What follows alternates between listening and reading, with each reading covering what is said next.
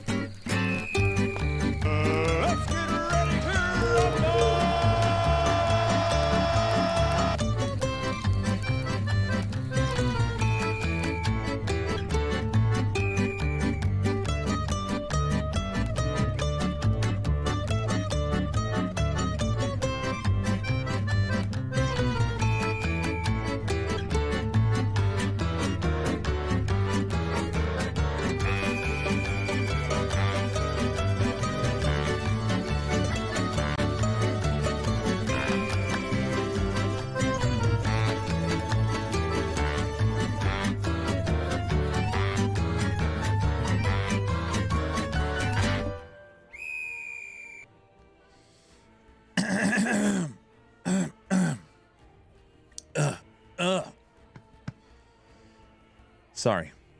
I told you! I knew it! I said it! I knew it! Hi, everyone. I don't know why I'm screaming. I know you did. I told you. No, actually, here we go. Mommy started John Spark, yelling. you are fined 1 credit for a violation of the verbal morality statute. I said it. I said very likely we're getting breach. I said likely 2 rogue skills. What else? I said March. They might as well put me back in the CT again. Guys.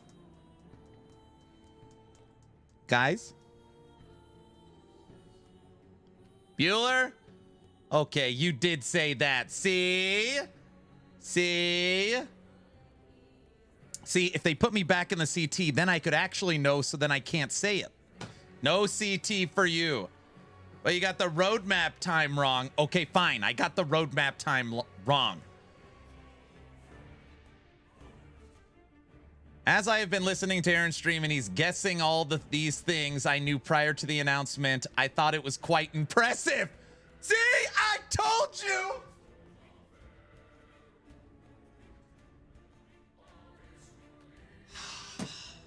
Okay, I'm already walking. I'm already standing up. Nope, no more streamer climb for you. Come on. Come on. No more coffee. No more drugs for that man. I think Last Epoch's gonna shut down suddenly, just like New World. Under what possible information do you have that would lead you to that? Oh gosh, he's already screaming and walking around. Well, I said it. I thought it would be March 2, Aaron, because of how they are not teasing us much in the dev streams. Yeah. As far as I'm aware, nothing was shared with him. See? See? Guys? I know, we just like to make accusations. It's gonna be a lot of reading today. Okay, anybody that knows these streams, how long is it gonna take us together to go through this post? It's a lot of reading. 5 hours, that's what I said. I literally said 5 hours. A week, the entire stream, days, 20 hours. Come on, guys. It's not going to take me that long, is it? Until March. Very funny. What's up, Bamster? Did no one watch your YouTube last night? No. I think it has 9,000 views. 9,000 people have looked at it. Wait, you're going to read something? Well, I'm going to attempt to read something. I'm not a very good reader. We all knew that. I asked him to blink last week if he knew anything, and he eventually blinked. So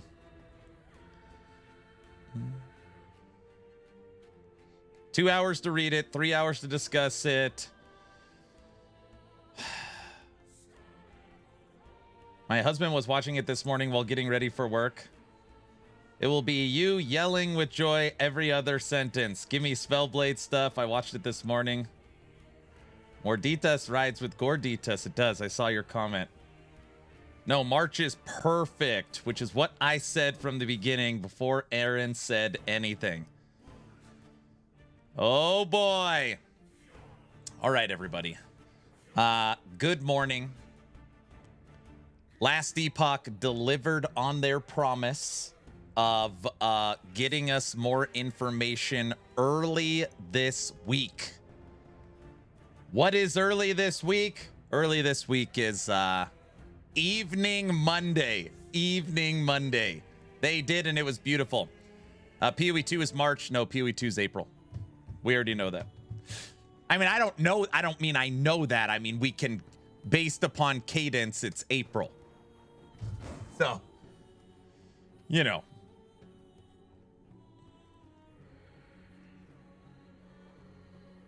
I like how they bullet pointed things like you were suggesting they should. They're learning. Oh, thank God. I know. Okay, I don't know how I'm going to say good morning to everybody. Let's see. I'll try fast. EHG, everybody. The official Last Epoch team is here too. So be on your best behavior. I don't know why. The fact that I said that, now they're going to be on their worst behavior. Never mind. Just forget it. Derek, VC, Seb. Discipline, CK, veteran, hello. Sam, what's up? Aaron, you jinxed it. I know. What us? We'd never behave badly. Cajun and Linda's emotes, hello. Mig, what's up? VC, what's up? Shin, banana. Slider, Vickin, hello. Linda, listen, Linda. Listen. It's gonna be a long stream. Medic, what's up? Guys, that's not funny. Don't laugh at that. Don't laugh at that one. Crypt, what's up? Big guy, hello. Mac Attack, what up? Wonder, hello. I read your comment. Toxic, Devil Dog, Eldrick. New, what up? Raw, hello. Cajun, hello. I love that. I have to screenshot this. This is too good. EHG should have never wrote this. They're going to just regret this. EHG in this chat wrote, I have been listening to Aaron's stream and he's guessing all these things I knew prior to the announcement. I thought it was quite impressive. Oh, thank you for typing that out. Oh, chat's never going to hear the end of that one. There. Oh, brother, they're never going to hear the end of that one. Clip it. What? Gotta listen to this guy. Good morning, travelers. His ego is his egg on his ego. What? Head inflated. What? Welcome to join us, the roasting Aaron. Oh, brother. It's going on the top of the Action RPG webpage. It'll just say I'm pretty wisdomous or I'm learning. One of the two. Battle Bunny, good morning. Zai, what up? He's already screaming and walking around. Diarrhea Trap, hi. Chatler, hi. Dawn Tracker, Shmee. I'm doing it this time, Shmee. I'm doing it. Be worried, hello. Kurt. There's a bunch of people here. Chaos Game Dev, what's up? EHG, we still love you. It's not funny, the Linda Listen one. I don't know where did Guilty put that on blurps? Mag, what up? Crimson. Linda, listen, Linda. Listen. Roland, what up? Roland, I'm slowly working on my final PoE 1 build. I'm going to put out the end game version. Frosty LaRue. Aaron, I don't know if you heard the news, but there's a new roadmap. I'm probably the first to tell you. Okay, Frosty, listen. You're not allowed to make a redemption arc video clipping me out of context for like a Last Epoch update video. Don't. You're too busy. Don't even, don't do it. Ironforge, what's up? Dawn Tracker, hello. Don't yell. Yes, do it for clips. No. To document it. Leave Frosty alone. He's working. It's already in the works. No, it's not. Who else is here?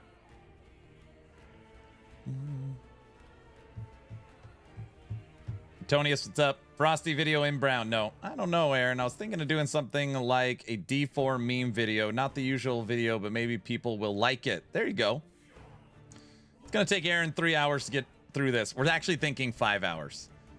Well, we've been live for 21 minutes. I haven't read a word. So based upon that pacing, we're in a lot of trouble.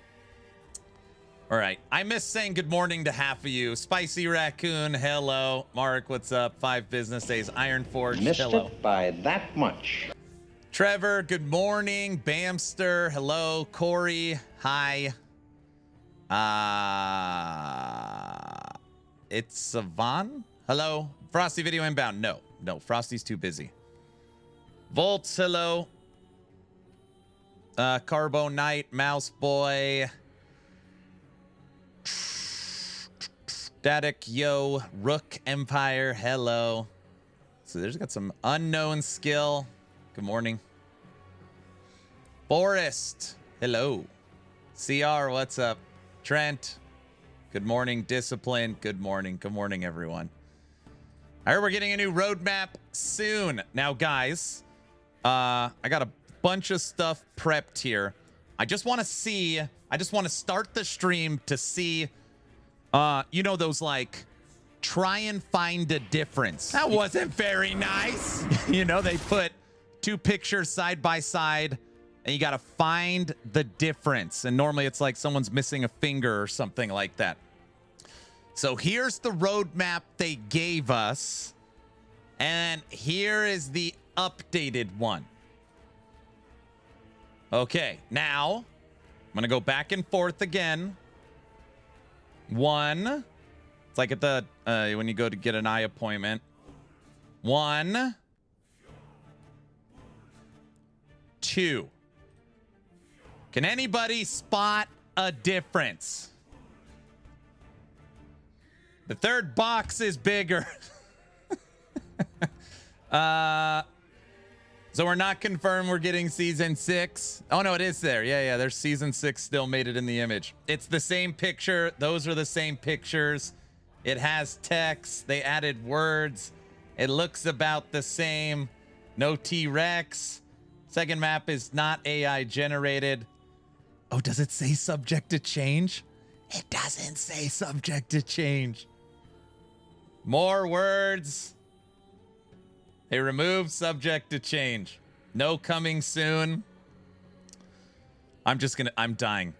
One of these bullet points isn't gonna happen, right? Like, you know, they're gonna miss one thing, but since they didn't put subject to change, someone will pick up on it. More words, looks the same.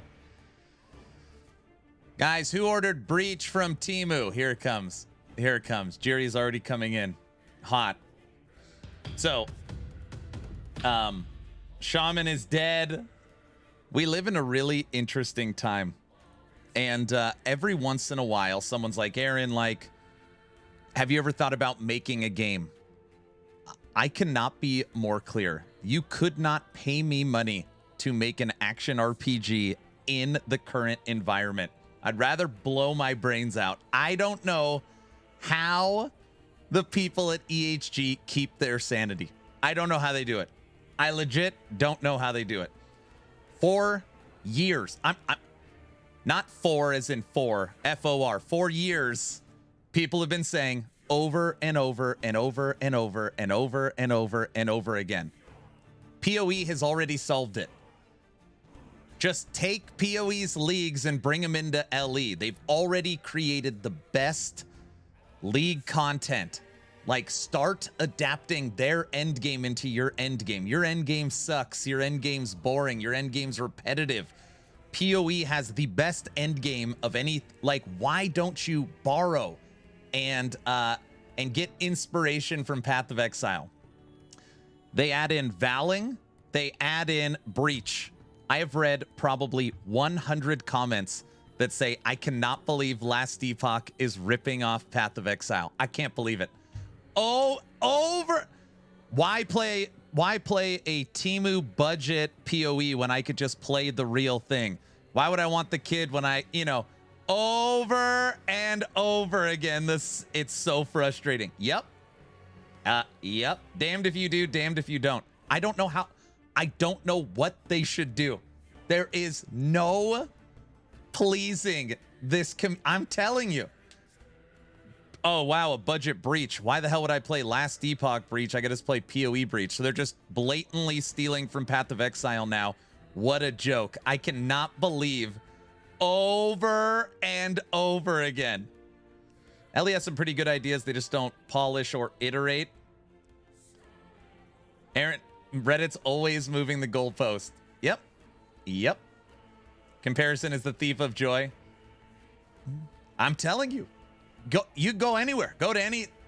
The answer is ignore those people and do what you want. But I mean, could you imagine that for years? Your direct community is telling you, like, this is what we want. There's a lot of things in PoE that we don't want in Last Epoch, but what we do want is their end game. We like the Atlas. We like being able to choose how we play the end game, picking different leagues. Like, that's what we need to spice up the end game. And for the first time, they're like, okay, what's, you know, one of the most popular PoE leagues that would be easy to bring over in a fun way to Epoch? Breach. And that is the response. PoE has great league mechanics. I'm not surprised people will copy.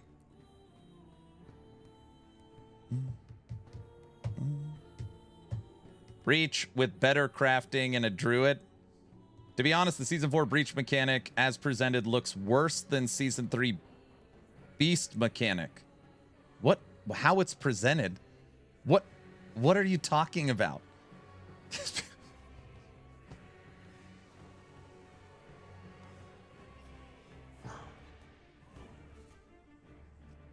What are you talking about?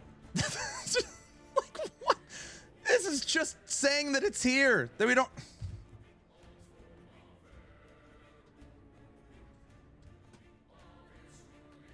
It's a long day ahead of us. I know. Honey, I need more coffee and a straight jacket. Serenity now. Oh my gosh. I'm glad I have to work. Okay, all right. We're not even at that part yet.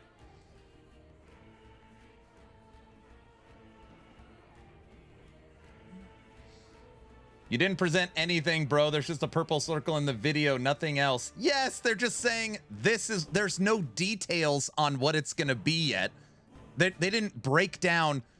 Here's a full post. Signed up for this. Here's a full post on the seasonal breakdown. They're just saying, like, here's the overarching idea. Polka and Celebration. ARPG fans will never be happy. I'm thrilled Ellie's content is coming. When is Aaron gonna read? Guys, we're going to get through this post within the next 10 minutes. We'll be done with this and we'll be playing the game. Don't worry. Don't worry.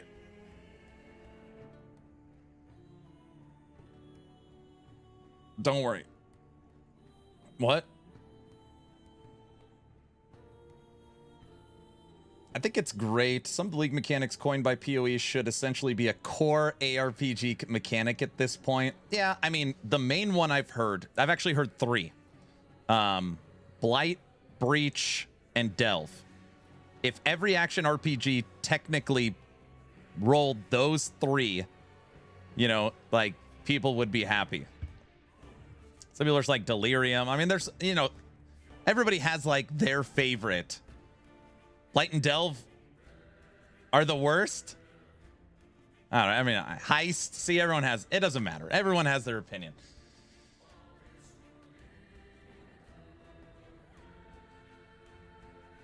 Where's LV? He's fighting the good fight in the comments. Is he? Skull, what's up? Strong boxes? I sort of hope they tone back and do 2 to 3 seasons a year so they have time to cook them properly. Yeah, I tried to use the example of, like, sports.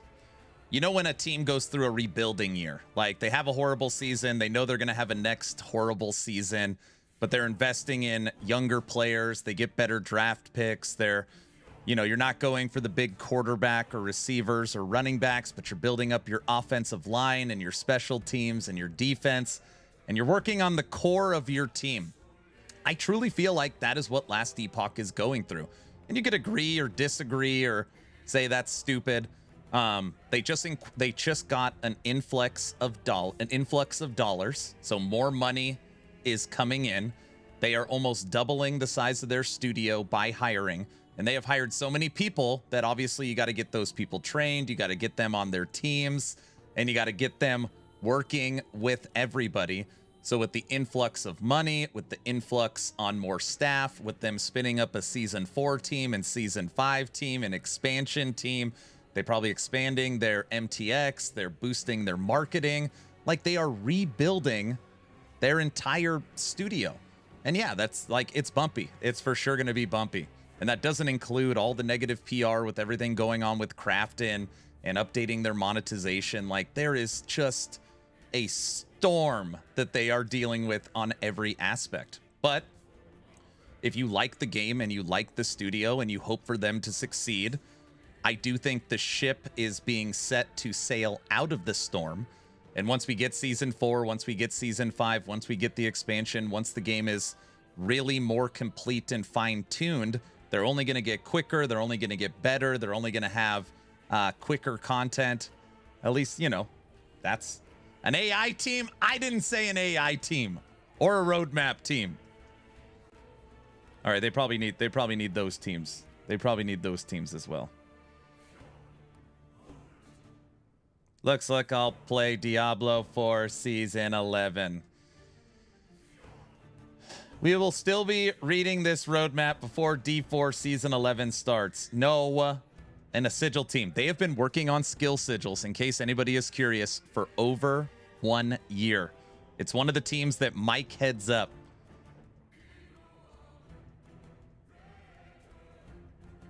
Did you notice that in the roadmap image, 2 letters were back to front and upside down? Confirmed AI. Oh, brother. JK. Anyone else believe Shadow Drop, Paladin Shadow Drop for Season 11? What are skill sigils?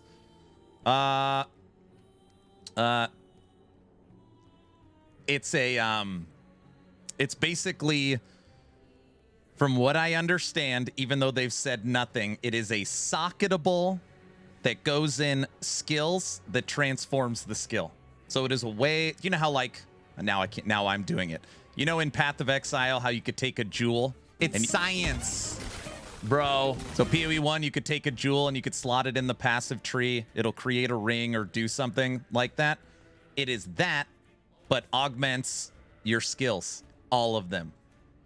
So a way to further augment all 118 skills. It's a cluster jewel, correct. I'm happy for the March launch. Gives me more time to play Guild Wars Reforged. Yeah, you know, I'm not going to say I'm happy about March 26th. That would be a bold-faced lie. My copium was end of January, but in my heart, I knew it was March. I just knew it. From based upon the marketing and the studio closing down and everyone being on vacation, I was like, there's no way they could properly market January. It's just no way. Nobody's surprised that it's the very end of Q1, I know. Nods eagerly. Skill sigils are indeed science, bro. Doesn't make it less absurd, of course. I bet sigils will make the game so dang cool. Maybe future will get to craft sigils and stuff. Probably. Probably. All right, I feel like at this point we've pretty much read the whole post. You know, guys, I said we'd be done in 10 minutes.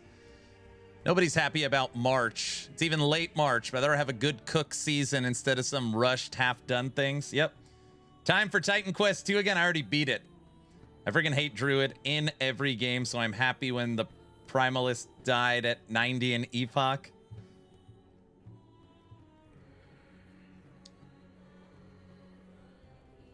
No. Read it again. I got time off work in March for Ellie. Is wifey able to plan a family vacation now that we know Season 4's release date? I wrote one comment on my video. There's like over 200 comments on my video already. And one of them said, I wrote this, looks like Subathon 5 starts March 26th.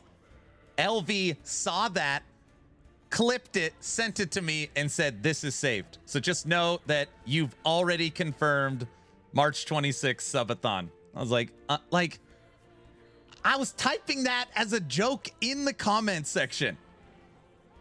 Seriously unbelievable. Like, that's not funny, guys. You can't run from them. Subathon, yes, March, let's go. Nah, that's not a joke. Confirmed here, folks. What's the worst that could happen? It's core now. Spring break Subathon. Can't wait for the return of the fence. Nope, now you have to. We are always watching. I just got here. We're having a subathon? No. No. Wow, that's awesome to hear. No. Happy to see you happy again. Everyone, Aaron sucks. I know. River Bear 2.0. Hey guys, it looks like we're not doing Cocaine Bear 3.0. Finally, news. Subathon 5.0. Aaron is canon now. It can't change the lore. Oh, brother. All right. You guys, we're 37 minutes into the stream. I have not read one. I have a feeling this will not end. Not one. And I'm already screaming and walking around. Is the fence in season 4? Yes. The bear OD'd and Aaron couldn't. It's a big one. Ignore chat till after you read it all. It's impossible. There's so much chat coming in. I like all the chat. Guilty. Do one. All right. Derek, who's in chat, EHG's in chat, best behavior. Today we're sharing a deeper look at what's coming in Season 4, 5, and last Epoch Orbis expansion. Inside this update, you'll find our revised roadmap. I still don't understand, because I thought the last roadmap gave us all the info we needed. So I don't know why we would need a revised one. We got subject to change, so I don't really understand that. But okay, a teaser, the launch date for Season 4, and the first details about the up-and-coming content. We're also...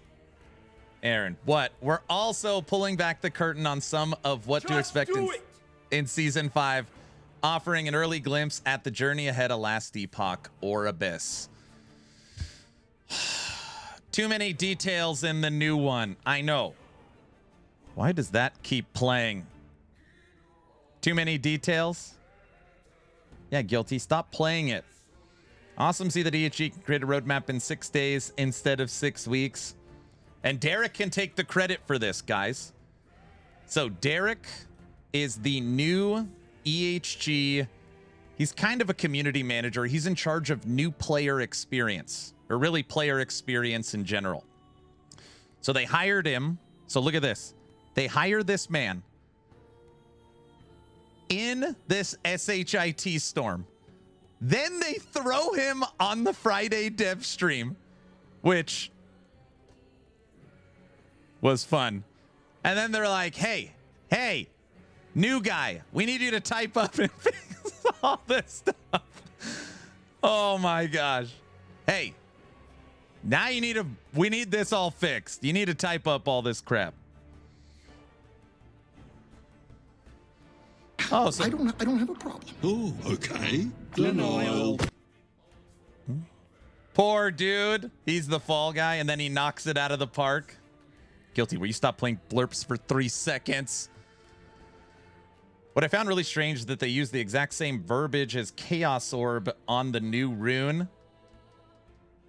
Aaron, you're the new scapegoat. Only the trolls are hating. Poor Derek. No, good job, Derek. You're earning that salary. He's like, guys, I need this win. If it goes for Spellblade changes, what I would like to see some more damage reduction as it is building full-on survival play hardcore. Yeah, in your melee range. There's no check mark on the new roadmap. I literally say there's no check mark on the new roadmap. Sorry, Frosty LaRue. In my video. I don't know why that popped into my head when I was reading it. How do you say this in English? You throw it under the bus. Throw it under the bus. Aaron, will you be able to corrupt legendary items? What do you think? Okay, we're not at that part yet. We'll probably get there in a few days, but you 100% will be allowed to corrupt. What is it called? I don't remember. Unique items. So if you could do it to uniques, it'd be insane if you couldn't do it to legendaries. So I'm going to say yes. Yes. Keep reading. Oh, sorry. Is it called corruption? Good. Okay. I put this in my video because I felt this is important. I like it when, I don't know. For me, and again, you know, rose-colored glasses. I like it when a studio says, yeah, we messed up. Hey, we screwed up, and we know it. We want to touch on our information release cadence and quantity for a moment. There's a delicate balance between keeping the community informed and keeping information hidden to build hype before a big update. And anybody that follows action RPGs, Torchlight, PoE, Diablo, Last Epoch, you need to build hype as you move towards your season. That's why you normally release things in chunks. We, EHG, recognize that we've missed the mark in our recent posts. And I don't know why they would say this. Like, I mean, I thought, you know, the first roadmap was fine. So, I mean, they say they missed the mark, but we got subject to change. So, I mean, we at least had an idea of what was coming. But they put here, so we're revealing much more than we usually would at this stage. We still have plenty of details and exciting content to share on the lead up to the Season 4 launch. We also got a check mark. That's true. That's true. We also got a check mark. What? You guys didn't like the old roadmap? You didn't think it was good? Either way, they are basically saying in the first 2 paragraphs, we got some exciting stuff to share. We are sorry that we screwed up. We know we screwed up. We're going to give you way more info than we normally would because we screwed up. And hopefully in the future, we won't have the same thing. All right. Before we get in the details for Season 4, let's take a look at the updated Season 4 and Beyond roadmap that includes many of the current plans for Season 4, 5, and Last Epoch Orbis expansion. Let me switch sides. Okay. When you look into the void, Season 4, seasonal mechanic Omen window. This is Breach. Okay, this is Breach. And as current community members say, this is Teemo Breach because it'll never be as good as Breach. Echo Chains. This will be a fan favorite forever. I really mean this. I think Echo Chains of everything on this entire roadmap will be a core pinnacle part of Last Epoch if the game survives the next 10 years. This is so, I mean, what? Echo Chains. Echo Chains are sick. Odin, we'll talk about it probably in 10 hours when I get to that point in it. But what Echo Chains are, it'll allow you to run an Echo, run another Echo, run another Echo, and continue to run Echoes, building up the reward to then get one big drop. So instead of you run an Echo, portal out, get a chest, click another Echo, portal out, get the chest, run another Echo, portal out, get the chest, pick an Echo. You can chain them all together. Echo chains are gonna be sweet. Run consecutive Echoes. Yes. So it keeps the flow going. So it's like Heist. Oh, brother. And then die before getting the reward. Corrupted items, corrupted altars. Now, corrupted items, you are going to be able to val all items in the game, including uniques.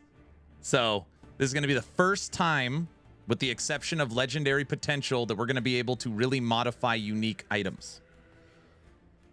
So you literally get that 2-3 LP, you get that perfect slam, and then you corrupt it. Dude, hey. Oh. EHG, I'm going to need the streamer client for those corrupted slams. Just make sure that's added to the client. Okay. All right. What? Linda, listen, Linda. Listen. I made a comment about Echo Chains for LE a while back. Gonna take credit for it. You take that credit. Cheating? I'm not cheating. I knew it. No, it's not what it sounds like. He has it already. Don't let him try and fool you. Yeah, I plan to corrupt like 0 items. He admitted it. No. Genuine question. Now that they've revealed like everything so early, do you think building hype could be an issue? Hoping for a big budget marketing cycle. I have not talked to them about it in probably a month. Previously, EHG said they're turning the marketing machine back on for Season 4. So that hype week, podcast tours, sit down Q&As. So everything that you saw for season 2 should correlate to season 4. So, and I know there's been a lot of drama and a lot of negative sentiment, which I understand, but I would be shocked if, let's just say the top 50 creators in the PoE, Diablo, Last Epoch, Torchlight universe, I'd be shocked if any of them skip season 4. I think people, I don't know how to say this respectfully. It's easy to get clicks and say the right things, but it is my opinion they all come back. I really think they all come back. That just could be copium. I don't know. I think they all come back. I'd be shocked if they didn't.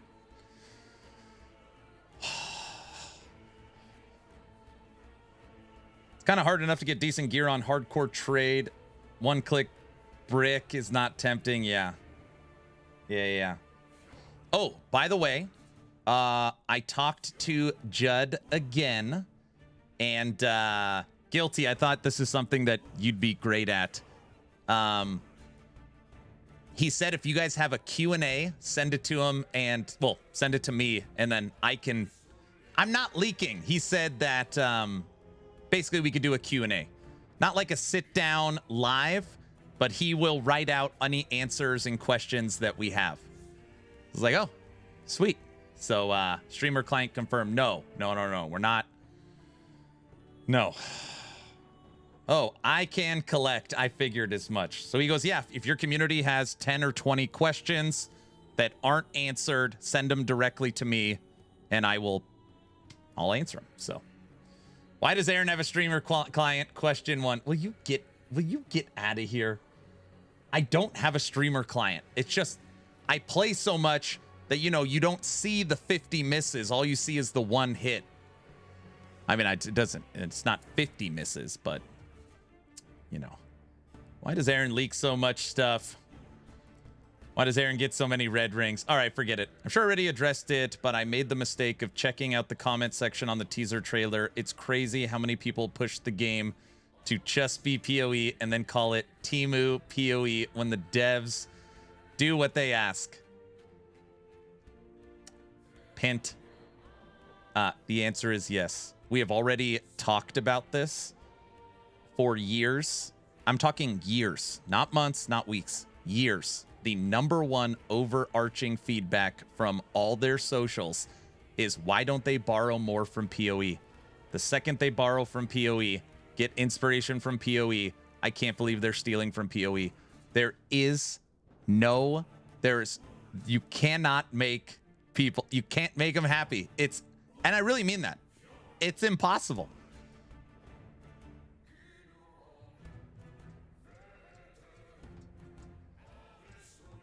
PoE stole from LE, remember?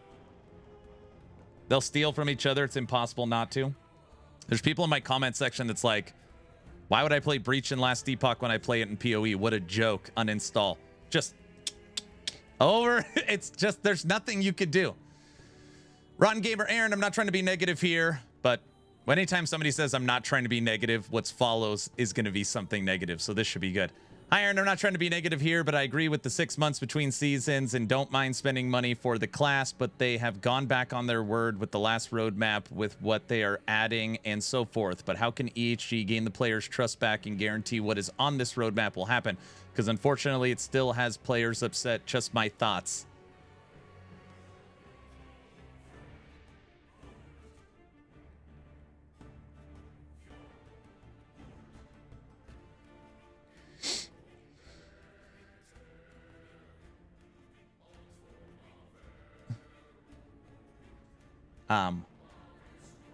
Rotten Gamer, this is an easy one.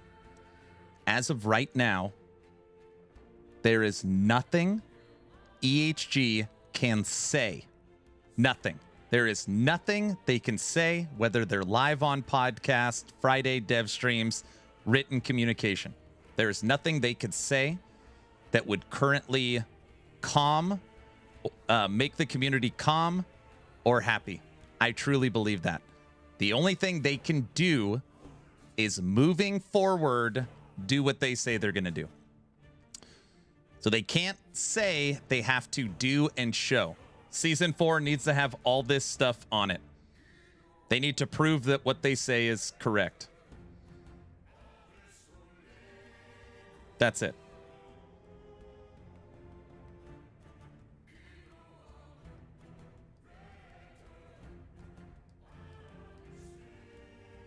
They can give me the streamer client too. That'll make me happy. There's literally no paid content for the next 3 releases, which is like a year worth of content, probably longer. I was also answering, I'm thinking about making a video because I'm actually surprised how many people think this expansion is paid. There is a lot of people that think because of the initial Sony launch that this is paid, that the Orbis expansion costs money, which it does not. People are like, why would they expect me to buy Orbis when the campaign isn't done? I'm like, the expansion is totally free. They're like, what are you talking about? This is free. This is free. Okay. We've almost made it through season 4 on the roadmap. Oh. I just learned that today, to be honest. Yeah. Correct. Correct. I'd rather have paid DLC than paid classes. Why? Why? So you'd rather buy Vessels of Hatred that comes with Spiritborn than getting Vessels of Hatred for free and buying Spiritborn? Why? Why?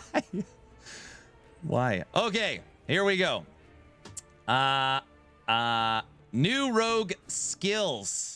Shadow Rend and Blade Storm from Umbral Blades gets its own skill, which is smart because this is like a fan favorite on almost every rogue build. Now, later when we're reading through these 2 skills, because I was under the impression Blade Dancer's getting its 5th skill, it is not. EHG confirmed with me that Shadow Rend and Blade Storm are both base rogue skills. So Shaman and Blade Dancer will still be missing its 5th skill.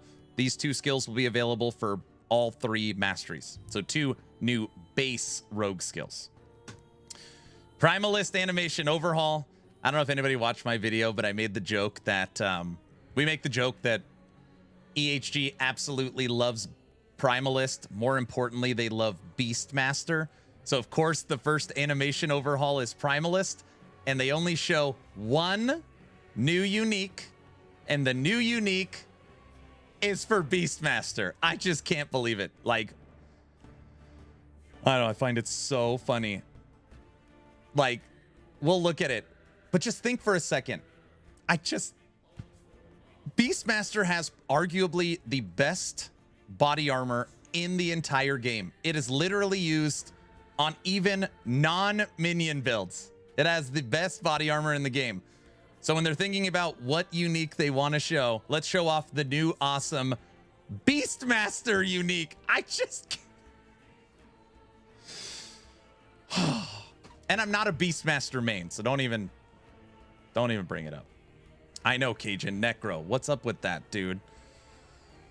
Rogue animation update. Sure. Season 5. Seasonal mechanic, Rage of Morditas. People keep saying Gordita. New endgame boss, Mordita. New paladin skill, Radiant Lance. Hey, guilty. I was thinking, what if Radiant Lance is like the Lance skill in Dragonkin, where it's a channeled ability and a movement, but you could hit people? Oh, I hope it's something like that. I love that Lance skill in Dragonkin. I'm hoping it's something like that.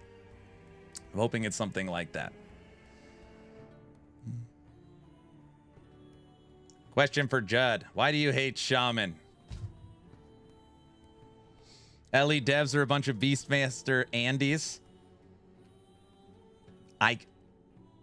Listen, I should know better. If you asked me what unique body armor they're going to show off, Beastmaster would probably be my last pick. I'm not kidding. I think I'd put it out of all 15 masteries, I'd put it last.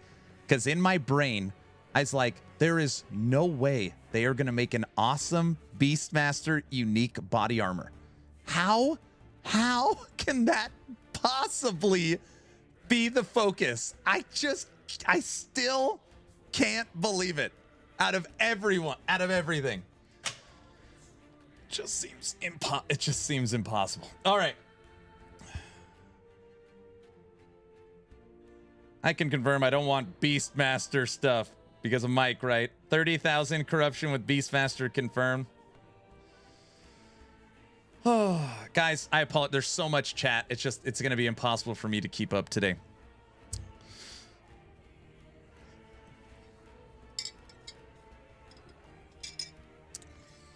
New Paladin skill, Radiant Lance for Season 5. Full Merchant's Guild and Circle of Fortune improvements. New unique and set items, balance and skill changes. Now, it's funny. I feel like they only had 4 bullet points. I don't know if anybody else picks up on this stuff. I feel like they only had 4 bullet points to share. So then at the bottom here, they're like, it looks stupid.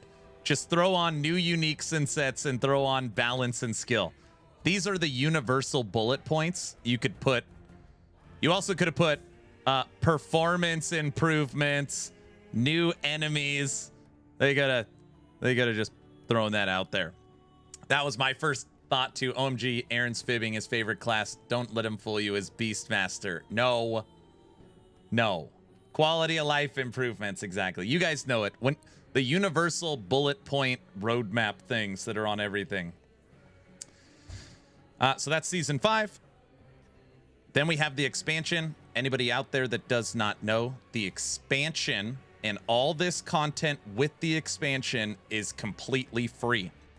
So if you own Last Epoch, all of this stuff will come with the expansion, all right? They are not fracturing the player base where they're going to have standard expansion, standard not expansion, seasonal not expansion, and create 4 versions of the game. Everybody will have this. So what are we getting? The final story chapters of the Orvis saga. So chapters 1 through 12 will be 100% complete. We're getting a new endgame and pinnacle bosses, plural, Oribus, Uber Oribus, and more. And I'm guessing this more is probably like one other boss. So 3 new bosses. Major skill system expansion, skill sigils.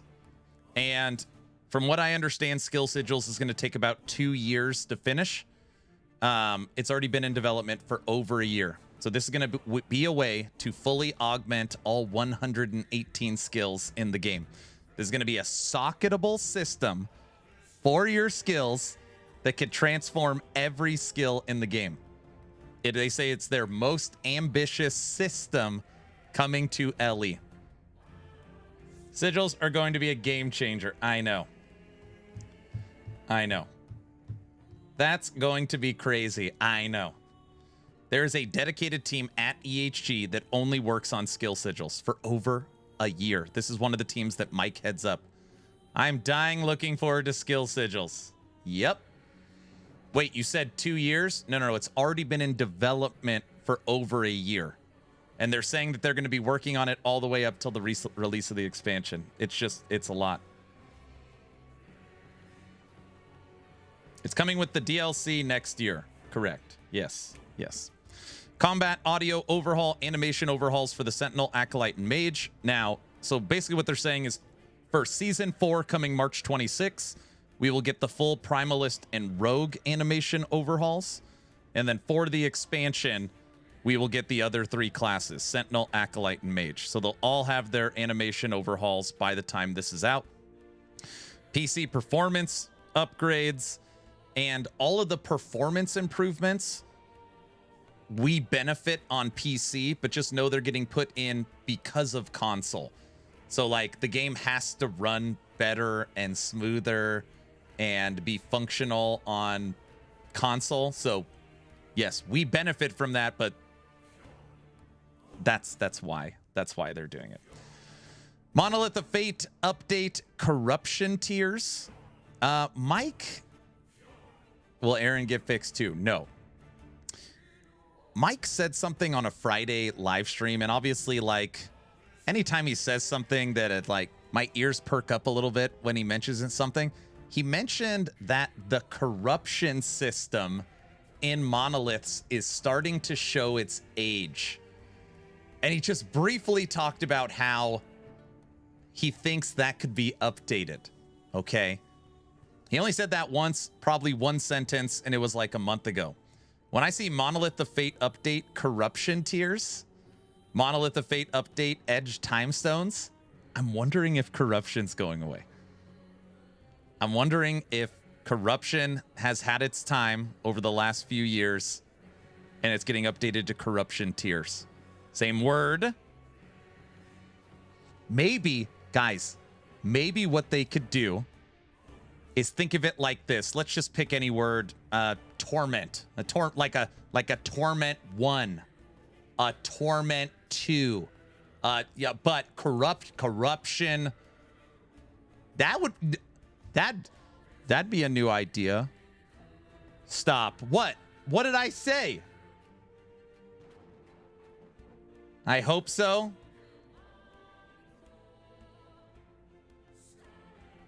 So what are the haters going to hate now? Paid expansion? Nope. Skill sigils, paid DLC? Nope. Campaign not finished? Nope. So I guess it just looks bad. Now it's, you don't get it. You guys, I'm not trying to make anybody upset. The conversation has now fully pivoted to Temu PoE. That is what you are going to read over and over again. Temu Ellie. That is the new talking point. Two people have already said it on this stream. That is the new talking point. Why would you play Temu PoE when you could play the real thing? That is the new talking point. So just get ready. Get ready for that.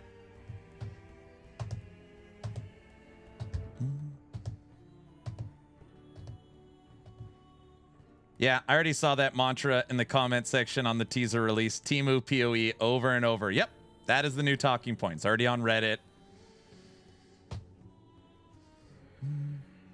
No comparisons to D4? No. On top of this, we got major user interface and gamepad changes because this is launching on console. Quality of life and balance improvements, new uniques, and set items. So I had a conversation with somebody and they're like, what I don't understand is how is it we have to wait till March 26th, but we're not getting any new uniques or sets? Because Season 5 and expansion, it clearly states new uniques and set items, new unique and set items, but it does not say that here. So just know that every season, I had to respond, I saw your response, every season you get new uniques and set items. Mike has already confirmed new sets are coming Season 4, and they've literally already shown us their filler words correct, and they've already shown us a new unique for Season 4. So yeah, that is the updated roadmap. That's the updated roadmap. Really good corrupted items. I like this. Yep. Yep. They should just readjust sets in Season 4. Dude, Silver, I actually agree with that. You could take all the existing sets and update the bonuses and the affixes, and then give us one new set. So it's like, hey, everybody, we're adding a new set, and all 20 existing sets have been completely refreshed. Some of them are for mid-game, some of them are for end-game, but yeah, they introduce 20 plus uniques every season. Correct. Where is my shaman skill? Yeah, you're not getting a shaman skill. You're not getting a shaman skill. I don't know why. I don't know why they spend so much time on Beastmaster. We should do like a breakdown. What has Beastmaster gotten and what has Shaman gotten? I mean, I think the last Shaman unique was like 2018. I mean, nothing. Nothing. Volcano Shaman final. Beastmaster is the mastery class. You won't get a shaman skill with that attitude. Leave my Beastmaster alone. I love them. I know.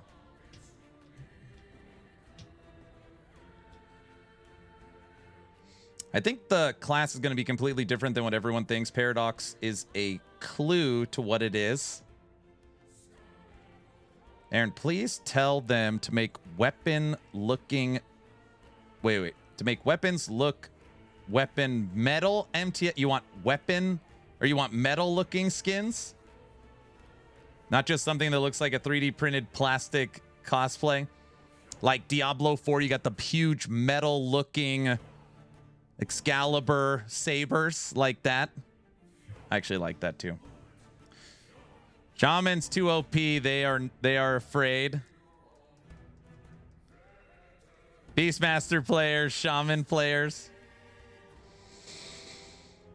There will be a Shaman skill in the bazaar for Aaron. Oh, get out of here. When can we expect any of this content? So, we're currently working on a Q&A for Judd. Judd said, Aaron, get with your community, build up your questions, and you could send it directly to me, and I will get all your guys' questions answered, at least the ones, obviously, they can share. So, one of my questions is, okay.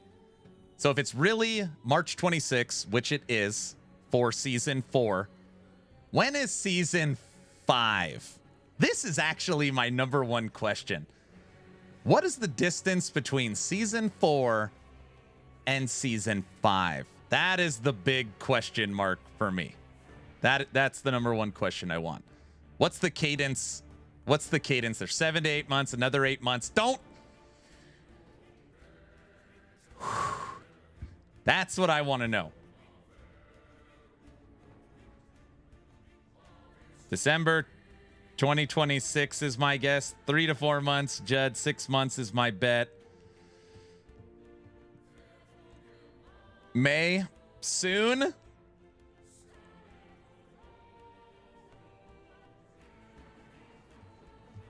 That's the question I want answered. So basically what you do is if they said 4 months, you add 2 months to it. So if it's 4, then it's 6. You know, if it's 3 to 4, then it's 5. I imagine they want Orbis out before Christmas next year, so hopefully like August for 5. No way. No, no way. Actually,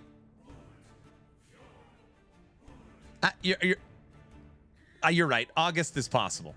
August is possible. Orbis will be 2027 in my opinion. Okay. I said this update Season 4 is coming in March. If you asked me, Aaron, you got $1 million, where do you put Orbis expansion? I'd say January 2027. That'd be my guess. January 2027. Bingo. That's my guess. Christmas 2026, 2027, 100%.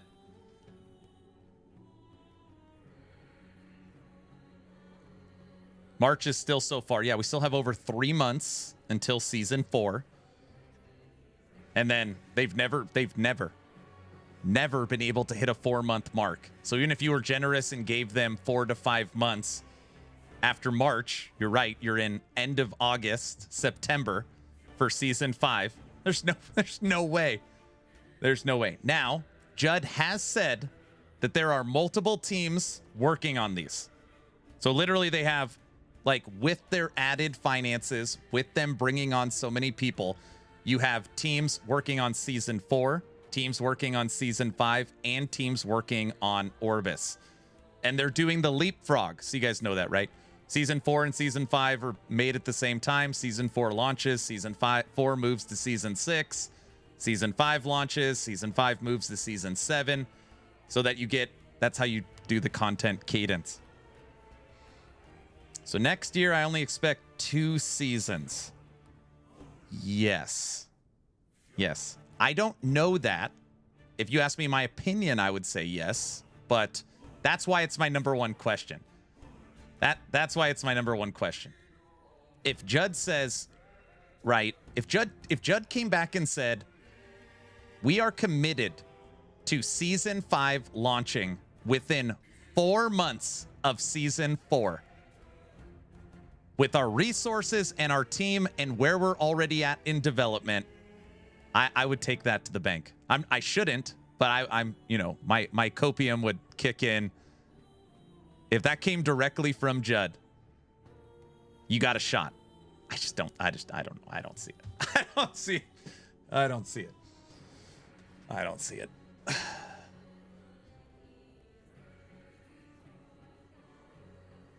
Just ask PS5 when the DLC is released, and there will be a system that will tell you when. More like 6 months. Even if Season 5 would hit in July, I still don't believe the expansion would be in 2026. Yeah, it just doesn't seem realistic. The fact that Season 4 is the end of March, just that, and this is what I've been saying. If Season 4 is end of January, we get the expansion this year. If Season 4 is in March, it's just the numbers don't make sense. It's early 2027. There's just nope. I don't see it. They would have to cook. I mean, they would have to be like, hey guys, we've brought in 50 new people. Our studio, I mean, we have brought in some of the best talent in the world. We've hired 50 people at this point that are all in role, currently working on the game today. The team that's working on Season 4 is the same size team that's working on Season 5, and the team working on the expansion is even bigger. And we are producing content of higher quality faster than ever before with an awesome testing group. Season 5 will be out within 4 months of Season 4. It would have to be communicated that way. Like, not we're aiming. It would have to be almost written in stone for them to have a shot, which they would never do. What if Season 5 is June, July? There's just no way. There's just no way. There's no way.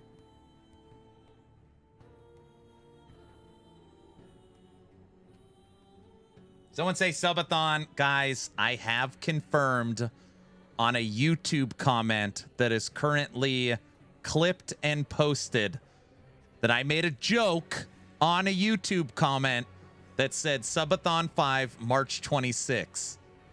As a joke that I'll do a subathon for Season 4. But no, wifey didn't. I was joking. I was just answering comments on my phone last night. That's not a joke. What, coward? Subathon non-joke confirmed. Subathon confirmed. It's confirmed.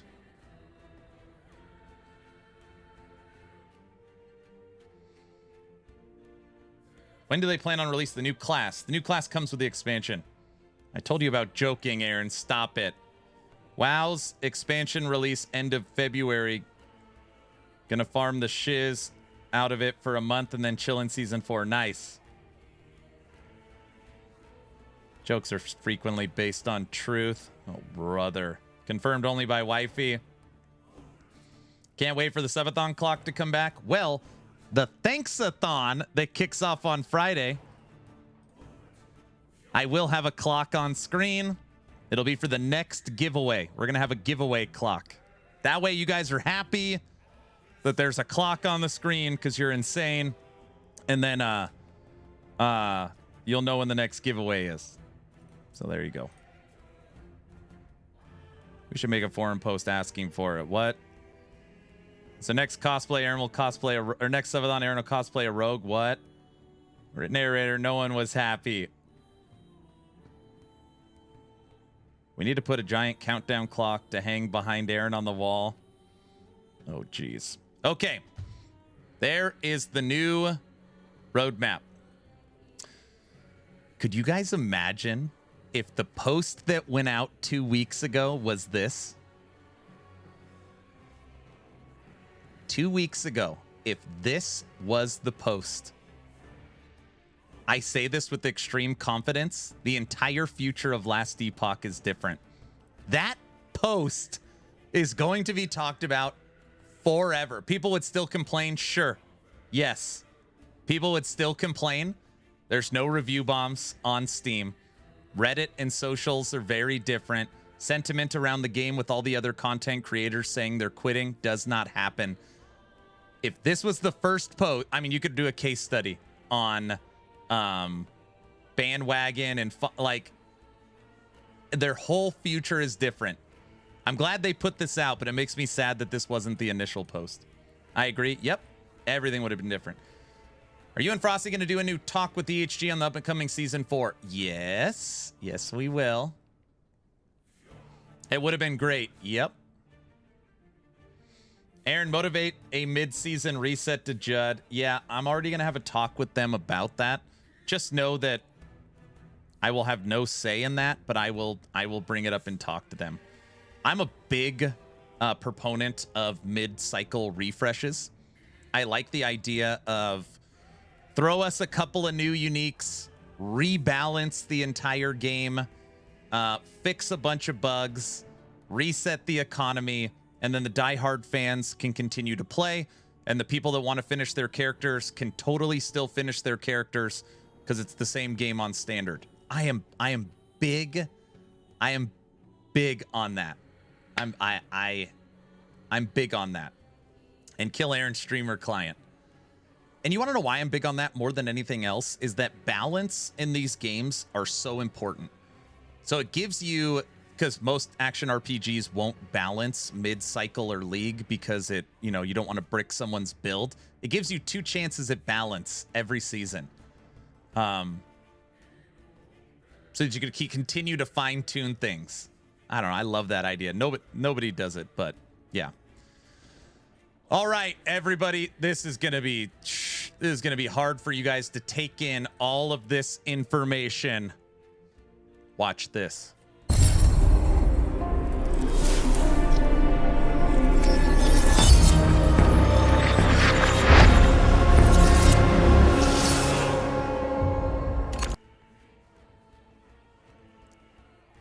Our brains are not very big. We probably couldn't take that all in. One more time.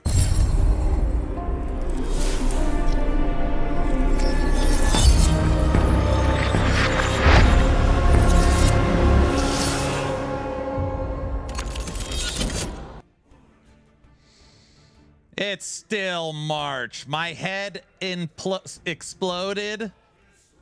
I don't know. That's a refresh. Makes season 3 or 4 season. Definitely makes sense for a 6-month season. Yes. The reflection. It's the all-seeing eye. The all-seeing eye of Breach. So many details. Huge gameplay. Oh, CGI this time. They had the budget for this one. Man, end of March is so bad. Yeah, it's not very good. Not very good.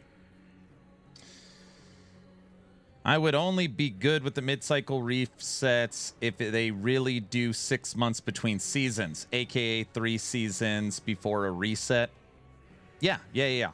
I think last Epoch moving forward, they're not going to do it. Should do 6-month seasons. Like, you get 2 full, big, juicy, sink your teeth into it seasons a year, and a mid-cycle refresh at the 3-month mark. So 2 huge updates with 2 small updates every year. I actually think, again, if I was, which I would never, build a live service game, that's how I would run it.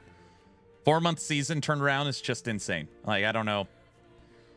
And that's why there's so many delays and screw-ups and launching stuff not ready because they keep trying to, like, hit these targets. That's how I would. Best I can offer you is an update in 1 year. Get out of here. You guys know that Kill Bill's whole bloody affair in the cinemas this week. The ultimate Quentin Tarantino cut. Fantastic move. Don't miss out on Thursday. You're saying I should go watch Kill Bill?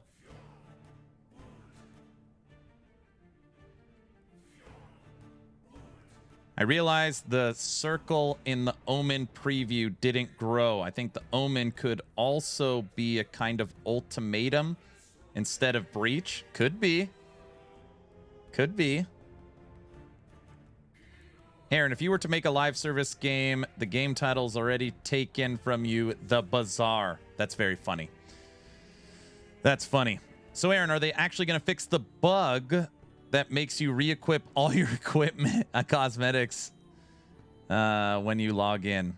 Guilty. Can you take that note? I know. I don't even put on the cosmetics anymore because it's so freaking annoying. Did I see it said you don't kill the mobs to make the boss at the end stronger? So what we're going to get to that port. Wait, what?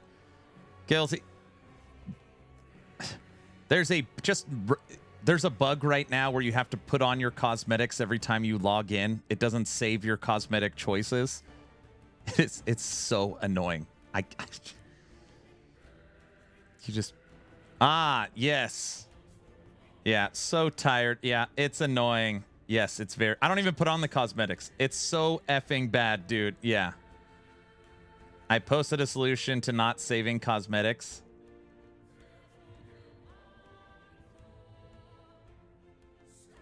I stopped putting them on, so did I.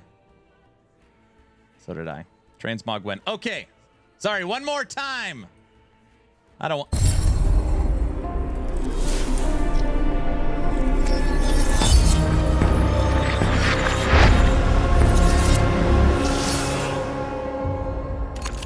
Shattered Omens. Okay.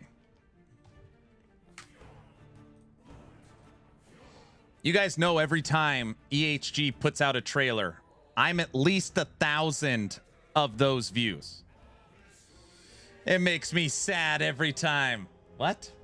Aaron, what's that thing in the glass that gets reflected? I don't know. An eye? I don't know. Temu Breach, right, Ironforge? Okay, here we go. You guys ready? Now you need to analyze it. All right. Just in case anybody is paying attention, I have been live streaming for 1 hour and 23 minutes. We have covered so far this.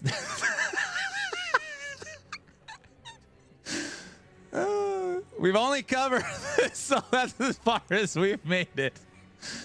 Oh my gosh. Okay.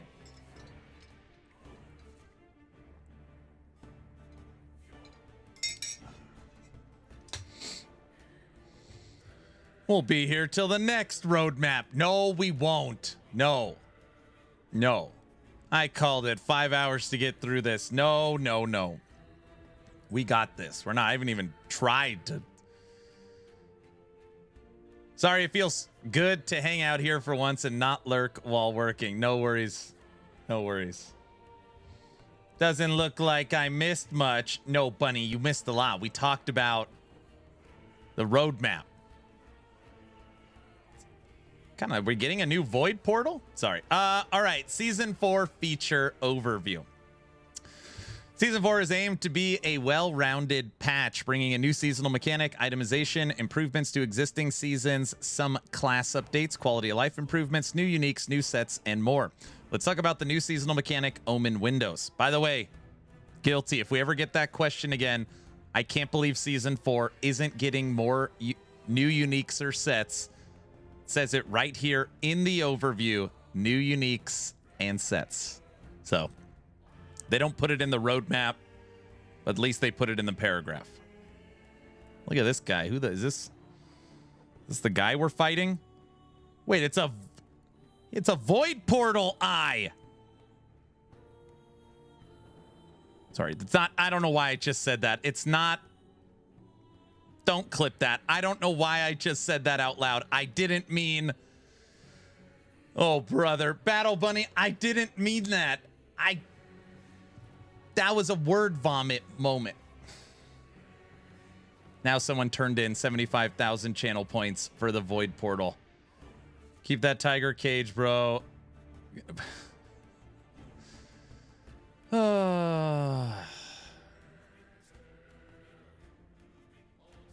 That is the picture that Mike teased more or less.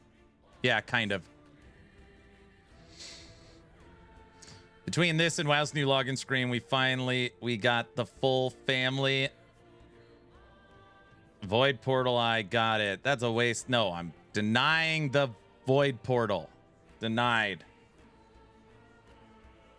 Nah. I can't believe I read that out loud. The details, you got a real problem. All right, game of the year, Omen Windows. This is why. Odin, that's not funny. Don't laugh. Don't laugh at that joke. That's not funny. When you laugh at it, they just keep making them.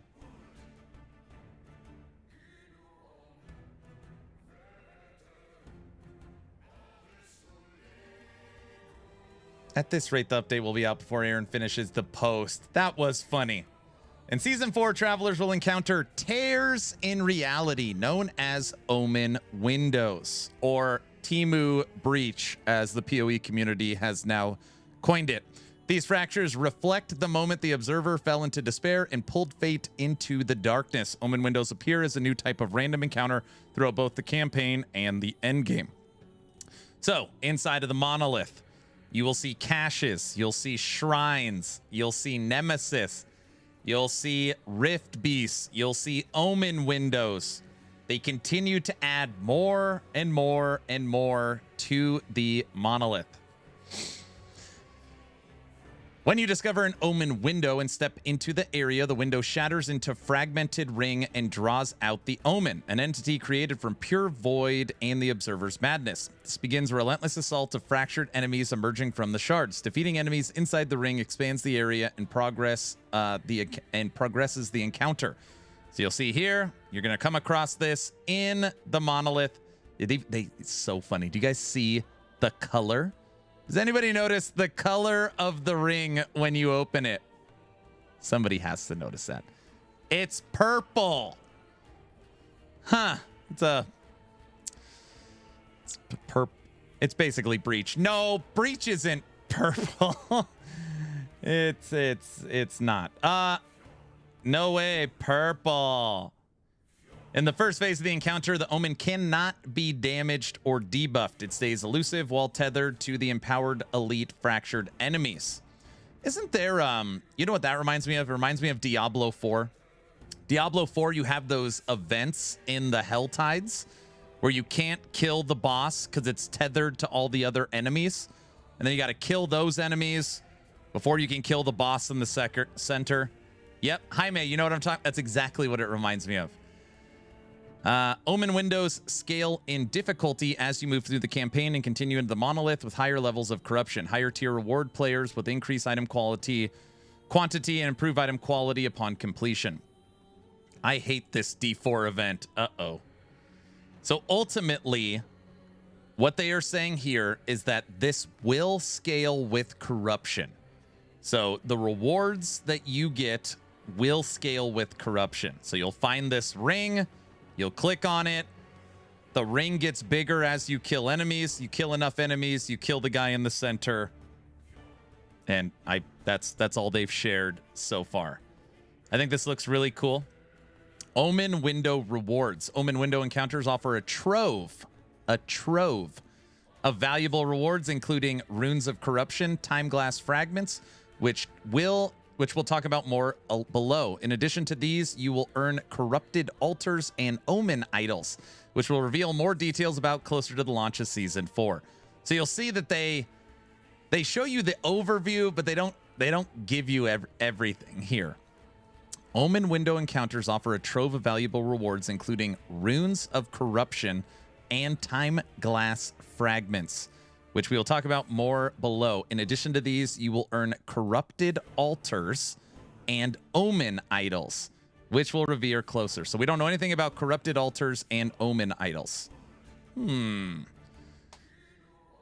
that similar to something in PoE? PoE does, I don't think PoE has any mechanic like this that I could think of. Nothing that I can, nothing comes to mind when I think this is an original LE idea.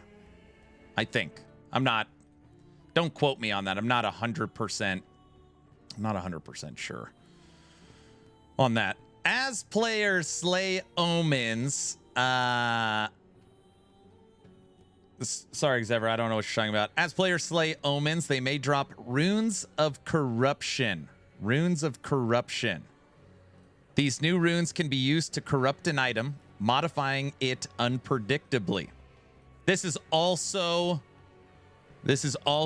like a craftable that you could put on an item that has a random effect. This is also, I believe, a last epoch only system. I don't think anybody's done that either. The resulting item may emerge vastly. They use the word vastly. Odin, get out of here. Vastly improved with new modifiers and effects that can only be obtained by corruption, or the item may be downgraded or completely ruined. You will take the risk of corrupting one of your best items? Question mark. Well, when you're on the stream, we're not going to risk that. Val Orb. Text exact same verbiage. That is my only problem with it. Mike talked about wanting to change the board where you can place the idols. TLI, Hell Clock. Yeah. Hello, Aaron in chat. I missed the opening fun already. I opened the stream screaming, so yeah.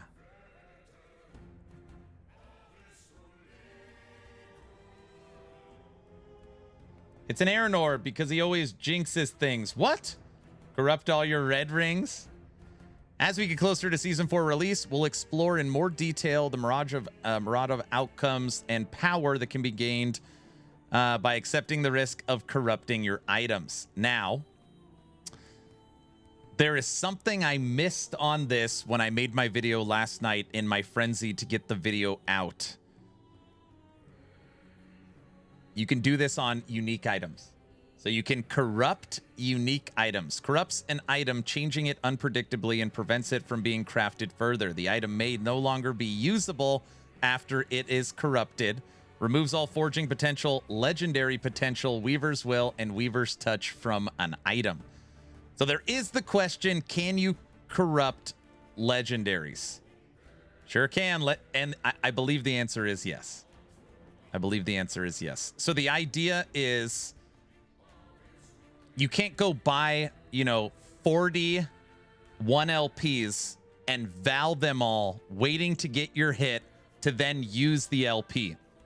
So you have to go actually, because, right, that's exactly what people would do. They would just slam and slam and slam until they got the base. Then they would go use the legendary potential. You literally have to finish the item. So you've got your unique, you've slammed your legendary, you've got the affixes you want, and then you corrupt it. Can you use corruption on legendary? Let me just freaking ask.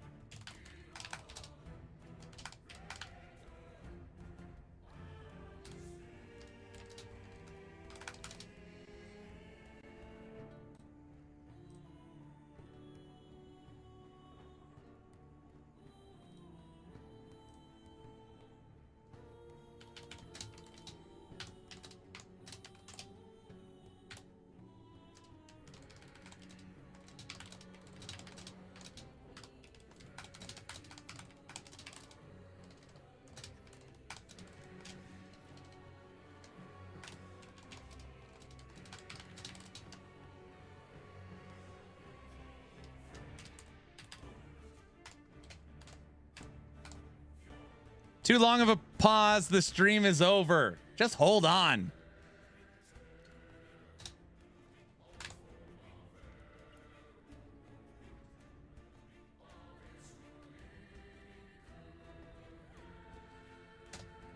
I demand polka while we wait. Oh, brother. All right, I asked the question. We'll see if we get a quick response. So yeah, Rune of Corruption. Yes, polka. Can you corrupt an item that doesn't have available forging potential?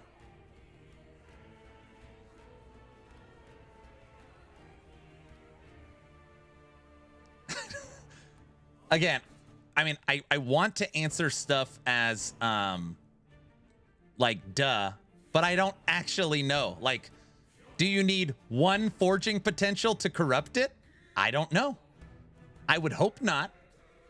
I would hope not. Now, that's a good question. Damn it. Also, all right, I'm typing questions.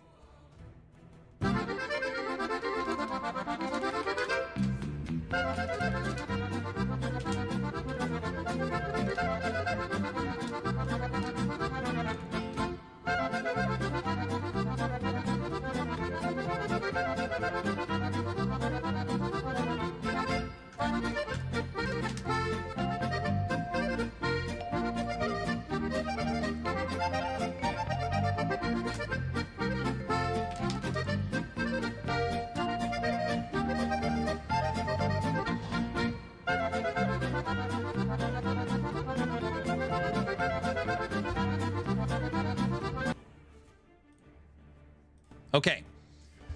I asked if you can corrupt a fully completed legendary. I wrote the example. You find a 2 LP, you get your perfect 2 affixes to move over. You've got your end game item, and now you want to corrupt it. Can you do that? And then I asked if I wanted to corrupt an exalted item, does it need forging potential? So, yeah, I just see if I can get answers.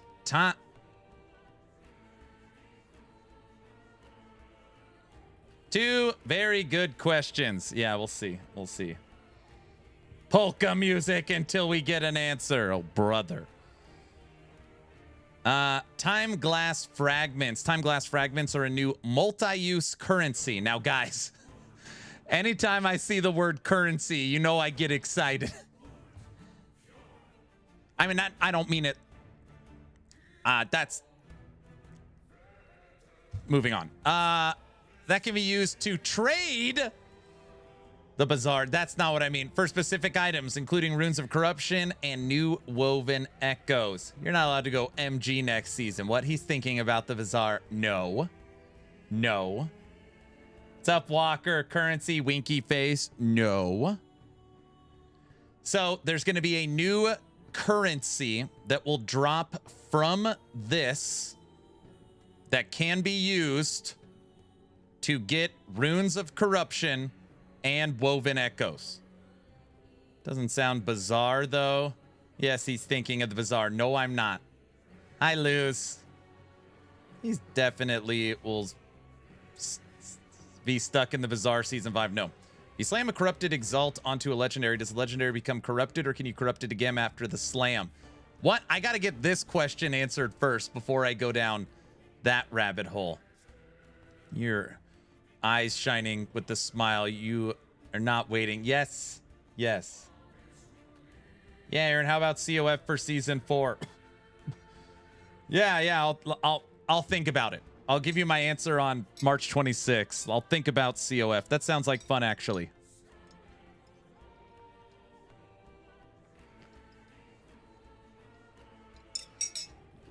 Yeah, that sounds fun.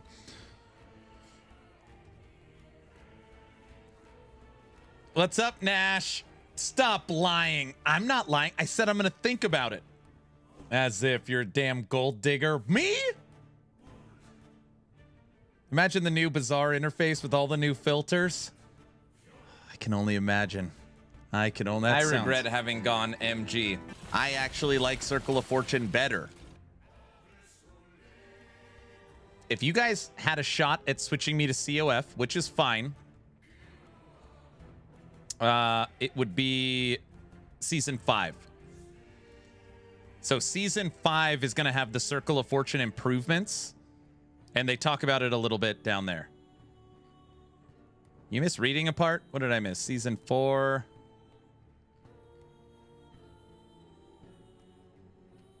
I'm right here. No? Oh yeah, you're right. I didn't read this. Corrupted items and runes of corruption. Yeah. And MG. So I'm skipping the new MG changes? Nah, I could. Do they have a type of release date yet for season 4 for LE? Oh man, great. Now we got to listen to Nash. You guys ready for this? Oh gosh.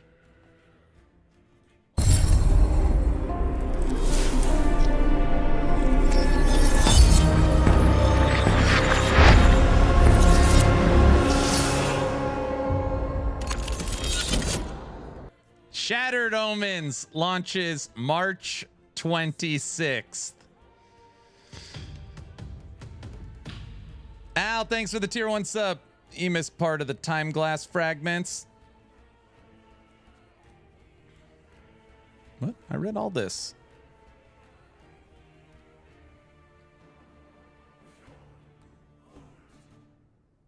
How many views does Aaron have on that teaser? Not that much. Subathon week confirmed March. I'm not confirming a subathon for March 26th. I wrote that comment as a joke. I said it as a joke.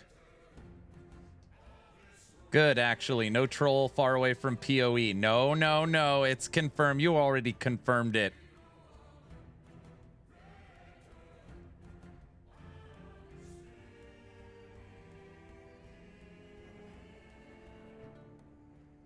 Just ask the wifey. It's okay. Yeah, we already read this. As players slay omens, they may drop runes of corruption. This new rune can be used to corrupt an item, modifying it unpredictably. I read this. The resulting item may merge vastly improved. As we get closer to Season 4, we'll explore more details on the outcomes. I read all this. This is what I didn't read, right? Additionally, time glass fragments may be used during endgame, where a more challenging variant of the Omen window encounter, called a Greater Window, may appear as an Echo objective. Completing the encounter reforms the Omen window into a time glass core, which allows you to spend time glass fragments to modify your Echo web and add Echo chains. There it is. So you can also use these time glass fragments to modify this. Think of this like when you complete a cemetery, right? Right? You complete a cemetery and you can now modify your Echo web. Well, it's saying when you reach a higher level and complete this, you can also use these time glass fragments to modify your Echo web to add Echo chains. Echo chains? Yes, Echo chains. Now, it is my opinion that when it comes to end game feel,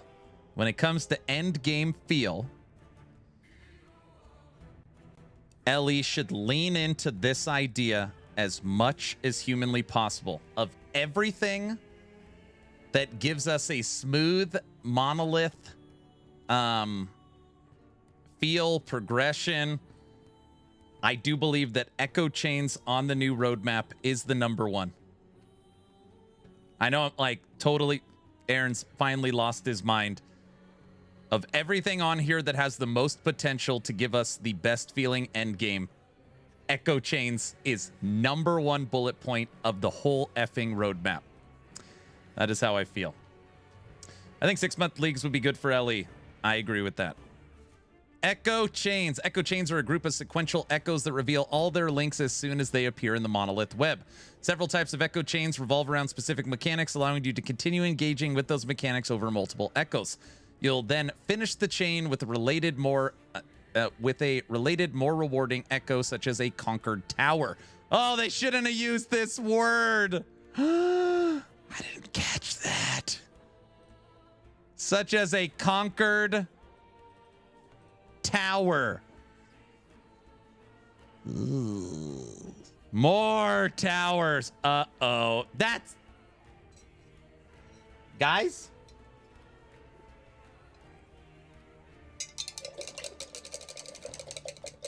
A tower? Temu Tower acquisitions incoming. The T word. Oh, brother. Yes, it's the T word. The tower with the nemesis in it, though. Oh, my gosh. The one where you fight multiple nemesis. Okay, isn't it so funny? They literally put this in here just so everybody doesn't think of the tower from PoE. You should just picked another one. So the tower where you fight the multiple nemesis. Each link in the chain provides a quick portal to the next echo, removing the need to return to the monolith panel between runs, keeping you in the flow. If you want to engage with echo chains more frequently, there's also new Weaver tree nodes that increase the spawn rate of these chains, so you could add them to your web via greater window encounters mentioned above. As Season 4 approaches, we'll go into more details about specific types of chains you'll encounter. That's my favorite, the tower. It's actually mine too. That's what I put in my Weaver tree. So, one, this tells us a few things. It tells us that we'll be able to modify the Weaver tree to give us more greater windows so that we can give ourselves more chain, echo chains. So exactly what does this mean? It means that right now you click your mono run, you go into the portal, you complete it, you portal out, you click on your reward and click on your chest, you click on the monolith, you click your what you want to do, you enter, you run it, you portal out, you get your reward, you go back in. What they are saying is that you will no longer need to do that with chaining. You can now chain multiple echoes together. You run one, jump immediately into the next one, jump immediately into the next one. And as you are chaining these together, your rewards are building. So many clicks, exactly. So that you get like a big reward at the end. And that big reward is you get a Nemesis Tower too, which is pretty cool. Good. Speeds up farming. Yes. Yes. When will Ellie have a pit? I'm asking for a friend, so greater rifts. Big news, Aaron. Yep. Question, what if you die mid-chain? What? None of us are dying when we play, so that wouldn't be a thing. Just don't die. There you go. Let us also choose what echoes appear. Yeah, we will have to see. Chains broken, lose all rewards. I would venture to guess that is likely the scenario. I would guess if you die, the chain is broken. And maybe you get the rewards for what you've completed, but you can't finish it. This is one of those examples where there probably should be some kind of negative consequence, or else you would just fully juice chains. And then if you die, you just go right back in, right? So now it's like you have to run it that way.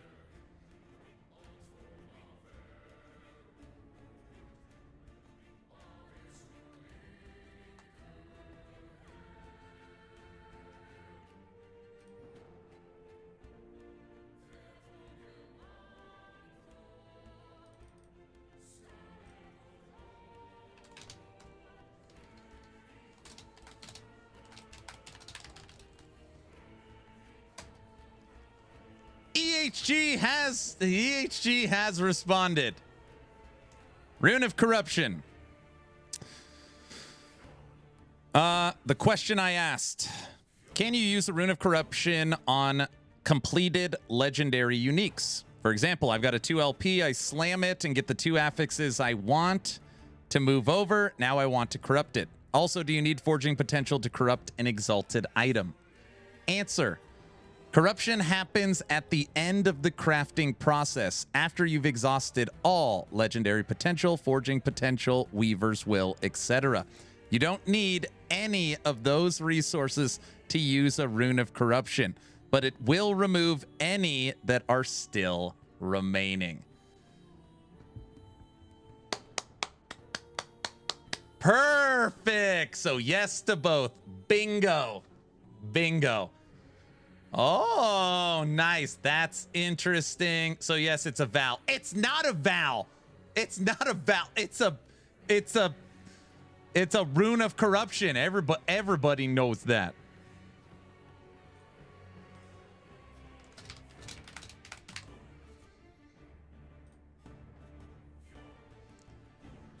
It's totally different than a Val. Yes. It even has a Void Portal logo on it. This is not, it's not a Void Portal. It's a eye. It's an eye. Why did you have to say that? Now that's all I see. Damn it. It's the all-seeing eye. I'm so sorry. Also, I don't know why I've never noticed in this picture the like corrupted look. So your item will also, the 2D art will visually change.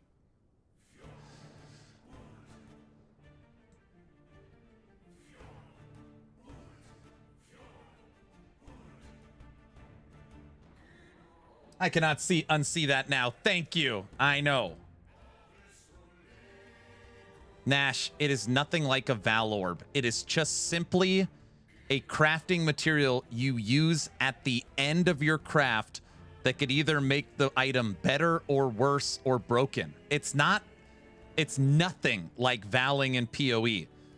Valing in PoE, the word, they use the word Val. In this, we're using the word corruption. They don't even use the same letters. The word is so different. They don't even share the same letters, dude. This guy doesn't even know what's going on. Doesn't even know. Ugh. Doesn't even know what's going on.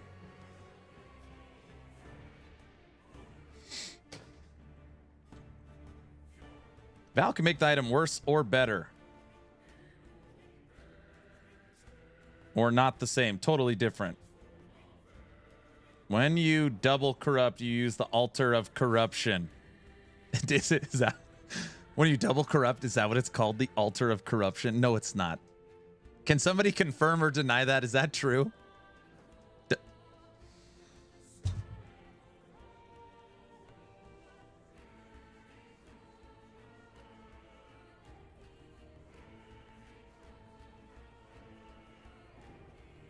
It's true. Yep. Read the watermark. Yes. Pre-release preview, final details. Made something.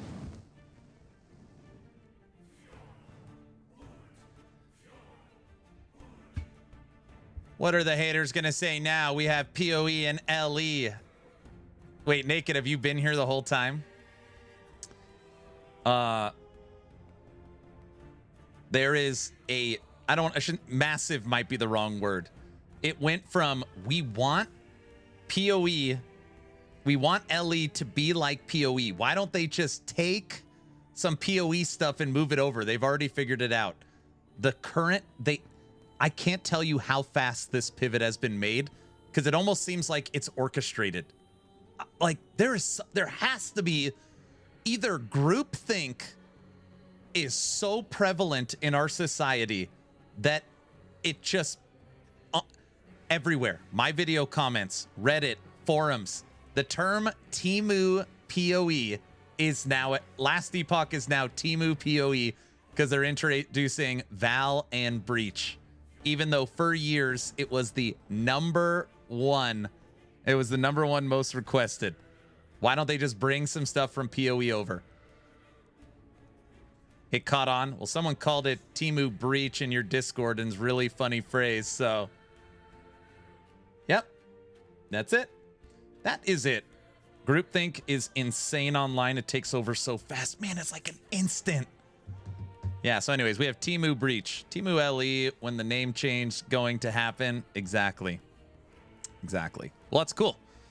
So you can literally corrupt any item at any point, but once it's corrupted, it is corrupted. So it is the final step. So you can use all of your forging potential. You could use all of your Weaver's Will. You could use all of your legendary potential.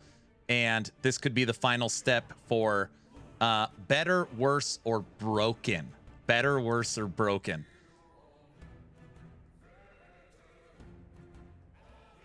Oh man, MG legendaries is going to be a thing now. No, this doesn't benefit Merchants Guild at all.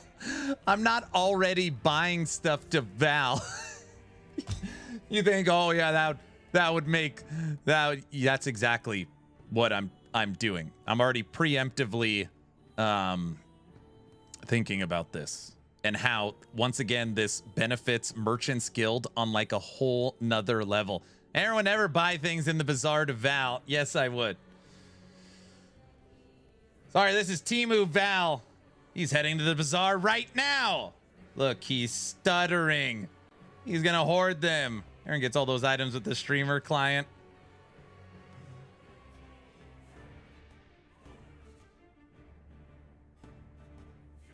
I want to know if you Val and Exalt, can you slam whatever the corrupted affix is?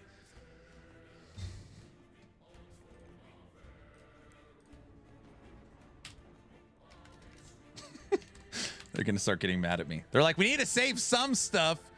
Can a corrupted Exalt be slammed into a unique with LP? All right, I asked. They said it can't be crafted. I would bet no. I would also bet no.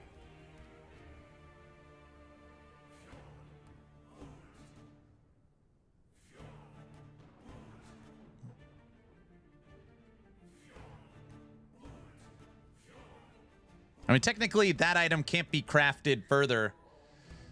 But yeah, Okay, I'm really happy you guys asked those questions. Those are great questions, and it's good to know. I bet they didn't consider it yet. They better fix it before release. Tier 9 when?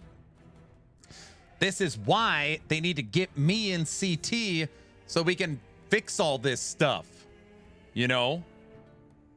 All right, guys, we're actually cooking now. Look at this. We're only 2 hours into reading this post, and now we're halfway through. You guys aren't going to make me go through it again, right? Because we could just look at Reddit for the rest of the day. If you want, I pulled that up. Never mind. Again, I missed some. Can you go over it at what? What? Is Reddit positive yet? Yeah. No. No, it is. No, it is not. No, it is not. Please, no. But if they put you back in CT, how will they contain all the leaks? What leaks? Start over. What? All right, let's talk about the new rogue skills. Oh, wait. They're typing. Can a corrupted item be slammed into a unique with LP? Can everyone change their reviews back on LE to make it positive now? No. Now the reviews are going to say, pay to win, killed by Craftin. They're so desperate, they're now turning into Temu PoE by copying them. 10 years too late. Rip LE dead. That review probably exists somewhere. That's probably exactly. Pay to win, Temu PoE sellouts. Bingo. Yeah, exactly.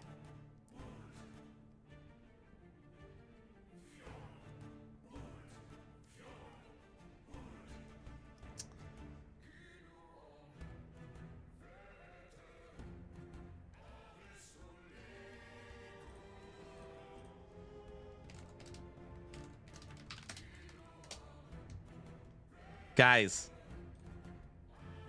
can you slam a Vald Exalt into an LP unique?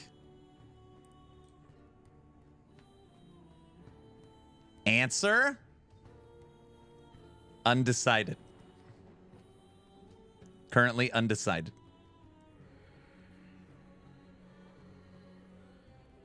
What? What did I say? Sorry, a corruption. It's a vow. What did I say? You know what I meant. Subject to change. Undecided. Wild. I don't. What did I? I don't even know what I said. A corrupted exalt being slammed into a unique with LP. Undecided. You said Vald Exalt? Is that what I said? You know what I meant. There, I was trying to talk to the PoE community directly there. That would be wild. That would be wild. So now you have the... So that would be a double corrupt, right? If you had a corrupted perfect exalt slammed into a unique with LP and then you corrupt the legendary, technically it's a double corrupt. No.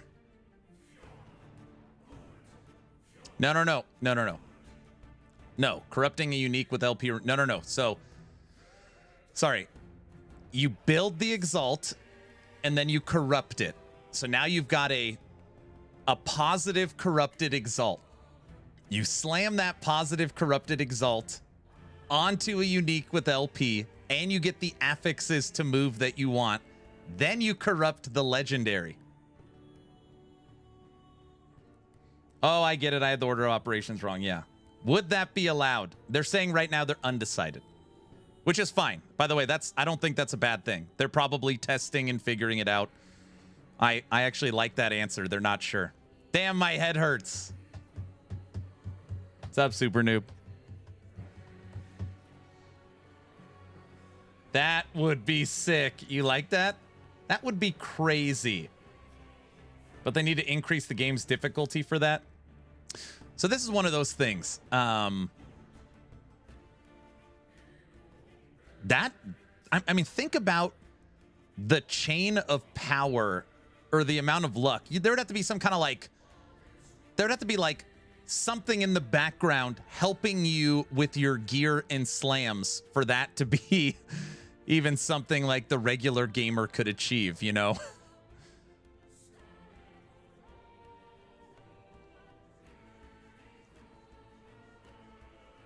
Guys. It's about time they do. You can, yes, you can corrupt the unique. Primordial's too powerful. PoE learned a while ago that they can't control all the outcomes from so many affixes, so they just laugh and fix it next season.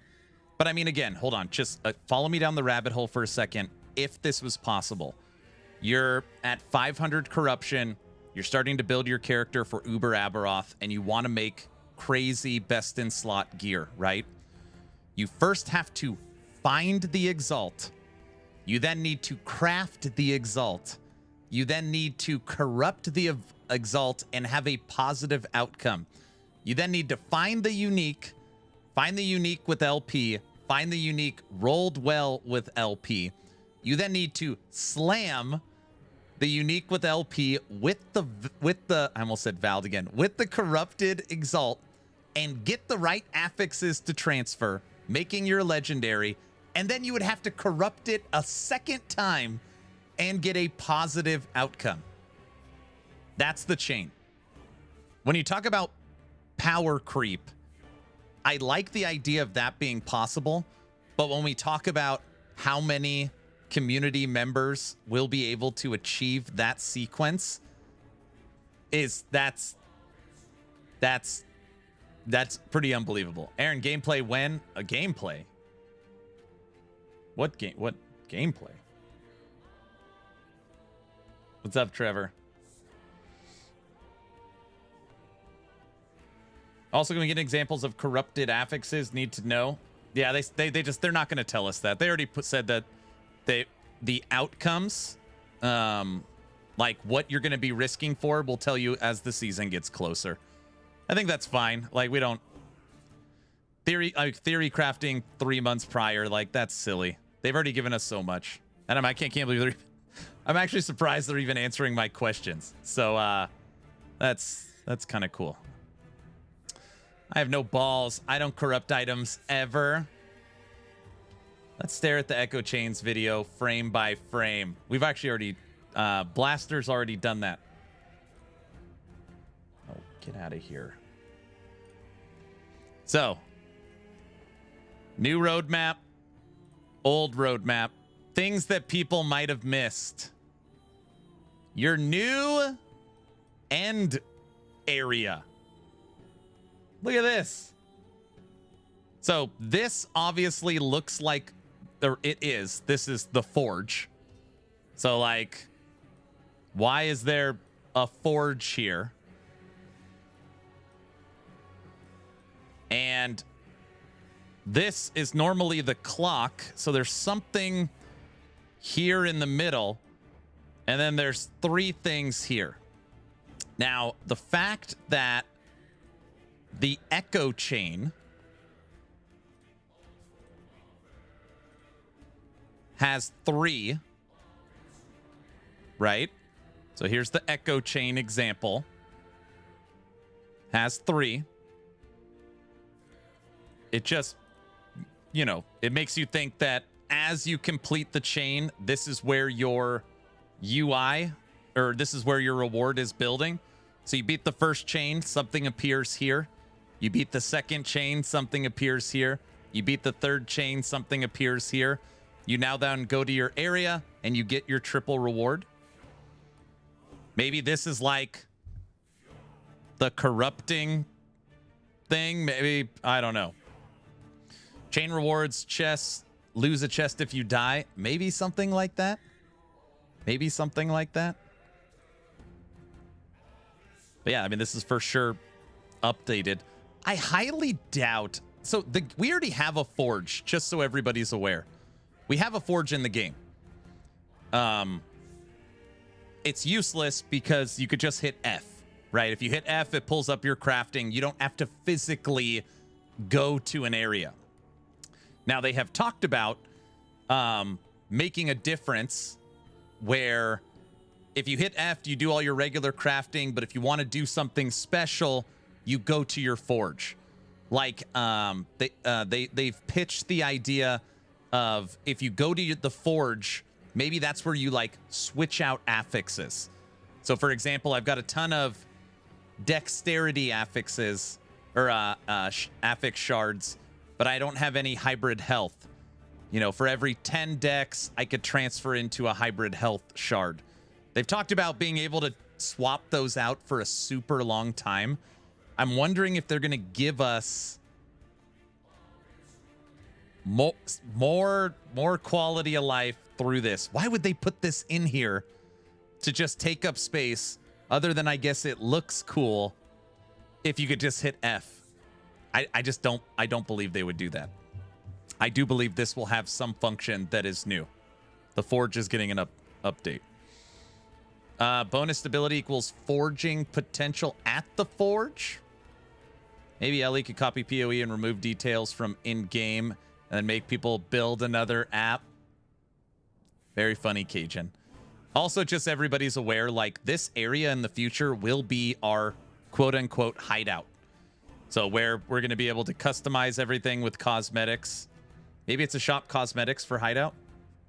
So that did cross my mind for a second. Like,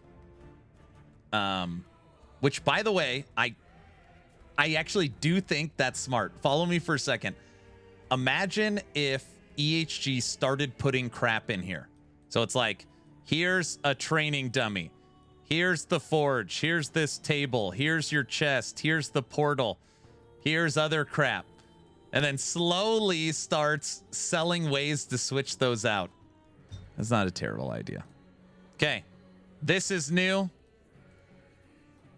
So updated UI for bonus stability. Oh my gosh, so stupid. Guilty. Is this all it is? Is bonus stability is now granting you 3 chests? And those 3 rewards go right here? That's exactly what it is. It's literally exactly what it is, probably. Yep. It makes perfect sense. So you have 3 slots here that are empty, and then right here, based upon you killing more enemies, you get more rewards. We're piecing it together.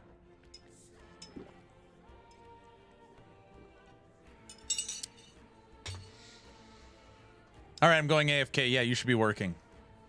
This was also a picture that was taken. It's like, wait a second. What the... What is it's got a chain around it.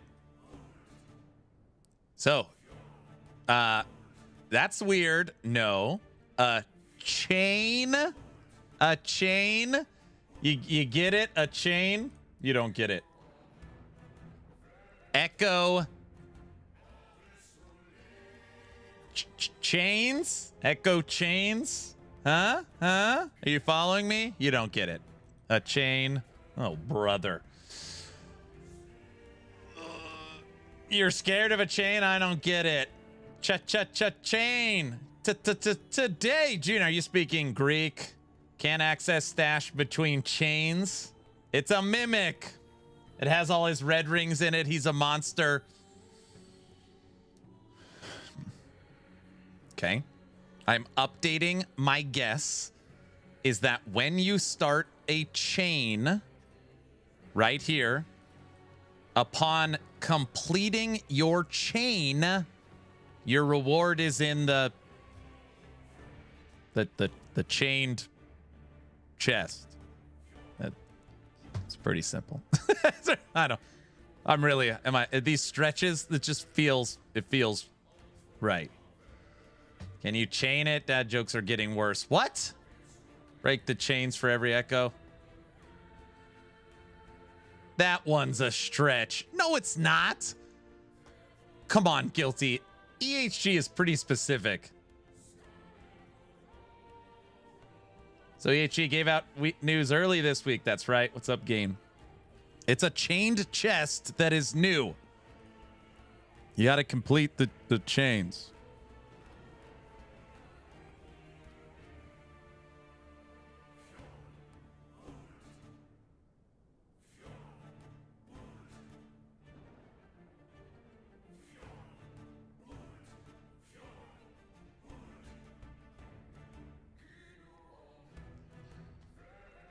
Are the symbols right now Superman shaped? They're not, right? I know it's a diamond. I see. Is that new? That's no. They're all circles. Yeah, that's what I thought. What the hell is this little symbol? If somebody says a void portal, I'm stopping the stream right now. It's not a it's a void portal.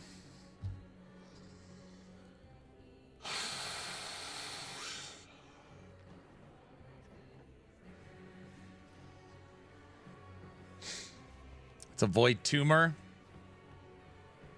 I wonder if you could slot a woven echo into the chains. It has a plus on it. So the fact that it is clickable. Get out of here, Marsh. The fact that it's clickable and has a plus, and the fact that it's a circle. Good call there. You could maybe slot a woven echo into it, which means you can. Ready for this, Nash? Juice? You could juice. I don't know if you've heard that terminology. You could juice it. Okay. Oh, nice. I'm down. Personalized boss rush echo chains. New LE term, juicing. Yeah, that's what I just made it up. What flavor juice? Void juice? Something's wrong with you. Juicing the void portal. Oh my gosh. Okay, so what do we got from this picture? New shapes. Same cursor. Damn it. Echo chains with something that you could do to socket it in. What's different here?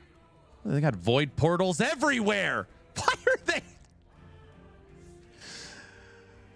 Okay.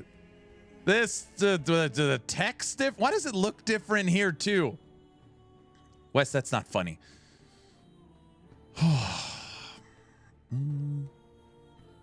They are pylons. It's a timeline stability symbol. Yeah, it's a timeline stability symbol. Thank you. It's not juicing. Also, this is different. This up here, you've got corruption, and then you have increased. This increase when you kill Orbis, you get more of these. And then enemy modifiers, player modifiers.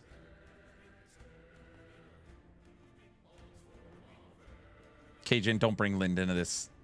It is the gaze of Orbis. Driver, I don't know what you're talking about. Increased excuses? No. So basically they've updated this UI. There's nothing I can say that doesn't sound weird.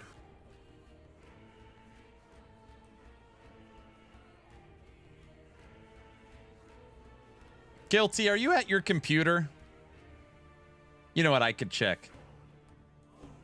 What is this up here? What is that? Is that? It's like an. What is? What?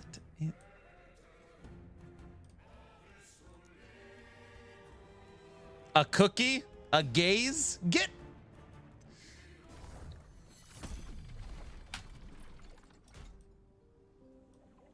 That is not in the game. What? That is new.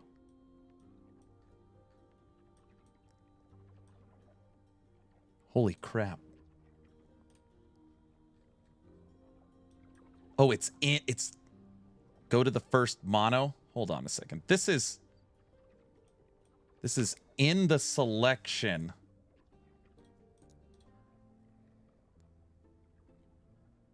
It's in the timeline selection. Oh, there isn't. Oh, here we go. It's new art. Level 78 timeline. There's no level. What?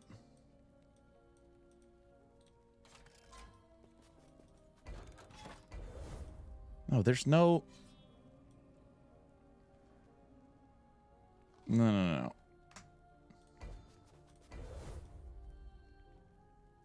There's nothing in there. It's just like space. There's so much space out here in space. Okay. Oh, this is ending the storm. Yeah, I see what you're saying. This is ending the storm.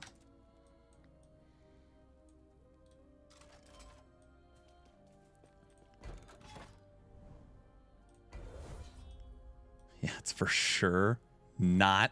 It is for sure new. There is no cold-looking island. Ending the storm is also 75 and 100. This is showing 78.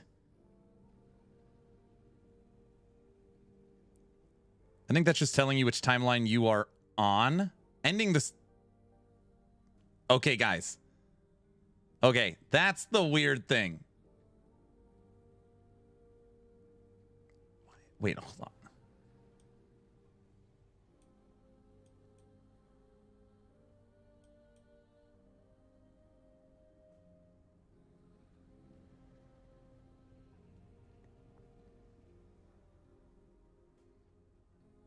Yeah, we're looking at the ending the storm timeline. Okay, do you guys... Hold on. Am I losing my mind? Look right there. Do you see this? This is not part of this UI.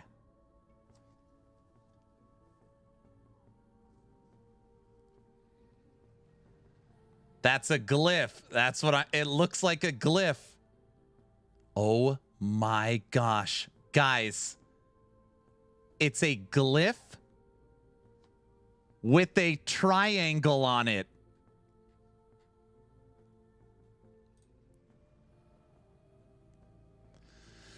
I am the smartest man alive. I already said Bill Cipher. I already said that joke.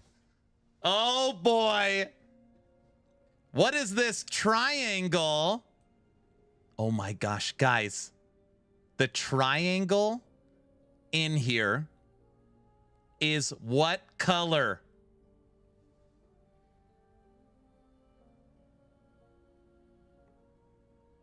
It's white.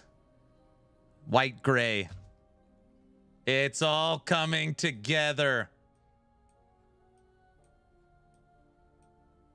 We're getting a new island. It's a new island. Oh, it's for sure. Games are made of triangles. That is for sure not talked about in this update. I wonder if they even caught that they put that in there. This is an image showing off skill chains. Top left corner, there is a cold-looking island that has a small glyph with a triangle on it.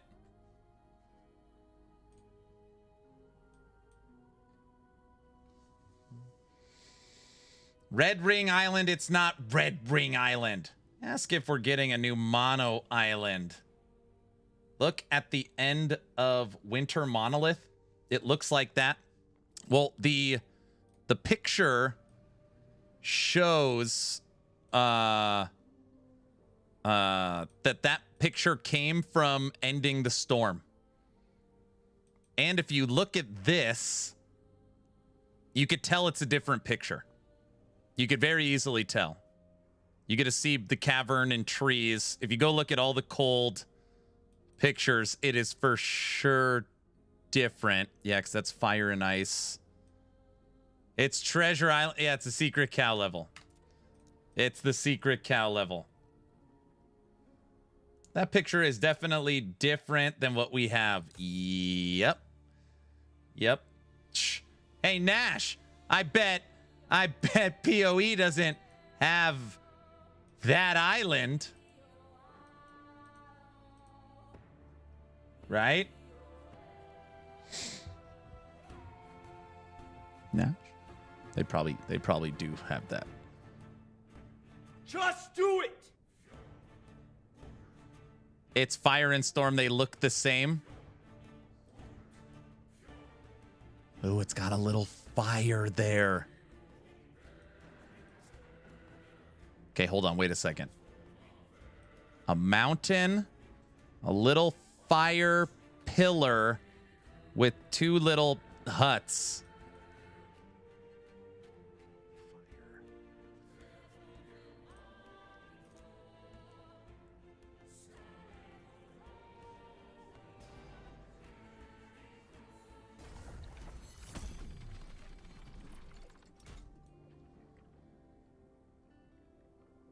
It is. Oh, damn it. It is. It is. The little pillar is covered. Yep. You see the two little houses?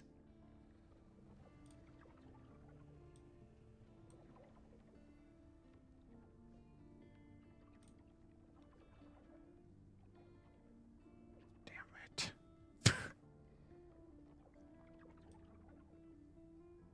Oh, yeah, yeah. Frick. Aaron is baited. Okay, hold on a second. Hold on a second. You tried, Aaron. That's what counts. It still doesn't make sense. Why would they add that? Okay. This is a in-game image that they snapshotted. Hold on. Follow me for a second. This is from in-game, highlighting over in CT, a quest, a chain showing off everything.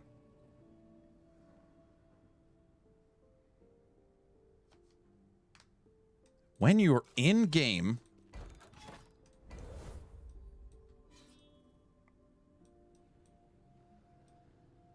would be like they're showing off a chain right here. So this is like the shot they took. Why in the top left of a shot here would there be another timeline island?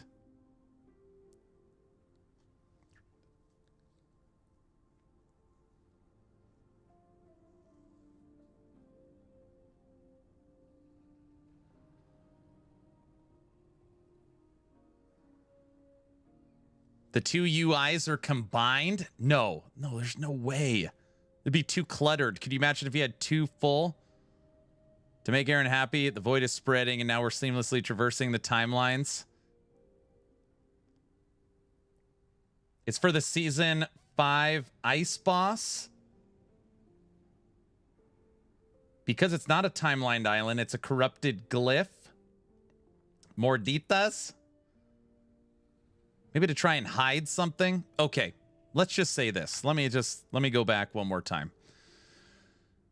For sure, this picture is not in the game right now. So just to be like, I can't tell you what it is. What I can tell you, did I close it? I did close it.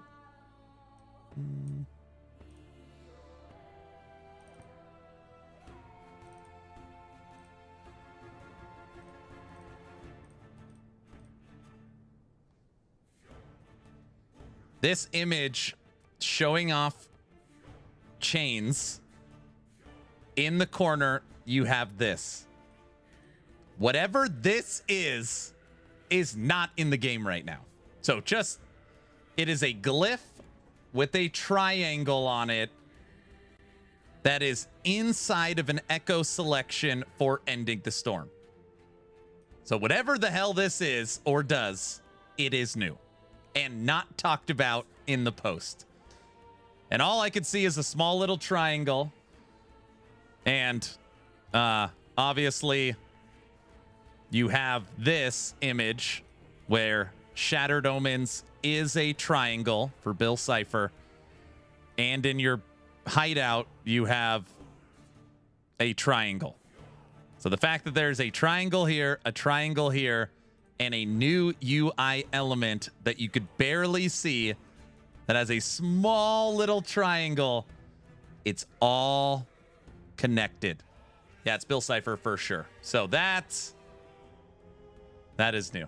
I pulled up this image to show you guys the chain. Conspiracy? No. It's the Illuminati? Oh, brother. What a conspiracy theory.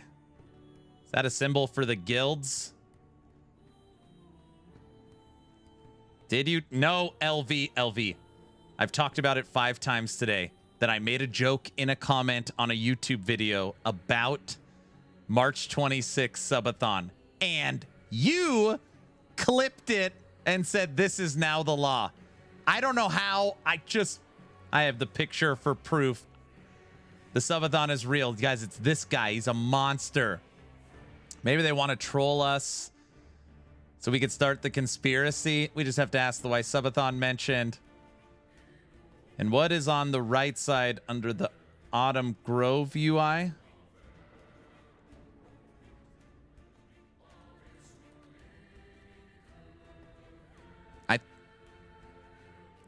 I think that's built. I think that is an image built into this. See how it tucks in the corner? I don't think that's anything. You're talking about this? I think that's just a visual asset to make it. They had this big open space, so they put in a pretty image. I think that's all that is. That's the selected Echo. Look, he's highlighted over this 3 candles. 3 candles. He's right. It's the selected Echo. Yep. Shath got it. You could tell it's the same one on the map. The subathon. Subathon is real. Guys, I did not confirm a subathon for March 26th. I just made a joke on a YouTube comment saying, looks like subathon's coming March 26th. That's it. It was just me answering comments, messing around. That's all it was. That's all it was. Okay. Yeah, but it's too late now. By the way, everyone, we will draw a giveaway at the end of today's stream. As long as you're following the channel on Twitch or subbed on YouTube, type in ! giveaway. We will draw a giveaway today. Joke, you know it's real. Oh, come on. Subathon starts today. No. No. Okay. Where the hell were we on this post? New rogue skill. We're still on new rogue skills. We're still on new rogue skills.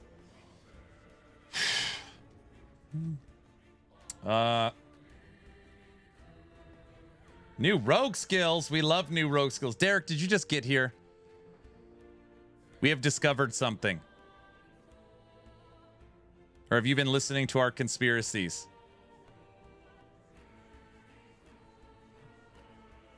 24-hour stream confirmed. No. No. No, I've been lurking and I just tuned back in because I was in a meeting. Okay. Really quickly, we have stumbled upon something. So we were looking through these images. Okay. And I got lots of theories on this stuff. Like, what are these? What's this? What's the Forge doing there? Do these 3 rewards here, because this is new UI, mean that the 3 rewards are going to show up there? We're going through, we're talking about potential outcomes. Do the skill chains unlock the chained chest? And then we got to this image. This image has something very, very interesting in it. It is one of those hidden in plain sight. Hidden in plain sight. We're going through, we're breaking down like, oh, it's a diamond instead of a circle. It's a Superman signal. And what is this little plus? Maybe it's juicing. Oh, that's the symbol for timeline stability. And we're just looking at all this crap. And then I noticed something. In the top left corner. Something that is currently not in the game. This island. I don't think you guys did this intentional. You might have. in this image showing off skill chains, you guys put for ending the storm this island up here. And in this island is this little glyph. And if you look closely of this cold island and this little glyph, you will notice a triangle. Currently, there's no glyph with the triangle in the game, which means if you go to the next image, Shattered Omens is, you guessed it, a triangle. And what color is Shattered Omens? Gray, white. What color is this island up here? White. Also, triangle. Triangle. Now, any Gravity Falls out experts out there, we all think it's Bill Cipher, but if it's not Bill Cipher, it has to be connected. There's no way. Come on, you show off 2 triangles, and then we just happen to find something not in the game right now in this image that has a triangle?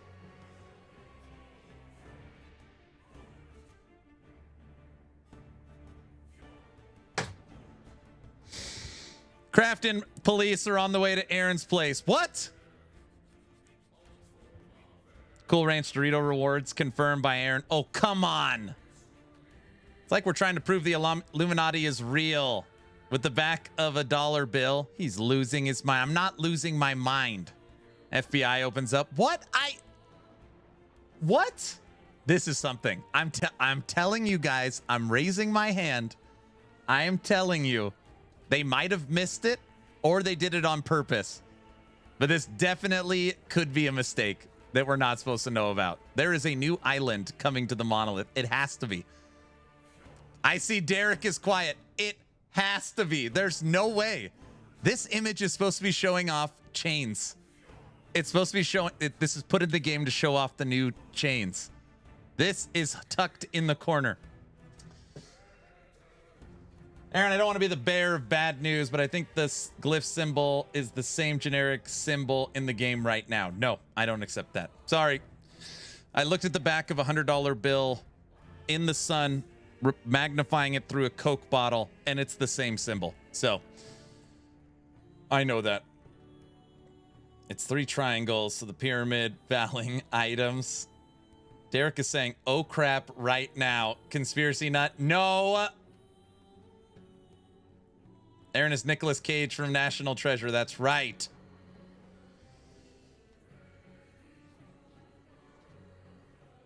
Aaron is getting his Slack account removed. No. Conspiracy theories are fun to listen to. They're even more fun to listen to when they're not denied.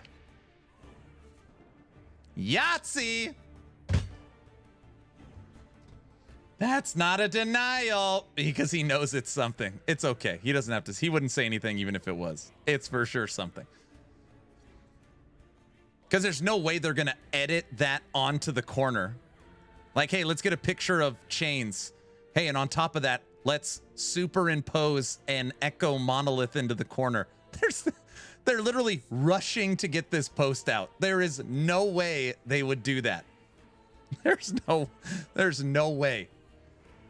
I don't know, maybe. I mean, yeah, it's something. Yeah.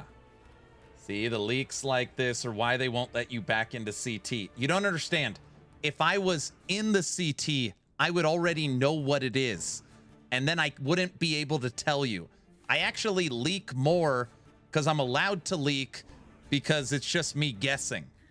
It's just my guesses happen to be right pretty often. And I feel like anything I say will be taken out of context, so that's why I'm quiet.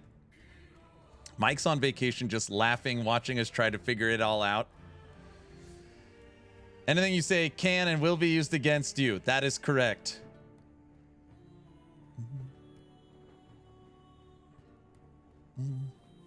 It's for sure something. Okay.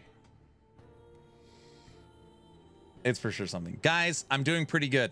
We are 2 hours and almost 40 minutes into the stream, and we have made it to the rogue skills. That's pretty good. 2 hours and 40 minutes. We've made it to the rogue skills. The conspiracy theories slowed us down a little bit. That's not my fault. That's Derek, you know Mike is sitting there and smiling at all the heat you're taking. No, Judd, please do cool stuff with the Steam controller. Oh, Steam controller. You said that an hour ago. New rogue skills. That will get me to play again. 10 more hours before you get to the end. That's not true. That's not true. Don't forget, guys, if you're following the channel on Twitch or subbed on YouTube, type in ! giveaway. All right. Screw those keyboard warriors. More controller. New rogue skills. We're excited to be adding and expanding to masteries on the road to Last Epoch Orbis and with Season 4 by adding 2 new rogue skills. Now, I got confirmation from EHG yesterday. Both of these new rogue skills are base rogue. They are not the Blade Dancer's 5th skill, which means both Shadow Rend and Blade Storm are available for Marksman, Blade Dancer, and Falconer. Because as we know, Falconer needs more tools in the to use. Shadow Rend is a new rogue ability that can be used with either melee attacks or a bow. It serves as a high impact, high cost option that ties directly into the rogue's broader shadow toolkit. Activating Shadow Rend triggers a swift initial strike and leaves behind a shadow, then unleashes a far stronger delayed attack. The shadow then persists, allowing other shadow interaction skills to make use of it. So, you click the button, it delays, does its attack, and then the shadow remains, so you can use things like Shadow Cascade with said shadow. And I would guess that there's going to be some very cool things with this skill. I also have a guess.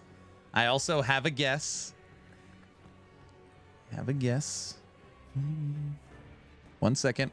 Un momento, por favor.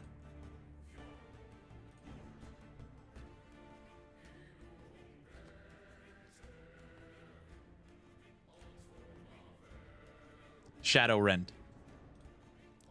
This body armor is for this skill. This is my guess. Why do I feel this way? The smoke and the colors. You look at the colors and design of this unique, and then you look at the colors and design with the smoke coming off of it. Leaked, I believe that body armor is the new Shadow Rend body armor unique. Again, I do not know. I'm not in CT, so I'm all guessing, but it makes total sense. Cool visuals. Gonna be a generic armor. Sad. I don't know. Yeah, that makes sense. Yep. Because I'm always like, EHG is pretty good at trying to tie these things together. The fact that it has smoke coming off of it, and we know it's for a Blade Dancer, and you see the color palette on it, it's literally matches the color of this skill perfectly. And it has smoke. Shadow Rend unique confirmed by Aaron Craft in ARPG. That's not what I said. That's not what I said. It is a Void Beastmaster body armor. Dying laughter if it's true. It's not true. It's not true.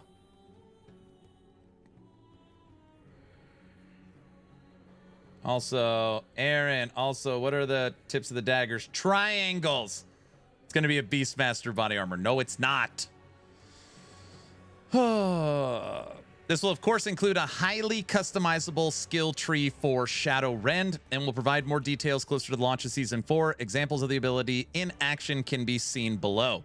Now, they should have added to this sentence that we will also have a new unique body armor coming for this skill. Don't clip that. I'm just kidding. So this skill is way too slow, though. Night Art, you got to remember that when they showcase these skills, which, believe it or not, I actually don't believe they should do it that way. It's normally in its default setting. So this is probably default unspec'd. This is default unspec'd bow. So like no gear, no specified uniques, not spec'd into the tree. So if this is the base speed, I'm sure it'll be way faster. And you just know there's going to be a node that's like, does 40% less damage, but it's instantaneous. Or now creates three versions or 3 skills or something like that.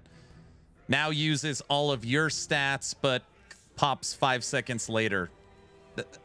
Those are going to be the examples of the nodes. He wasn't kidding. I don't know. Blade Storm. Now, I did not see the Blade Storm coming, but I do think this is smart. A lot of people spec into Umbral Blades specifically for Blade Storm, me included. All my rogue builds use Umbral Blades because of Blade Storm. So the fact that this is getting its own skill and then Umbral Blades gets a refresh because of it, I think this is really smart. Blade Storm is a new standalone skill inspired by the fan favorite node in Umbral Blades tree. It hurls a spinning blade to the target location, tearing through anything caught in its path.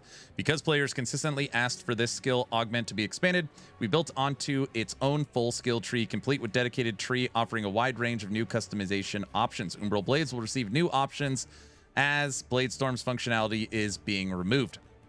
Now, and again, just night art, they will show you. If they ever show you a skill that's modified, they'll show you what it's modified with.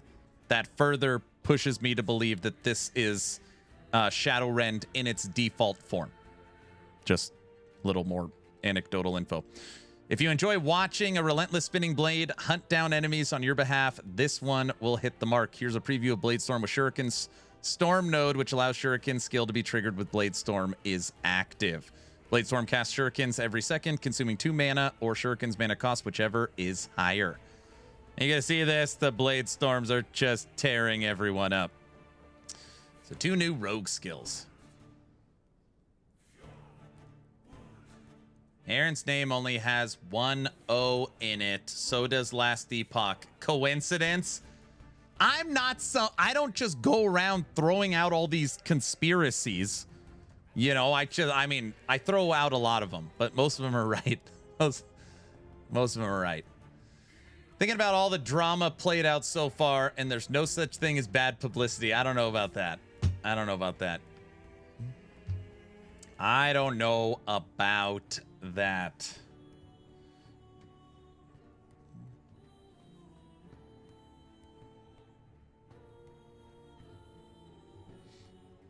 There will be nodes in Blade Storm and Umbral Blades that trigger one another.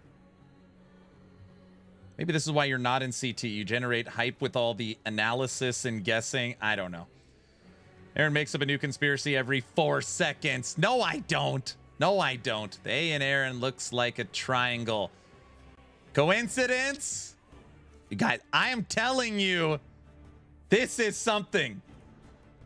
I'm telling you, this is something.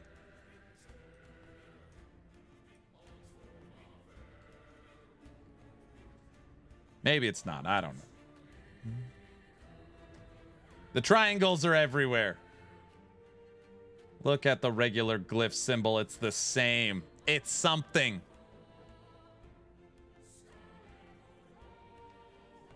Trevor, get out of here. If you're in the CT, they couldn't make you the unofficial stream and take the heat.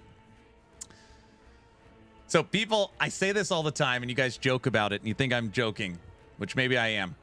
When I'm in CT, I know everything. I don't need to guess because I know.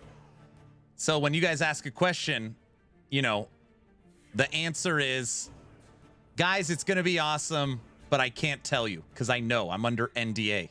Since I'm not in CT, it means in that case, I don't know, which allows me to guess on everything. Spellblade updates. Spellblade updates. Many of the Spellblade updates coming to Season 4 are aimed at improving the effectiveness of triggered spell. Aaron knows it's confirmed. No. Spellblade. Crafton is here. They want to know where to deliver the NDA. You guys, I would never sign with Crafton. You know that. You know that. I mean, it would require... I mean, I would look. So if they sent me an offer, I would, out of respect, look at it, you know, and then depending on the offer, I would, is the price right on what? It requires 6 digits. This Cajun, get out of here. You know what I mean. Is he stuttering? I would sign with Craft. And Robert's already signed it. Many of the Spellblade updates come in Season 4 are aimed at improving the effectiveness of triggered spells. As example of how we're going to accomplish this is by changing Spellblade's previous mastery benefits from mana spent on melee attacks is converted to ward to 30% of added melee damage on weapons is also gained as added spell damage. So now your melee damage will directly convert to spell damage, which, by the way, Guilty, are you still out there?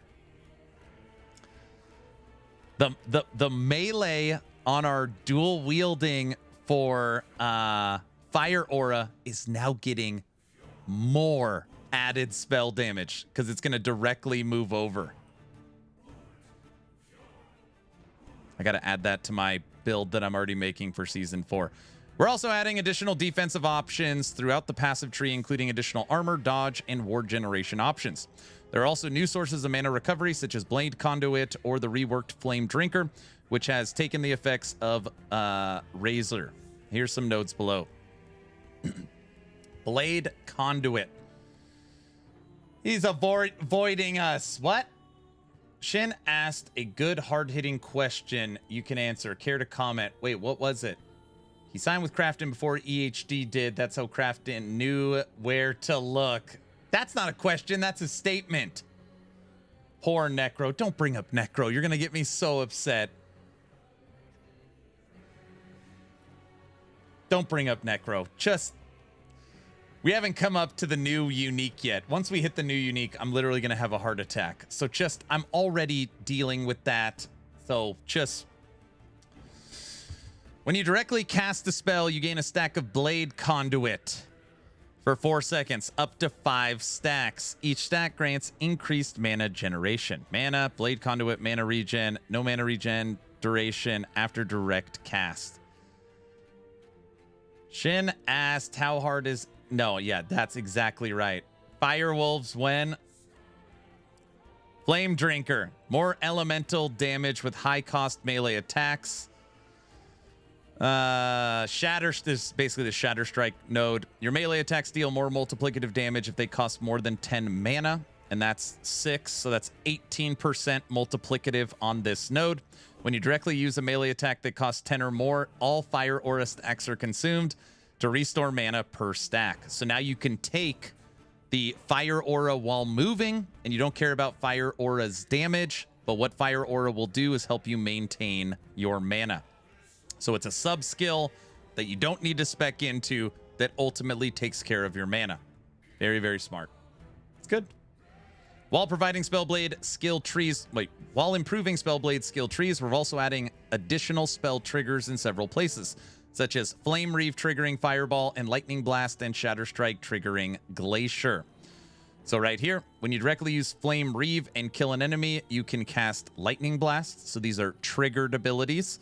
And EHG is, for a long time, they were very much against this playstyle, one-button builds. But, you know, if you want to talk about the overall action RPG genre, having to hit 3 or 4 buttons, you know, and having combo abilities and stuff like that, most people actually don't like that. I'm not saying everyone, but... you know, EHG has always wanted people to push a lot of buttons, and they are like very quickly reeling that in. So now Flame Reeve can trigger Lightning Blast, Ice Spikes can trigger Glacier, and Flame Reeve can trigger Fireball. I hate one-button builds. They bore me. Auto Bomber? Yeah, exactly. So you will always benefit more, for the most part, for hitting more buttons. But for the people that like... I'm going to use Flame Reeve. Flame Reeve is going to trigger Lightning Blast and Fireball. And I'm going to use, you know, whatever to trigger this. It's just giving you more options for how you want to do it. Fireball. Frosty. Hey.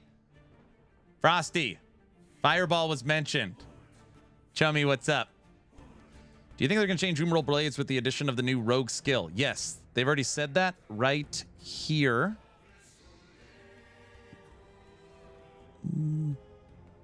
Umbral Blades will be receiving new options as well since Bladestorm's functionality is being removed from the tree. So Umbral Blades is getting a refresh, 2 new skill trees. So 2.5. Combos, ew. People want to Warpath across the map. Why limit 2? That's so boring. Can I get more crit chance or more crit damage with that fireball? Exactly. Wait, limit to 2? Limit to 2 what? What did I say?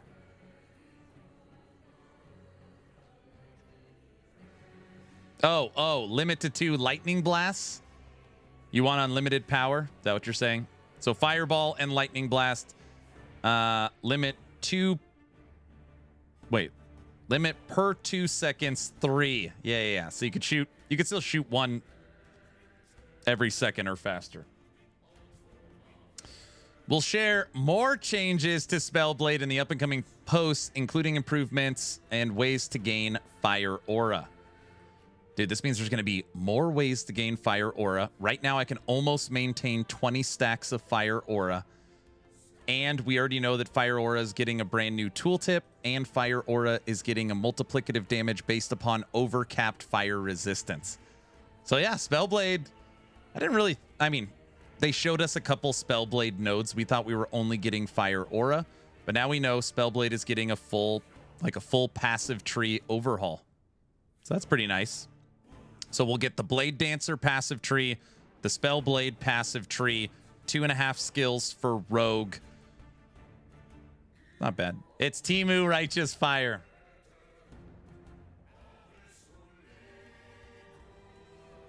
You can maintain like 40 if you really want to, but that is useless. It depends how you're generating them.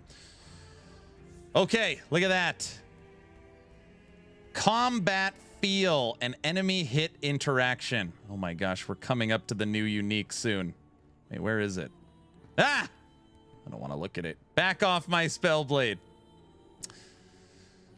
Combat feel, enemy hit interaction. One of our ongoing goals is to make combat feel more visceral and responsive. You've likely seen this evolve across the recent updates through improvements to animation, sounds, and visual effects. And if you guys didn't know, the studio is fully integrated and updated to Unity 6, which is the current highest version of Unity, which has unlocked a lot of tools for EHG. In Season 4, we're pushing that further with a significant enhancement. Enemies now visually react to your hits through new additive animations, specifically crafted for each enemy. This update will be applied across the entire game. So now, your hit will make the enemy feel like they're getting hit. Move. The change may seem subtle at first, but it has meaningfully improves the impact and clarity of combat, making every strike feel more connected. You can see it below. So basically when it hits the enemy, it kind of almost gets pushed back a little bit. You could see it. They're really working on trying to make Last Epoch not feel as floaty, and they want combat to feel like Diablo 4. It's something Diablo 4 feels pretty good, like that punchiness when you connect with the enemy. So they continue to work on combat feel. God's Death and Reaper should take notes. Yeah, impactful. Yeah, that will be good. Critics will say, took them 4 seasons to do this. Yeah, that's possible. Animation updates for Primalist and Rogue. Now, in the roadmap, we are getting Rogue and Primalist full animation overhauls. Okay? Only 2 of the 5 classes.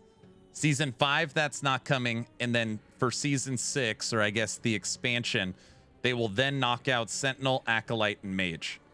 So 2 of 5 now. Then you got to wait till the expansion to get Sentinel, Acolyte, and Mage. And it would make sense that Acolyte is last, because Acolyte has Necromancer, so it has to be last, because that's...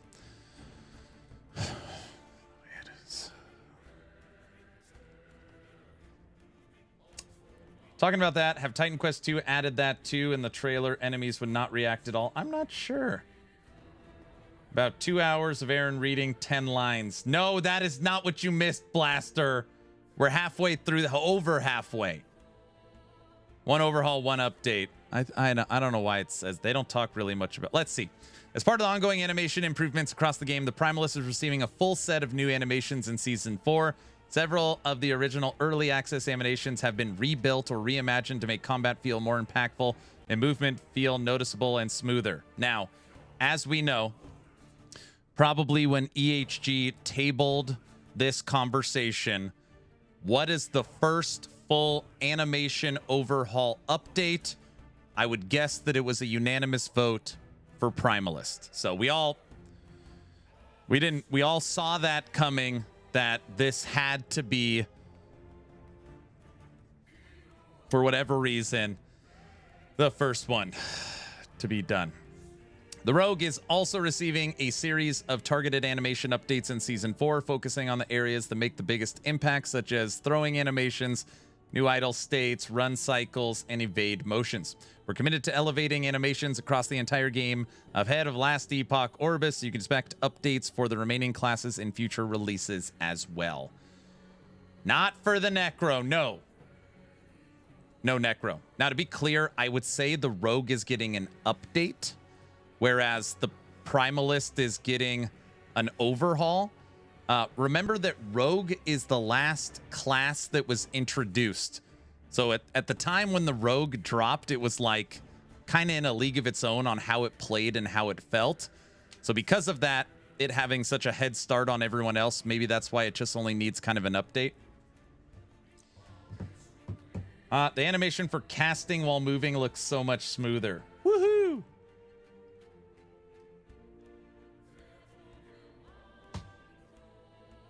Other updates. That is a question for Judd. Why can't Necromancer have cool items like the Beastmaster? This is my honest take, Thanos, and this is just my opinion. I almost feel like they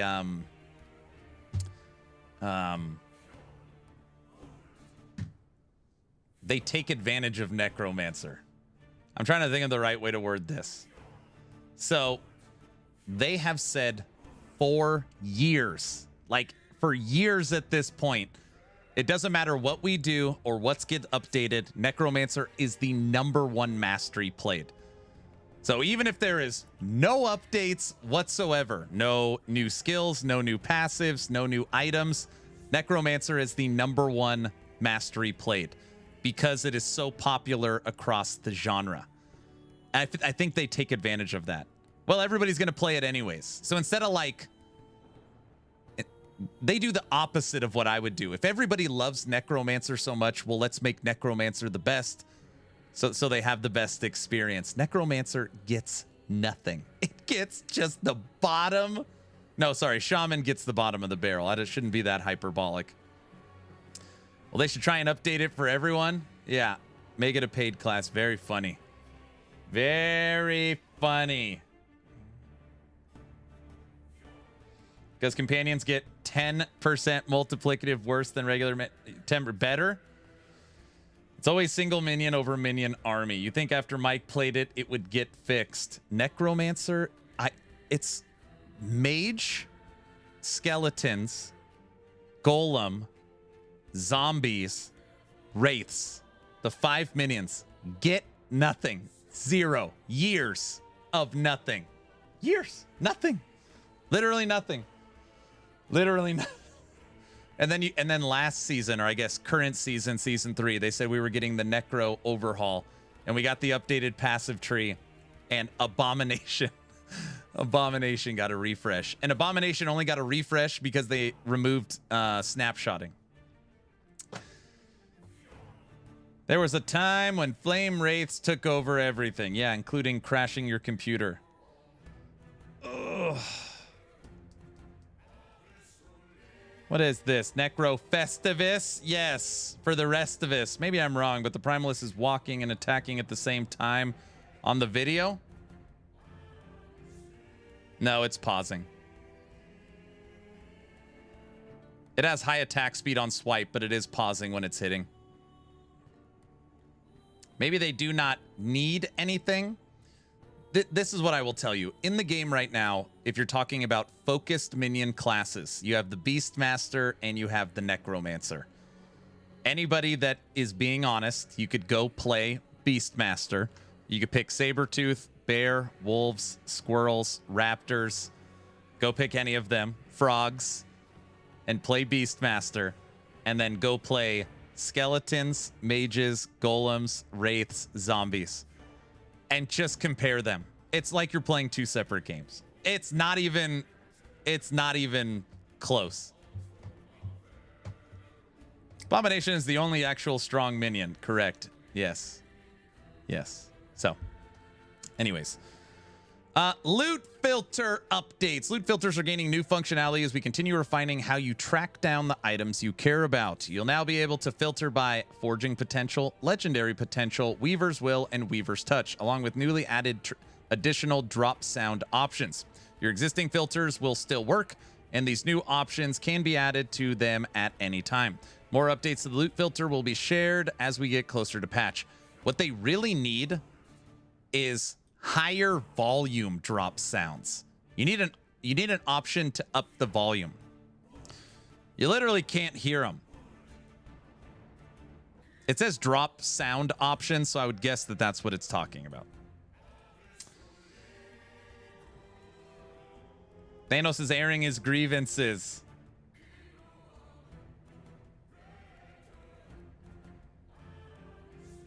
I turned this into their Discord, by the way. I will pay actual dollars if they will let you copy one filter rule to a different filter. That's what you want? Just being able to transfer it? Oh my gosh. I just went on the Beastmaster Necro rant, and we have come to this section.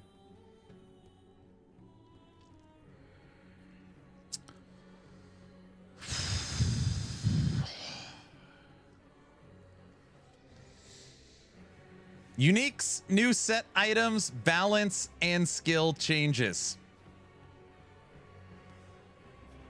Season 4 will, of course, include new unique items, many tied to the new content and mechanics. For example, some uniques will come pre-corrupted or support our up-and-coming rogue changes.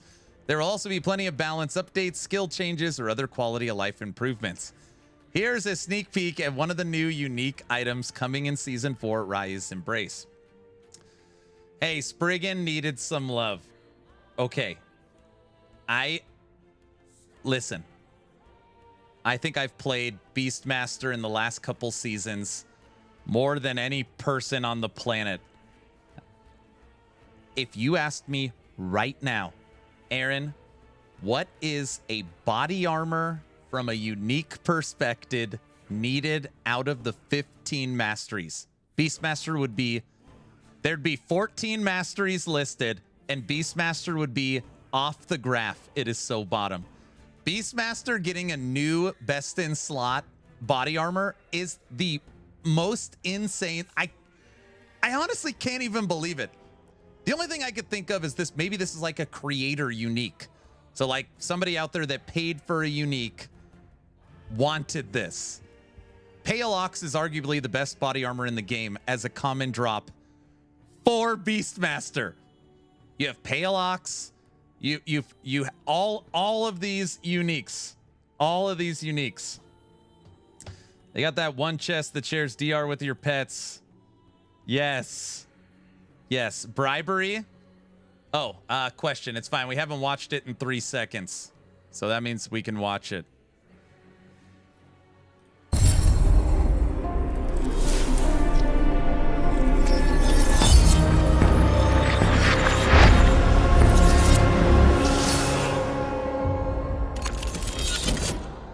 Shattered Omens drops March 26. It's going to give us Blade Dancer overhaul, Rogue overhaul base, Spellblade overhaul, new Breach endgame mechanic with corrupting items.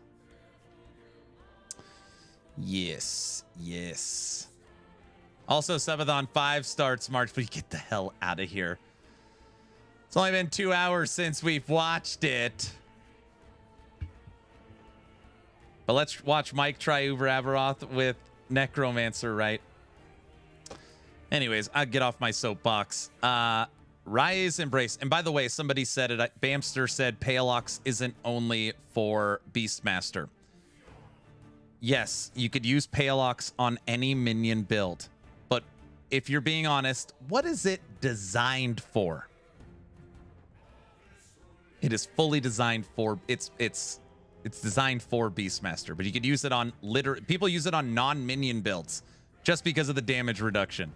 It is designed for Beastmaster. Rise Embrace. By the way, I complain about this all the time. I hate it when they show a unique but don't show the roll ranges. Like, come on, come on. At least. Anyways, increased minion fire damage. Chance to ignite on a minion hit. And by the way, you could get up to a 200% minion ignite on Dragon Flame Edict. So I would guess that this roll range might be 300 or 250. So you're going to be able to get close to 500% minion ignite with Dragon Flame Edict and this body armor. Health gained on companion hit. This is the node that you see on that horrible two-handed axe, but it is nice if you have a lot of minions. Give you a little bit of leech. And this is insane. 44% increased health for you and your minions. 44. What now I gotta look. What is a T8 health on body armor? What's a primordial health percent body armor? All right, now I'll val it. What is last epoch tools?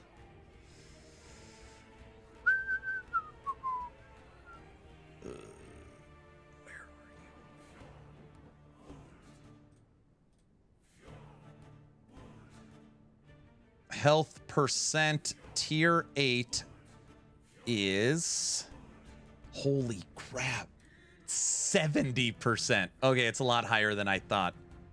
Did you guys know that? T8 body armor up to 70%, 60 to 70.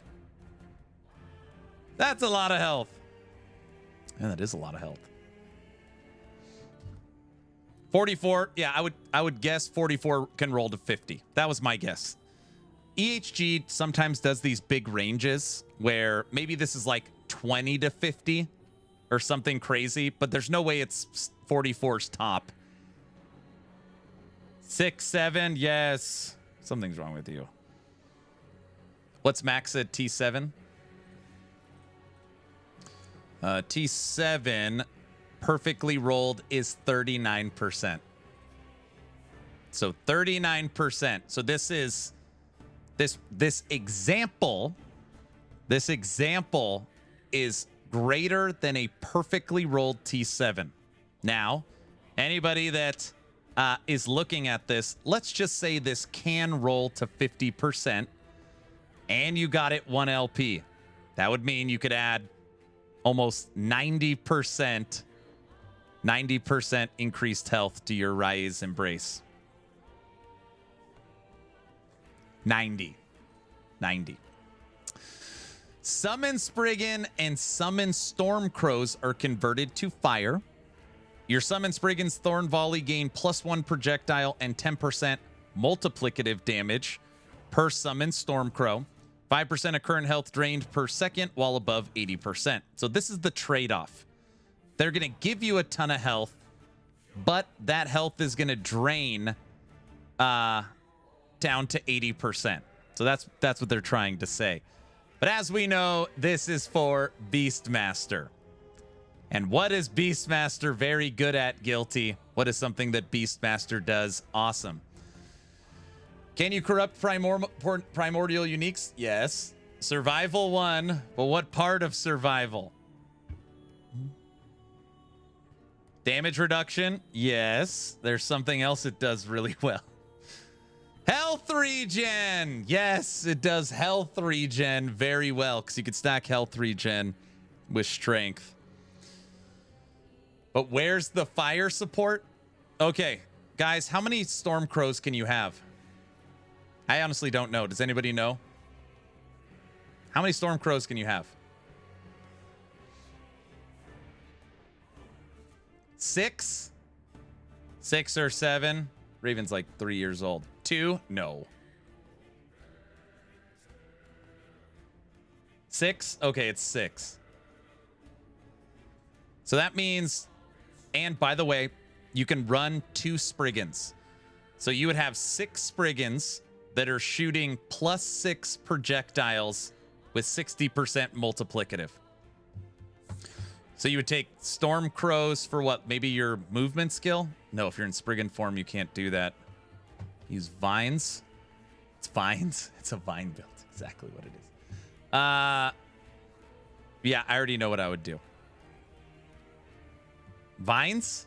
Vines, 2 Spriggans, Crows. Vines can be cold or poison.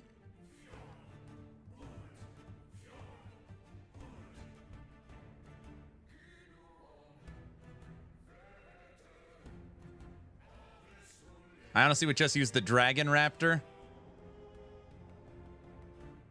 All hail the Firebird skill tree. Autobot would love this. Oh, you keep timing out Raven. But can you water the plants with it? Damn it, I forgot about that. I'm going to use the can't move while Spriggan boots. Spriggan form for extra Spriggan? Correct. So you go Spriggan form, so you have 2 Spriggans. You get 6 Crows. So you have 6 Crows, 2 Spriggans. And then you got an option. You can go Thorn Totems. You could go Vines. You could boost your minion's spell by triggering roots. There's a lot of stuff.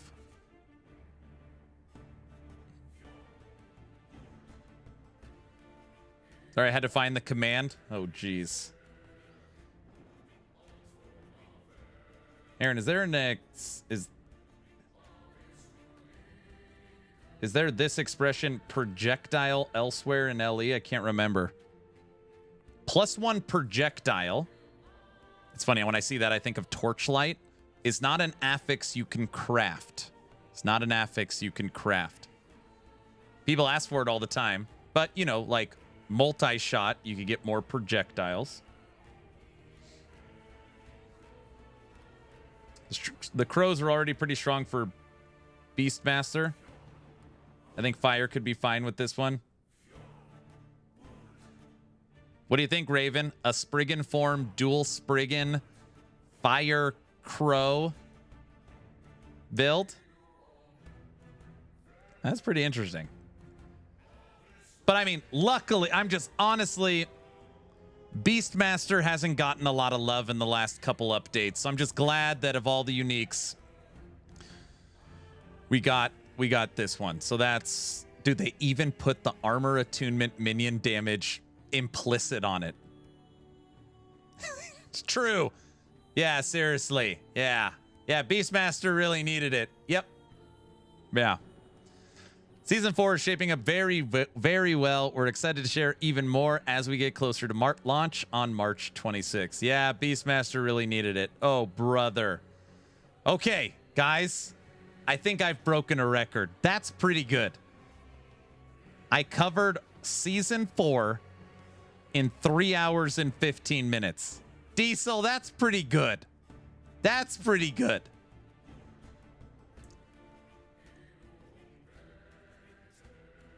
You don't need a lot of fire support with all the generic. But you think about it, you have oh my gosh. You have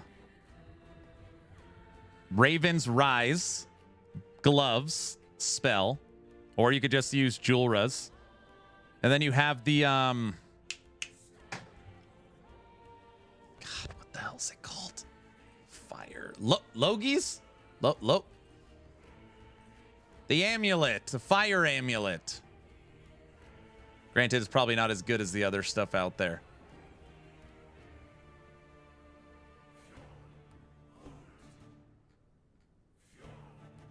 Yeah, Logies. I just said that. I said it before you. Minion crit, +2 to minion fire skills. +2 to, yeah.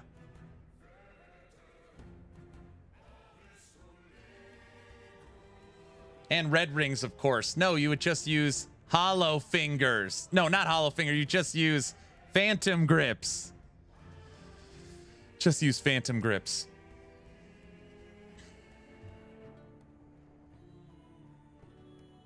Aaron, Spellblade or Rogue? Which one are you interested in next season? Oh, I'm maining Beastmaster. No, I don't know. I don't know.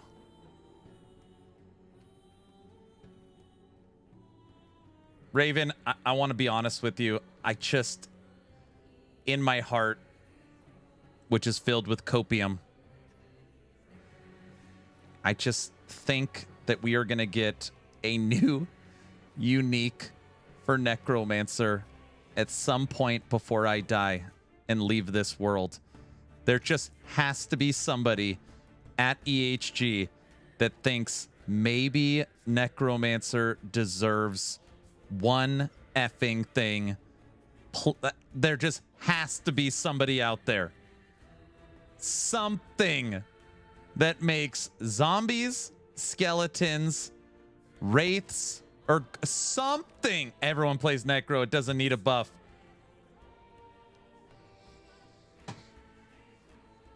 I swear, Sai, Aaron's going to put another 400 hours into Beastmaster before touching Necro again. No. They fired everybody it was. They should take golems away and give it to Shaman.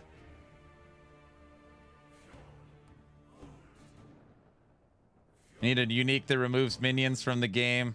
Nah, we have Abomination. Eye roll. Stop skeleton feeding.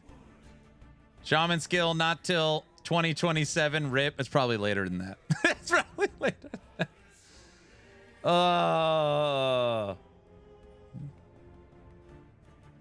Aaron, are the pay to win classes still going to be a thing? What do you mean pay to win?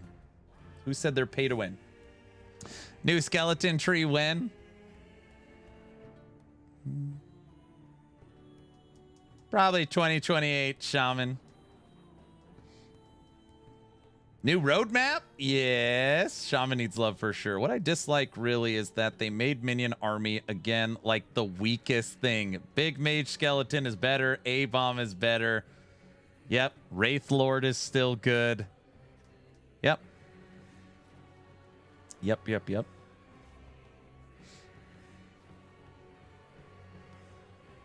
LV, you've done good work in the comments. Even though you keep going against brick walls. I want to try out new Fire Aura. Raven, I already built a new Fire Aura build. It's at 900% fire resistance right now. I prepped it. That's an 825% multiplicative to Fire Aura. Yeah, Spellblade Melee. That's what I'm working on. If you buy a class, they're going to make them more powerful so you don't feel bad buying them. So you think that the new classes will be stronger than like Falconer, Paladin, Void Knight builds that could do 5,000 corruption? Maybe. I don't know. So Hype, let me just tell you this, okay? And I want you to hear me for a second.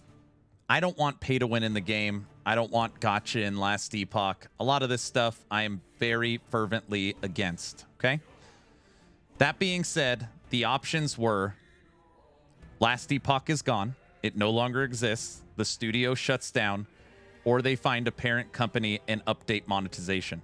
Those were the only two options. So shut down or find a parent company and update monetization. Now, in that situation, you know, a company that you've built over 7 years, what would you do? Would you fire 110 people and say, hey, it didn't work? Or would you try and make it work? And there's some people that are like, oh no, they should have taken like the high road and just closed the studio. Like that would have been the right thing to do. I would sell out and buy a yacht. But those were the only two options that they were faced with. And you know, you could say, well, I would go back in time. I would make better cosmetics. I'd make better choices with the money that I did have. You know, for sure they could have done things way better. But I think what's hard for me is that Diablo 2, Diablo 3, Diablo 4, Titan Quest, Grim Dawn, Hero Siege, Torchlight, Chaos Bane, Warhammer Inquisitor, Martyr.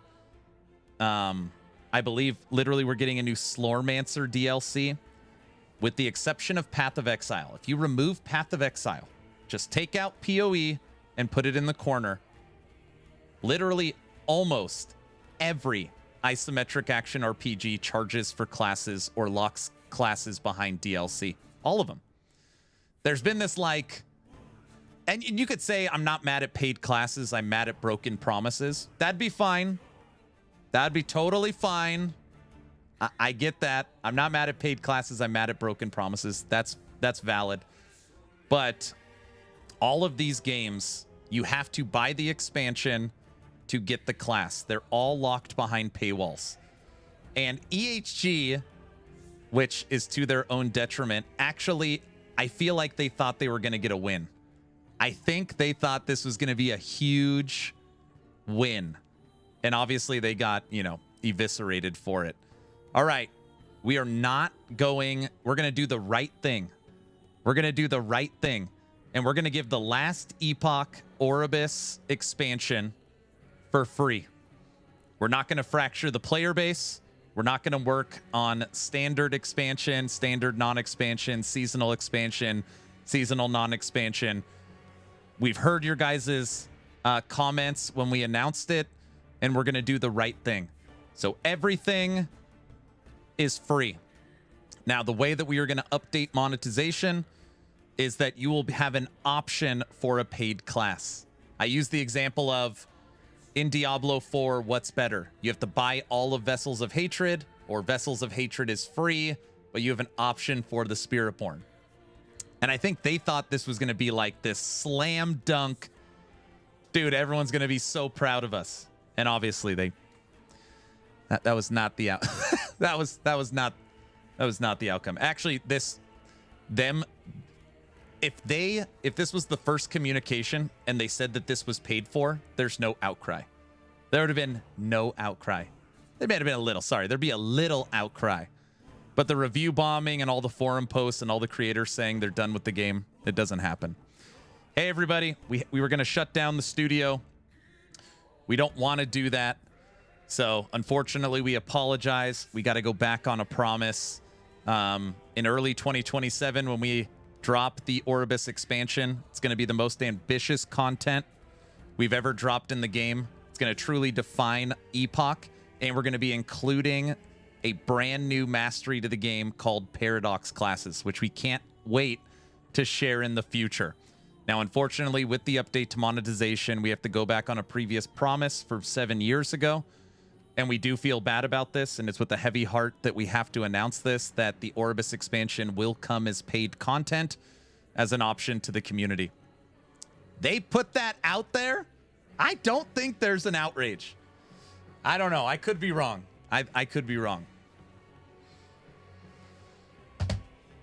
I could be wrong. Necro in D3. Yep. Yeah.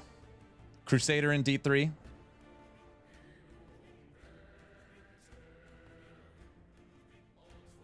So that's my take. But should you still be mad at the promise if they weren't even there? Finally, a new roadmap. So Hype, I don't know. That's like I gave you a really long answer. Not sure. I don't think making a live service game was a good choice. But I mean, in these situations, it's very easy to like go back in time and say they should have not made live service. They should have went Titan Quest, Grim Dawn, Inquisitor. They should have went this round with DLCs. Sure. But they didn't. They didn't. Paladin's coming with the D4 expansion. We'll see. So when does EHG hire Aaron as PR?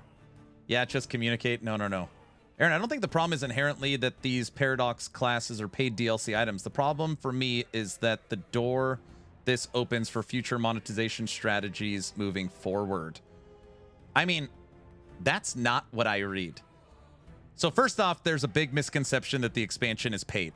So the game's not done, and they're charging for classes, and they're charging for expansions. Expansion's free. The expansion's free. I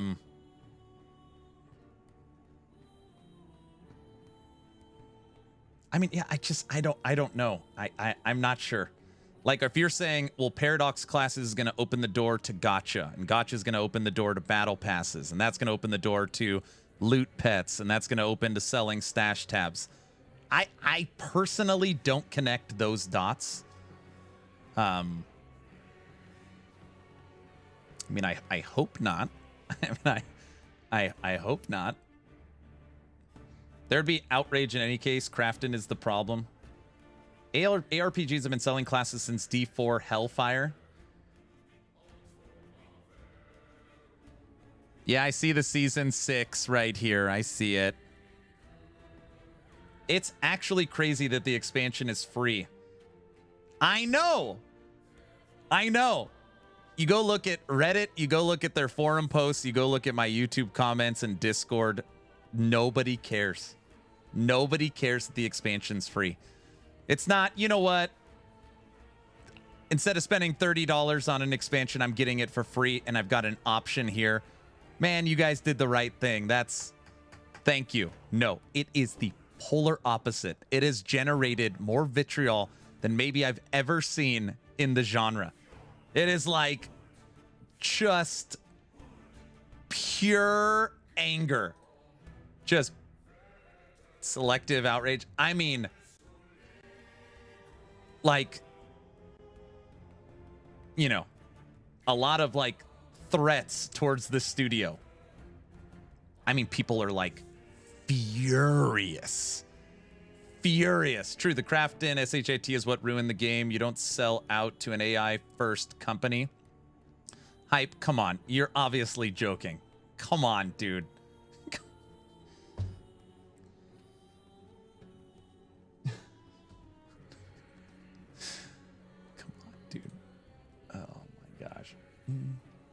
So wild. It's crazy. All right.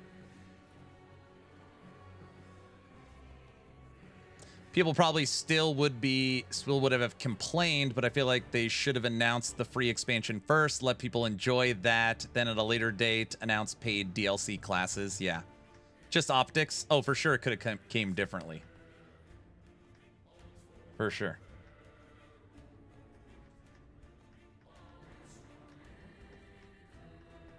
AI first, just another term for money first.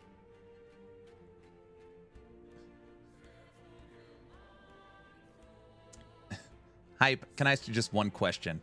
Just one question. I'm going to take a wild guess that you enjoy Path of Exile. Have you looked up what Tencent is doing with AI? I'm just curious. Tencent has invested billions in AI. They are using AI for their whole company, including literally talking about their financials being improved last quarter for their earnings report. Also, EHG has said they're not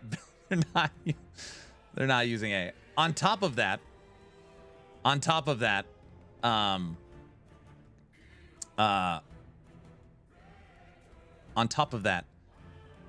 in the business world, when you are talking about mergers, it's not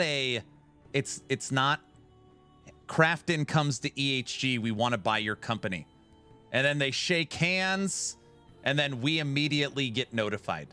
The negotiations, paperwork, and acquisition conversations have been happening for over a year. I think you're off on like how the actual business world of this stuff happens. The acquisition was announced months ago. And before that, they were already in negotiations for 9 months. So how could they possibly know? You see where I'm going? You see where I'm going with this?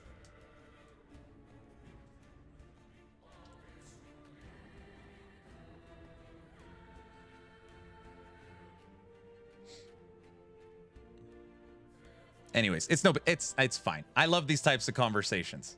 This is the stuff that actually I enjoy. This is why I enjoy streaming. So I love hearing different people's perspectives and having fun conversations.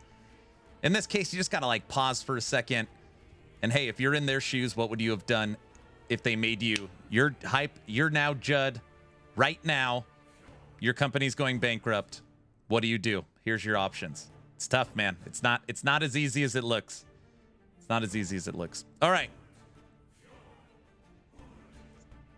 We made it to season 5. Oh, the bananas.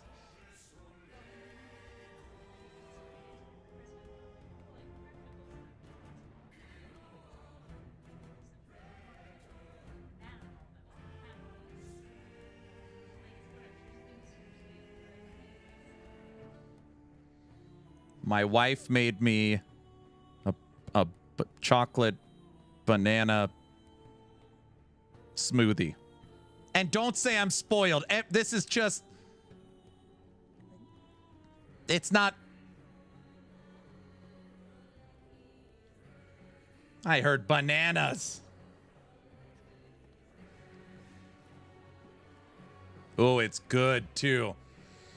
Try making that yourself when the wifey isn't around.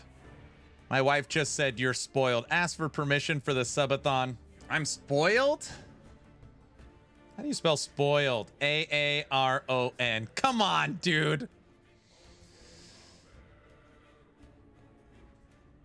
You're a good man. Thanks, Hype. I appreciate it. I try. I try to look at things. I try to look at both sides.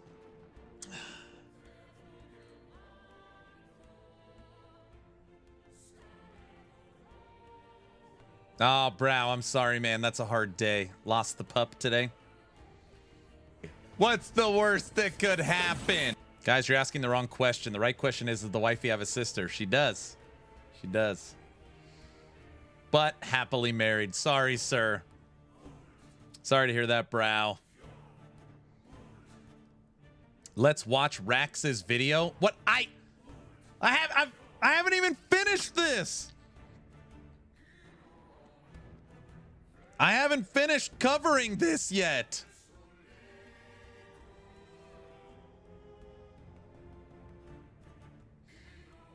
I'm going to be honest. I read all this new season info and could not get hype. Might skip the season. Just not enough for you. Hurry up and finish the post, Aaron. He's got 1 hour more. How's that even possible? I ate dinner, talked about politics, walked my dog, and you still aren't done. Listen. Okay, it's a lot. I'm reading chat. Greetings from Croatia. Hello, Sale. Welcome. You know, I'm reading chat, having good debates. We found a leak in the images. I've been talking to EHG. You know, it takes a long time.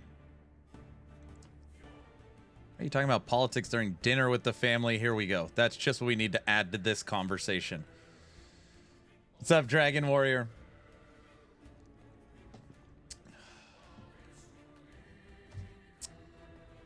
All right, we can watch Rax's video. There's like 10 people that have said, Aaron, you have to watch Rax's video. How long is it? It's 26 minutes!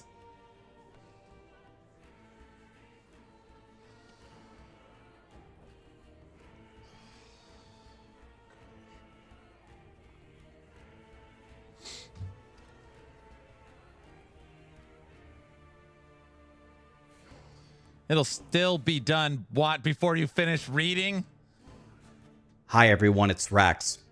Last week, EHG dropped a roadmap for Last Epoch about Season 4 and 5 in the expansion, and it essentially told us nothing that was coming, which made the community mad, along with some other reasons. I'm going to guess. Rax is positive on this. He's going to say, I love everything they said. March is a shock, but I understand why. That's my guess. Well, they're trying to make good on some of this today, and they gave us a much more detailed roadmap telling us a lot more things that are coming. So if you still like Last Epoch, let's go over everything and see all the juicy things that are coming to the game. So we open up with a couple paragraphs explaining that we're going to get a lot more info. That's great. So let's just get right on into it. How does he cover this stuff so much faster than me? He's already... Never mind.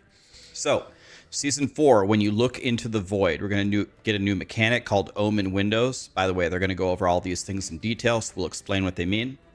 Echo Chains, corrupted items, corrupted altars for idle inventories, a new rogue skill, Blade Storm expanded to a full skill.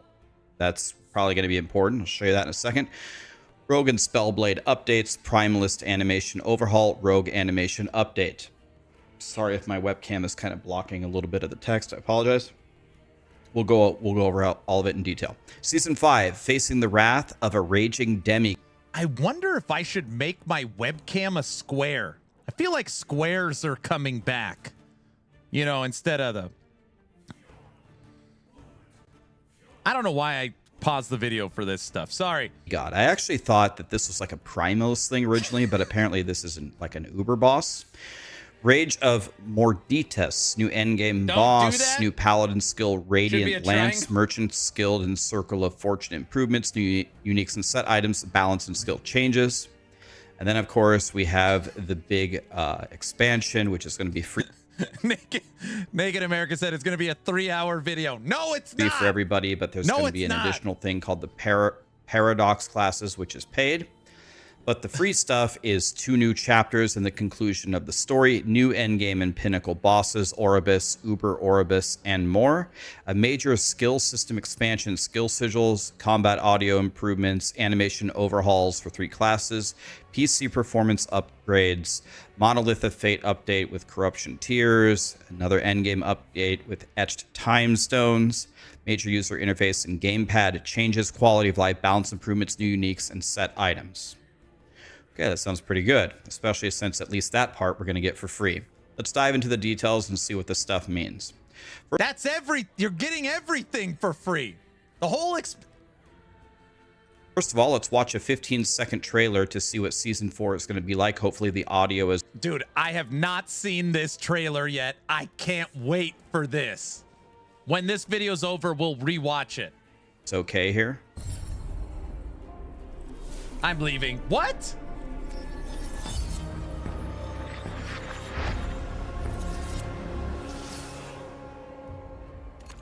Okay, I will admit that was a very cool little animation, even though that didn't explicitly tell us anything. But we got our first piece of information.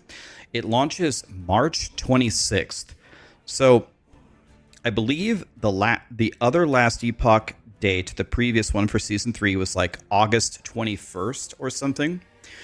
So March 26th, September, October, November, December, January, February, March. That's like 7 months later. So that's a huge separation between the last season.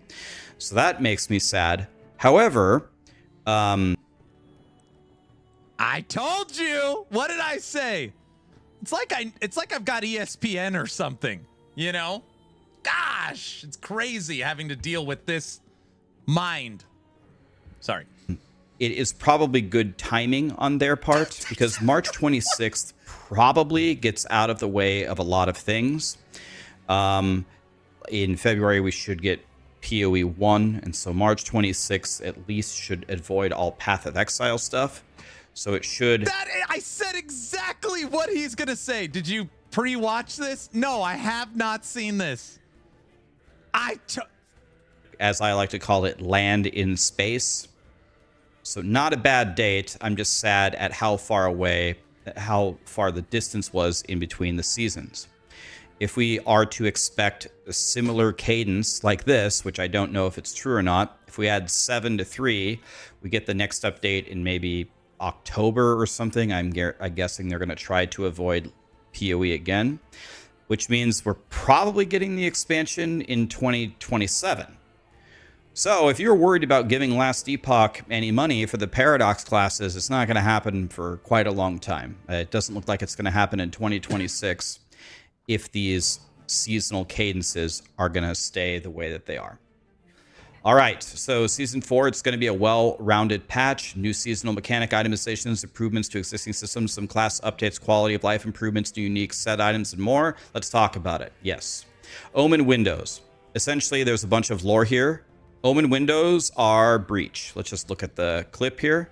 It's not breach. It's a circle that expands as you kill enemies, and then you get a reward at the end. And it's purple. We walk in, we expand the circle, we kill monsters, and then I believe, if I understand this correctly, in the first phase, so this omen in the middle, it can't be damaged or debuffed, and it stays elusive. And after enough waves are defeated, the omen destroys the remaining enemies, absorbs their strength, and then engages the player directly. So it's probably kind of like the breach season that we just did, where you kill enough and then it spawns a boss in the middle. And they will scale in difficulty as you go higher into the end game to give you better and better rewards. In general, I think breach, even though we just did it in PoE 1, is a pretty well-received mechanic. And from a lot of people, like doing like the Sky Temple and the other things that the new breach brought, they were fun for a moment. But I think actually the general consensus is people liked the original breach the best, where you step on it, it expands, you fight, get some rewards and move on. It's like a little bit more fast paced. So it looks like their take on this mechanic is similar to the parts of breach that people really like. So, and it looks pretty cool to me. So it looks pretty fun. What are the rewards? We get a Rune of Corruption. What is the Rune of Corruption? We're going to see in a second. Time Glass Fragment, which we'll talk more about later. In addition, you get Corrupted Altars and Omen Idols. We get more details later. Excellent. So what are Corrupted Items and Runes of Corruption? As we slay the Omens, we get Runes of Corruption. Let's just read it. It corrupts an item, changing it unpredictably and preventing it from being crafted further. The item may no longer be usable after it's corrupted. Removes all forging potential, legendary potential, Weaver's Will, and Weaver's Touch from the item. So remember, guys, if you did not know this, if this wasn't blatantly obvious to you by now, I think a lot of the EHG people that started making Last Epoch, they're ARPG players and other probably like MMO players. And he's not going to say this is like Valing, because it's nothing like Valing.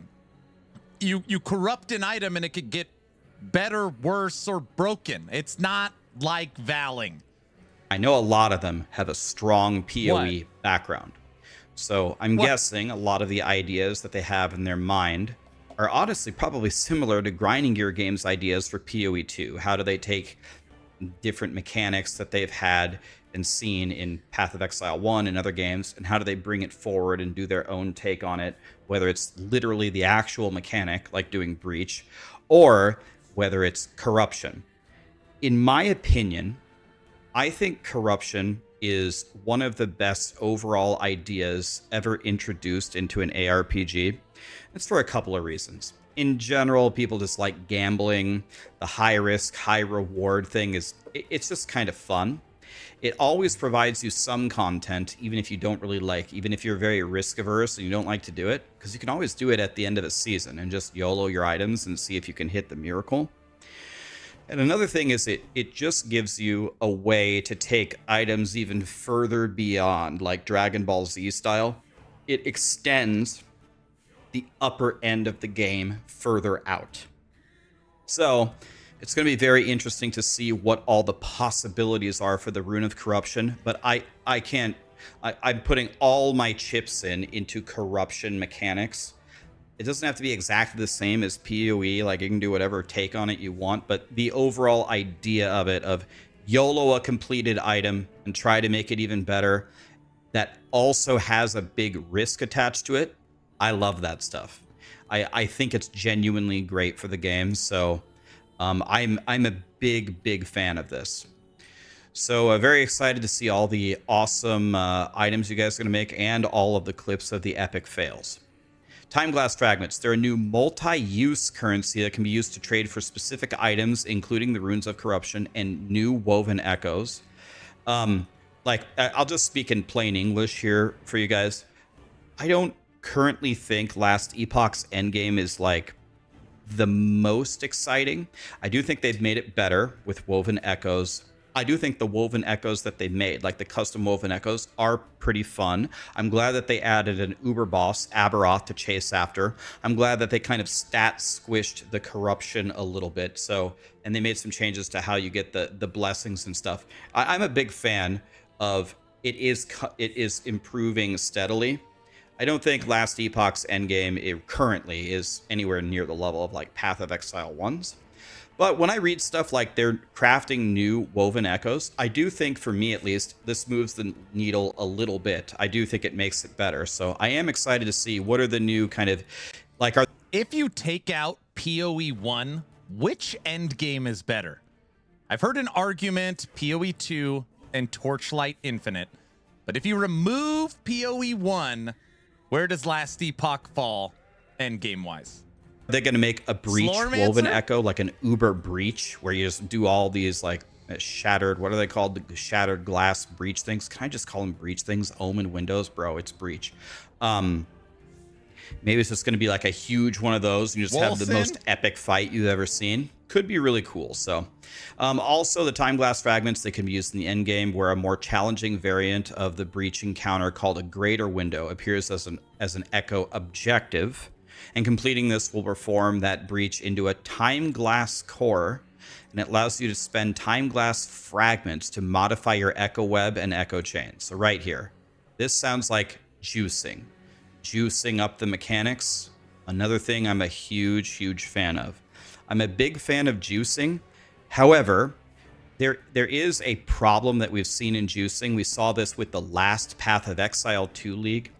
When juicing and crafting your endgame experience becomes very tedious and annoying, then it's no longer fun. It's like not even worth the reward. Last season in Abyss for PoE 2, which I think was probably their best league they ever released, the worst part about it was you had to Abyss craft the Waystones to juice it, which they already solved in 0.4. So grinding your games already solved the problem. The only thing I hope for is these time glass fragments to not be a very tedious way to do all these different crafting things to your echo to waste a bunch of time. Speaking of not wasting time, though, echo chains. They're a group of sequential echoes that reveal all of their links as soon as they appear in the web. Several types of echo chains revolve around specific mechanics. You can just keep engaging with those mechanics over multiple echoes. Then you'll finish the chain with a related, more rewarding echoes, such as a conquered tower where you fight multiple nemesis. Each link in the chain provides a quick portal to the next echo, removing the need to return to the monolith panel between the runs, keeping you in the flow. If you want to engage with echo chains more frequently...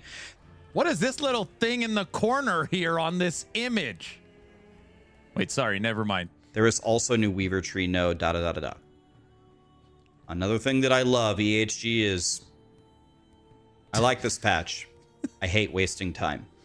Go to town every time, walk to the left, go to the vendor. I've already asked, can I customize that area? Like, I would take the area that they gave us and I'd make it 20% of the size. I'd just shrink it by a factor of 4 so I can just click the guy, click the portal, and go forward. You want to know what's even better than that? Just go to the next one instantly once you're done. I love this idea. So I'm a big fan of this. I was even a big fan of it in Diablo 4 when they let you chain them together. Diablo 4 is a different story, but I appreciate it when they did that over there. So it's coming over here. I like it. New rogue skills. Shadow Rend is a new ability. You can use it with melee or a bow. It's a high impact, high cost option. It ties directly to the rogue's broader shadow toolkit.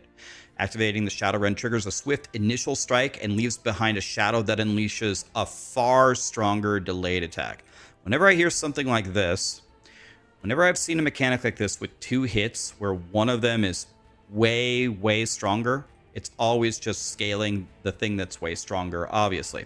The thing that immediately comes to mind is, was it the Delzier's Magnum Opus Diablo 3 Frozen Orb build.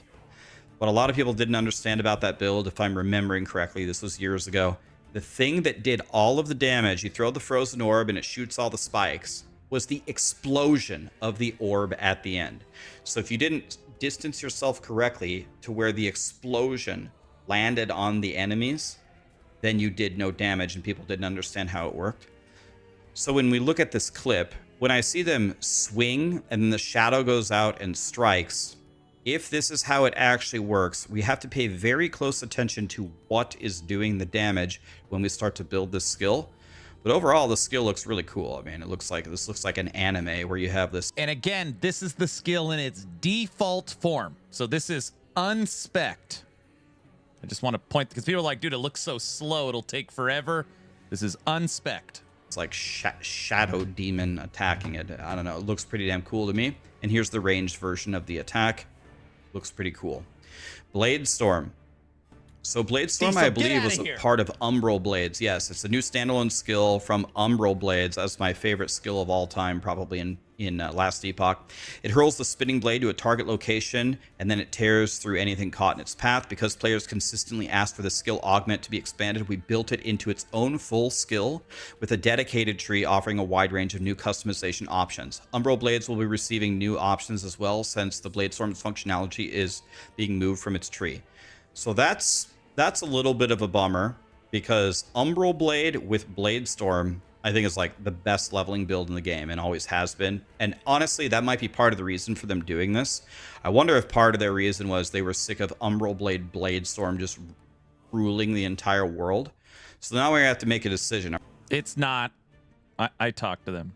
Are we going to play Umbral Blade with the Shadow Daggers, or are we going to play Blade Storm? I don't know. We're gonna have to test it. I'll test it for sure, and we'll figure it out. So let's take a look at what it looks like. Here's an example. Blade Storm casts Shuriken every second, consuming 2 mana or Shuriken's mana cost, whichever one is higher. Oh, that sucks. So we can't get it to be free. Oh well. So anyway, we throw these things, and it shoots out the Shurikens. I mean, I don't know. That looks pretty cool. I think we're gonna have to make this. If it's powerful at all, we got to make this. Spellblade updates. Many of the Spellblade updates coming in Season 4 are aimed at improving the effectiveness of the triggered spells. An example of how we're going to accomplish this is by changing Spellblade's previous mastery benefit from mana spent on melee attacks is converted to ward, to 30% of added melee damage and weapons is also gained as spell damage. Okay, so this sounds like defense, and this sounds like offense. Okay, so we're just gonna be more of a glass cannon here, if I'm reading that correctly. Oh yeah, and here we go. We have additional defensive options on the passive tree, including armor, dodge, ward generation. Okay, so that's... He's almost to where Aaron left off. Very funny. That's funny. He's only a little faster.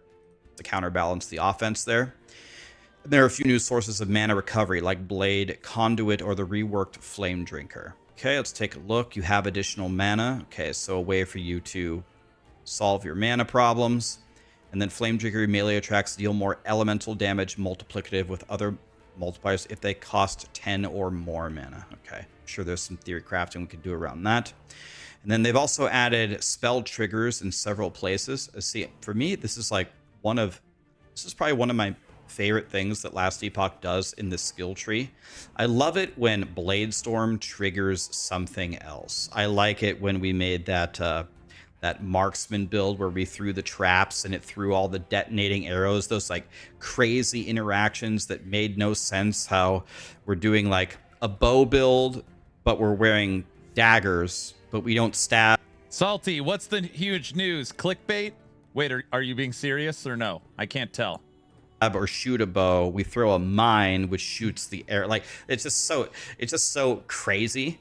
But when you theory craft it all and it all comes together, it's just, I don't know. For me, that's very, very rewarding. So anything like ice spikes have a chance to create a random sized glacier. When you use flame reave and kill an enemy, you cast a fireball at a random enemy.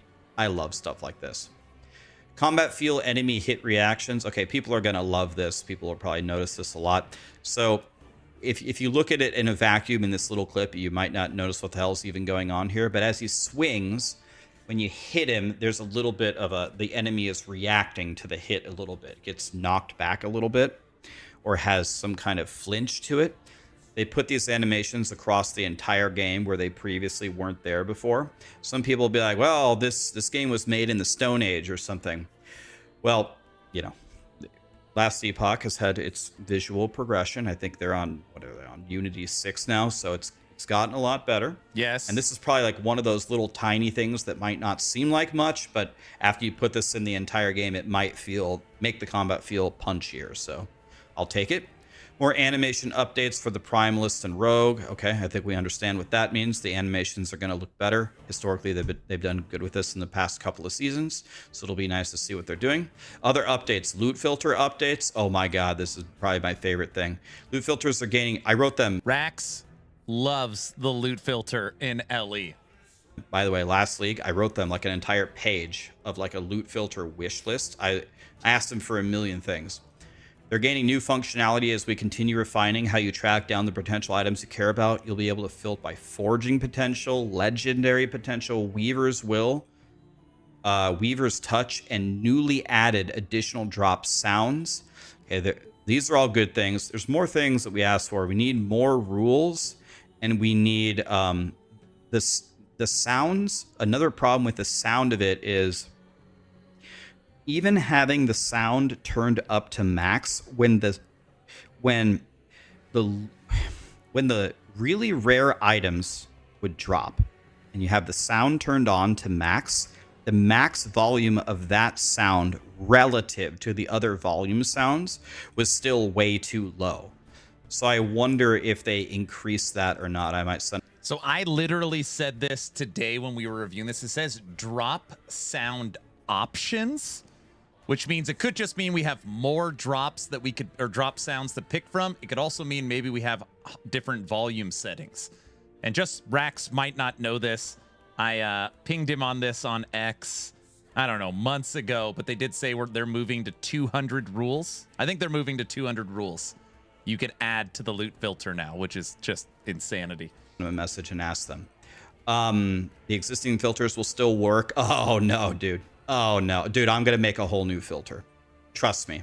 I'm gonna make the greatest filter ever. Depending upon what we get, it's gonna be way better than the other shit I made. I'll spend a ton of time on it. No. None of this existing filter bullshit. I'll make you a new one, trust me.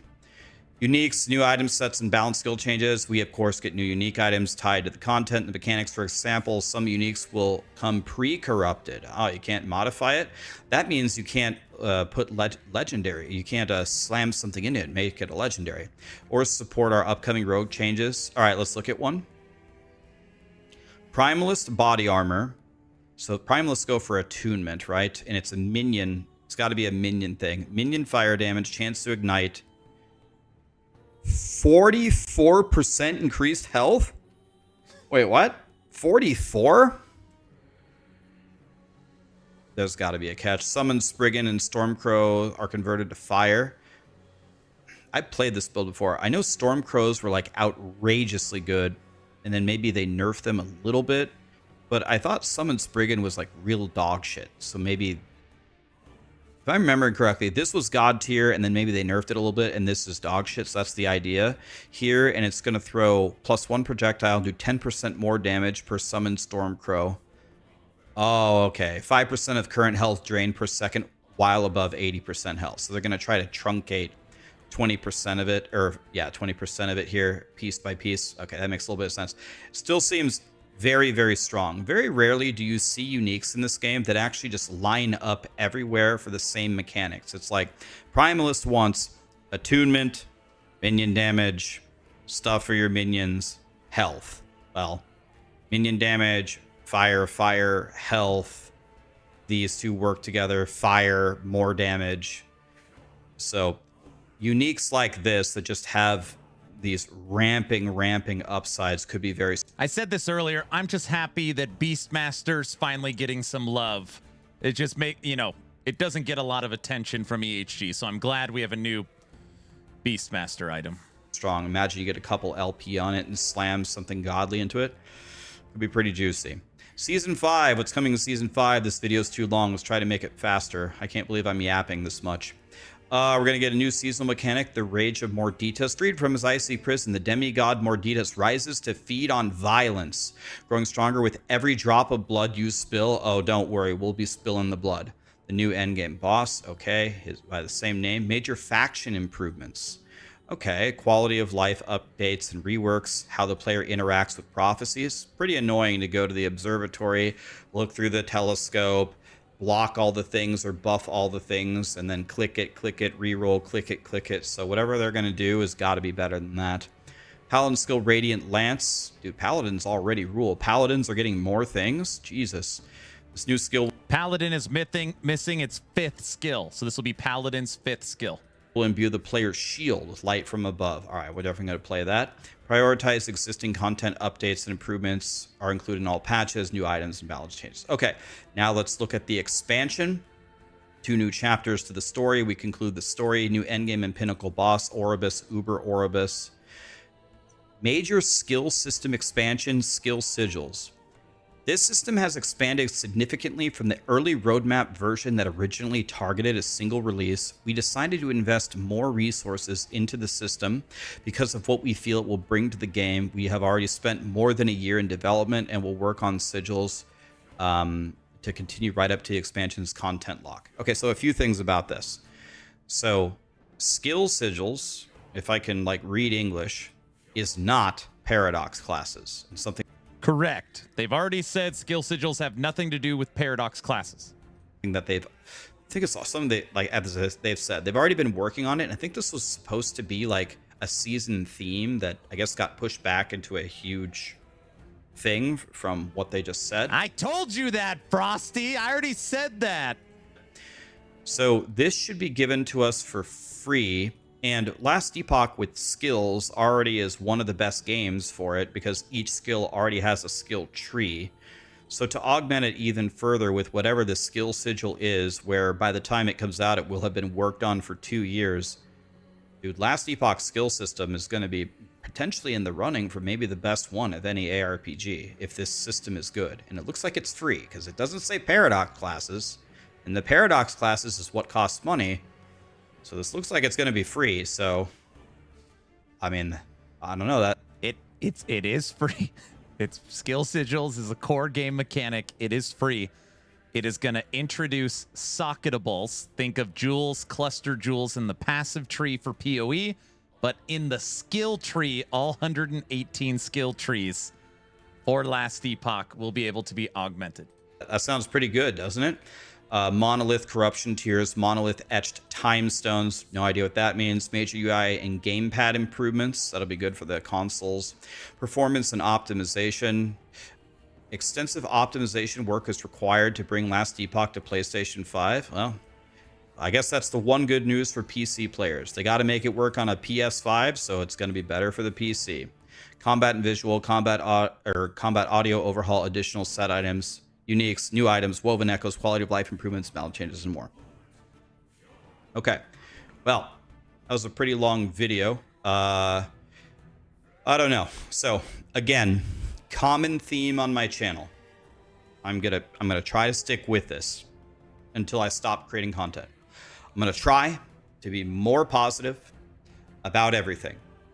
That doesn't mean I'm ever gonna be dishonest or lie. If I don't like something, I'll just say it. I don't like this, but I'm not going to dwell on it. No more dwelling on it for anything.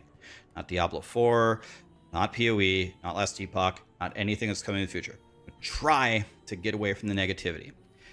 I am not feeling negativity toward this post. I think this is way better than this stupid garbage roadmap we got last week. I think that these things will be pretty good and will advance the game forward. I'm very excited to play this Blade Storm skill because when it was attached to Umbral Blades, it was my favorite leveling build of all time. Very excited for this. And I still wish EHG the best. So I'm hoping all of this goes well. I can't wait. I can't wait to sit there for like 10 hours and just make an even better loot filter. I don't know why I'm such a loser, but that's going to be so much fun to make. I'll have a video out for you guys, hopefully, before the season launches or right as it starts, and you guys will have everything. Okay, well, anyway, that's it. I'm going to be theory crafting the Druid. I will play a few hours of Diablo 4. Diablo 4 launches a few hours for PoE 2. It is what it is, but I'll play Diablo 4 a little bit the previous night. Apparently, there's going to be a mega announcement at the Game Awards. We'll see what it is.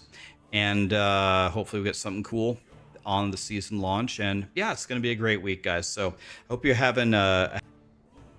All right. Thank you, Rax. Here's a link to Rax's video. Give him a like, share, sub. Good guy. friend. Bam.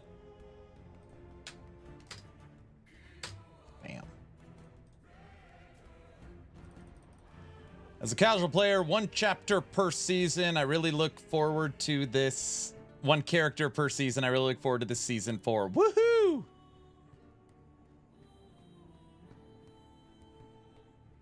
Is Frosty still here? Frosty, skill sigils are not paid. Okay, guys, listen. Just because I've been live for 4 hours and 7 minutes doesn't mean that I cover this slower than Rax. I give more insight into everything, and then we discuss it, and then it's just slower. Yes, it does. That's exactly what it means. No Wait, what? way. Aaron, you talk too much. Why do you take so long? Plain and simple. 4 hours, only 1 left to go within 5-hour mark to get through this. Funny, that's not funny. There was, I don't know, it might have been season 1. I said something crazy. I don't know. I don't remember what season it was. It was the eve of the patch notes. I was like, guys, I don't care how long it takes. I am reading every word of the patch notes tomorrow. I don't care. We're going to read every word of the patch notes. The day comes, I'm like 9 hours in. My throat is gone. I'm like, we weren't even halfway through the patch. I just gave up. I said, all right, I'm a liar. I literally can't do it. I cannot. I remember this. Do you remember that, Orange? Everyone's like, you promised. You promised. I guess I'm a promise breaker. Oh, I could have just made a joke. I'm not going to. All right. Do you sing us some polka? No. Pretty sure we worked all night that day as well. Probably. Aaron's not beating the allegations. What? Like EHG? I didn't say that. Was that the joke? What? What? I see what you did there. You... Bunny, come on. Sure. All right, everybody. As long as you are following the channel on Twitch or subbed on YouTube, make sure you type in !giveaway into the chat. We will draw a giveaway in a little bit because I'm just going to finish this. Everyone else said it, though. All right. All we have left is Season 5 and expansion, and we went through the whole thing. Then we'll start over again at half speed. That's my plan. Oh my gosh, Derek got into the giveaway. So I come back in 2 hours. No. Yeah, you're eligible. If you win, though, I need a leak. No, rig it. I'm going to sleep, Mr. Aaron. Love talking. Have a good night. Hey, Art, get some rest.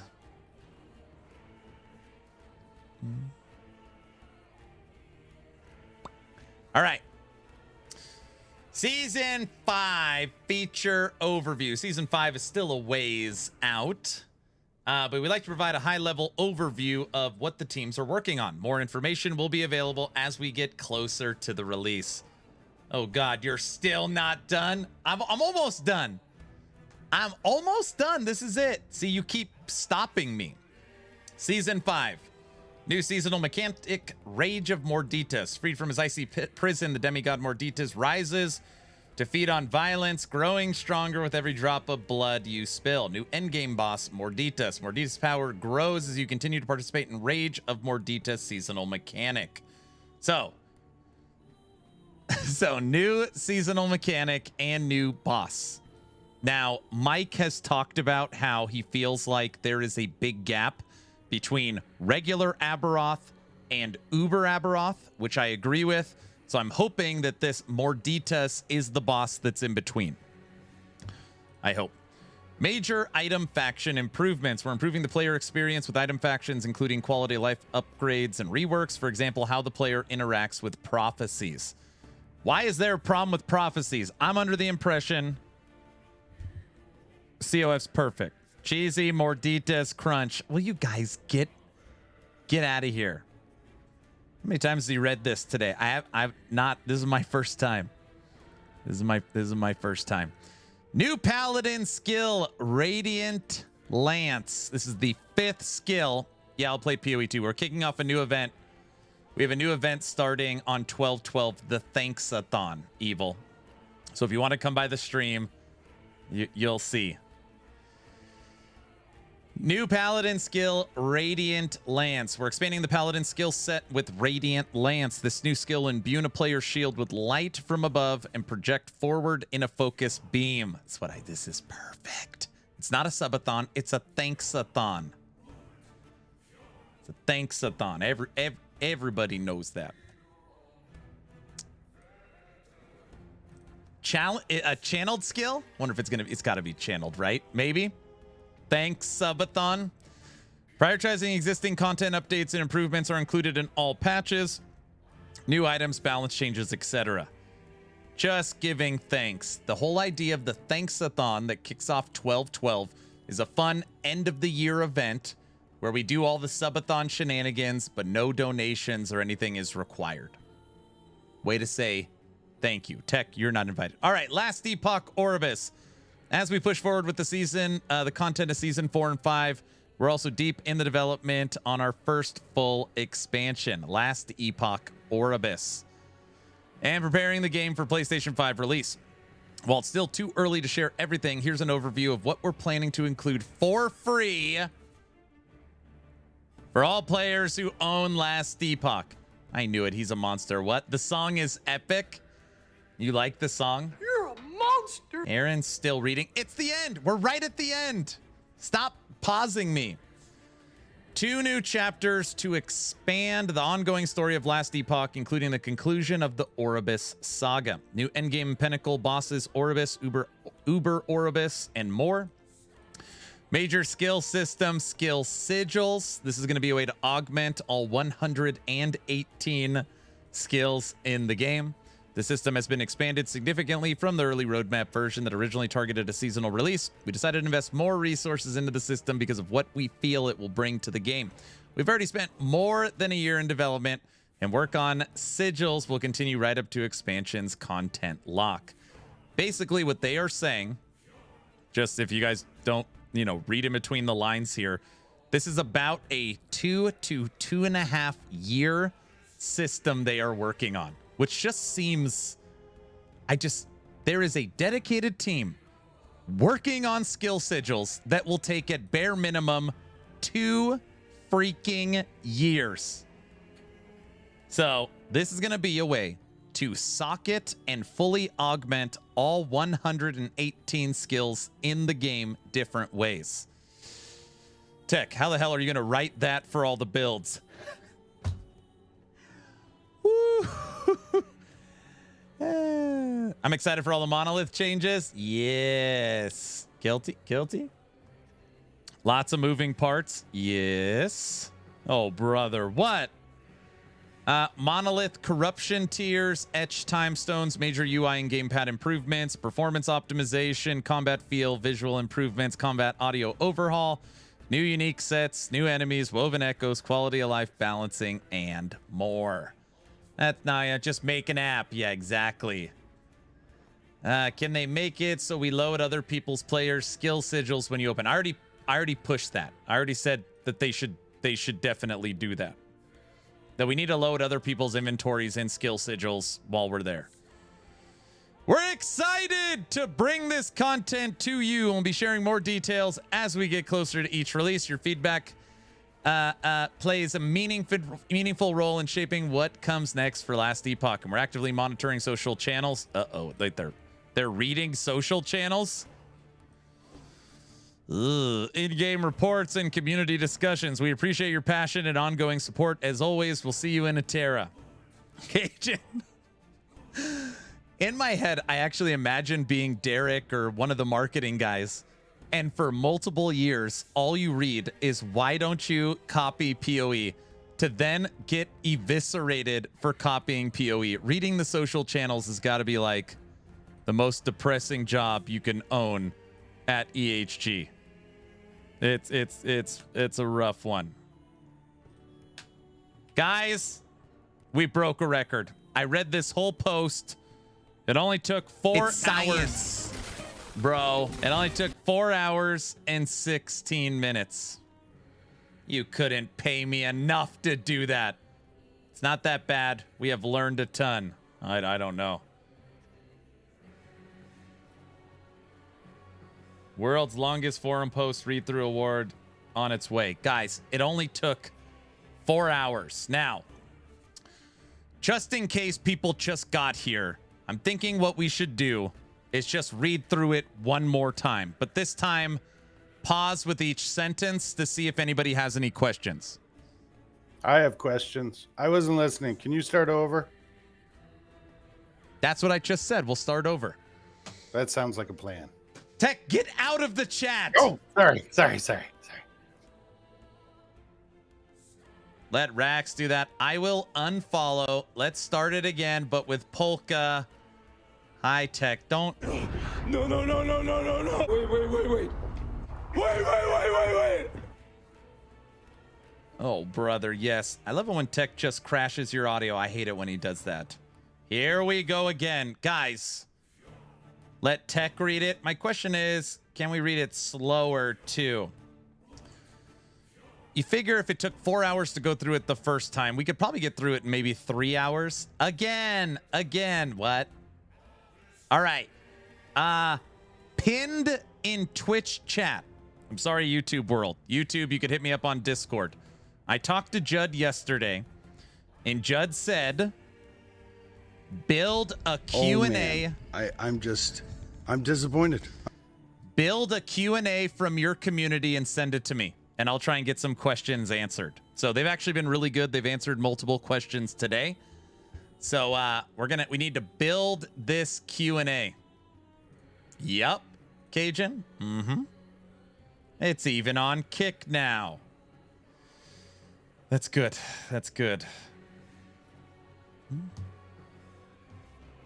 You'll see. Yeah, right. He's a certified torturer. Me? Did you see the new video of season 4 for LE? What new video? Guilty! What new video? Also, subathon on season 4 launch. That is not confirmed. That is not confirmed. Now, I thought maybe it would be fun. We could go through and we could read all the Reddit posts on last Epoch. If you guys want, we could go through and see how everything's going over here. Whoa, God. What? I thought it's confirmed. Check Discord. What? I have to go check on some wet paint. Oh, come on.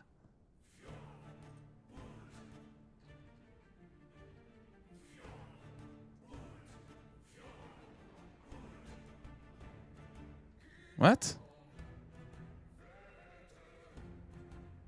Oh, Odin's just sending crap. What is this? Check Discord where? Oh, the subathon. You seriously, you son of a...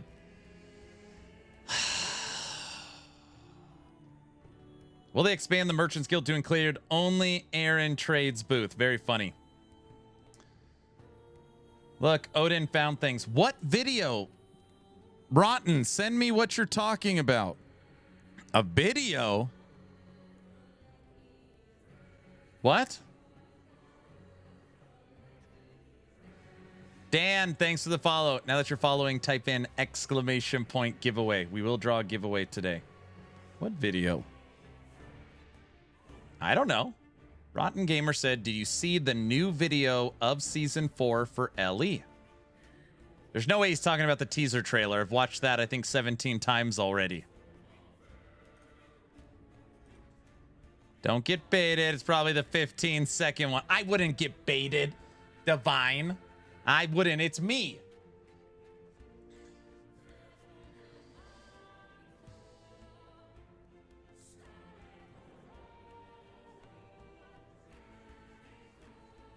Carrot's PoE2 Druid trailer? No. Oh my gosh. I love his stuff. Hold on a second.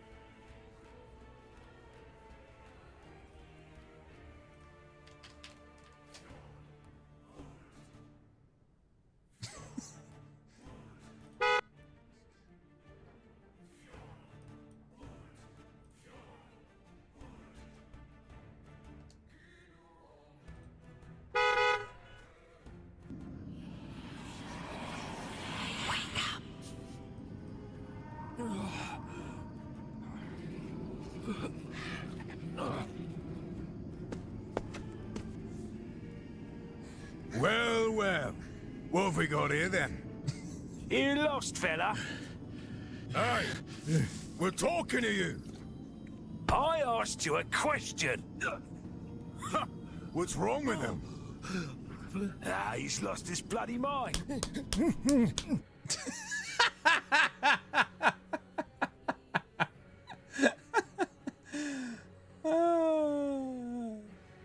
Sorry, don't look at that.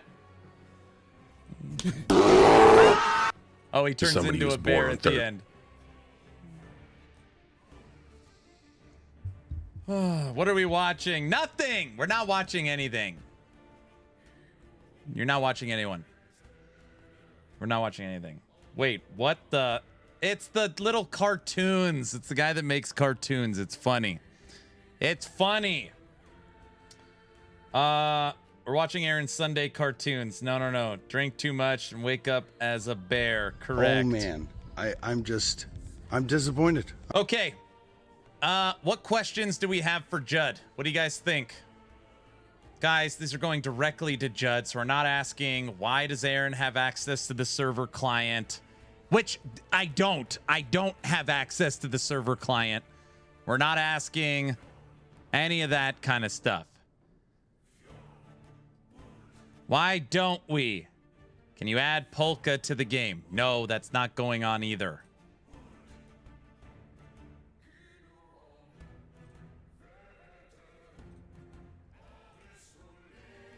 Do you like cookies? They deserve cookies. Druid MTX. Do we have any questions for Judd specifically about this post? Questions are already starting to get added in Discord. Why does Aaron have no hair at 40?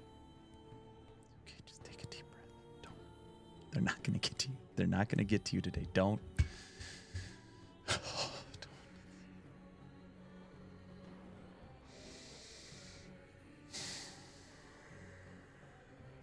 It is true. I'm on the streamer client.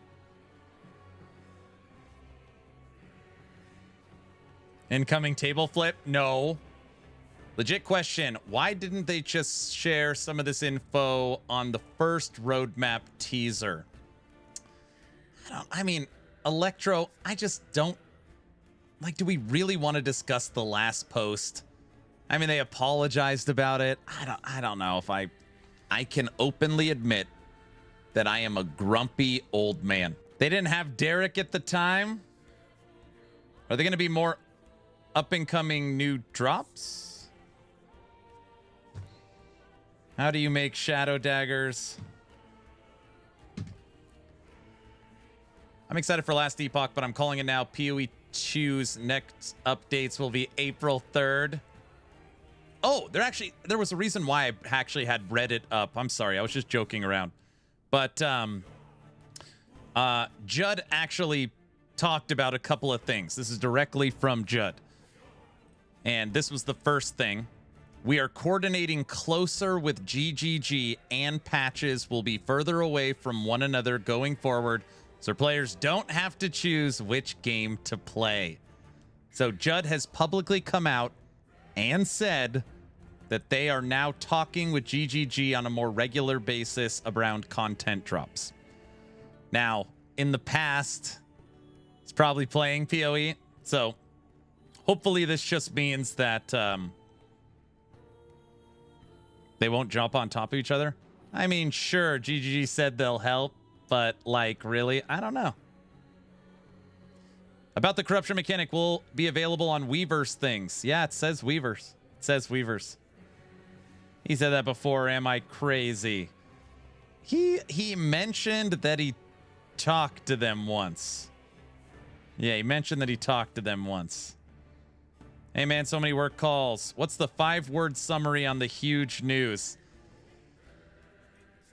Grinding Gear Games, 11th Hour Games dropped a massive evening forum post breaking down their new roadmap that details Season 4, Season 5, and expansion, including the new teaser trailer, seasonal mechanic, corrupted items, monolith chaining, 2 new rogue skills, full overview or full update for Blade, for Spell Blade, including combat animation updates, new unique, new loot filters, Season 5, and Last Epoch expansion. He said 5 words. More detailed road map, period. There. Awesome, thanks. Now do it in 5 words. Ask him how his vacation went. Ask him why only 2 seasons per year. Is EHG sponsoring a race for season 4? You think Crafton talked with GGG? It's a good question. I mean, that is Neon Prime every once in a while. Like, somebody will say something that's like maybe hitting the nail on the head.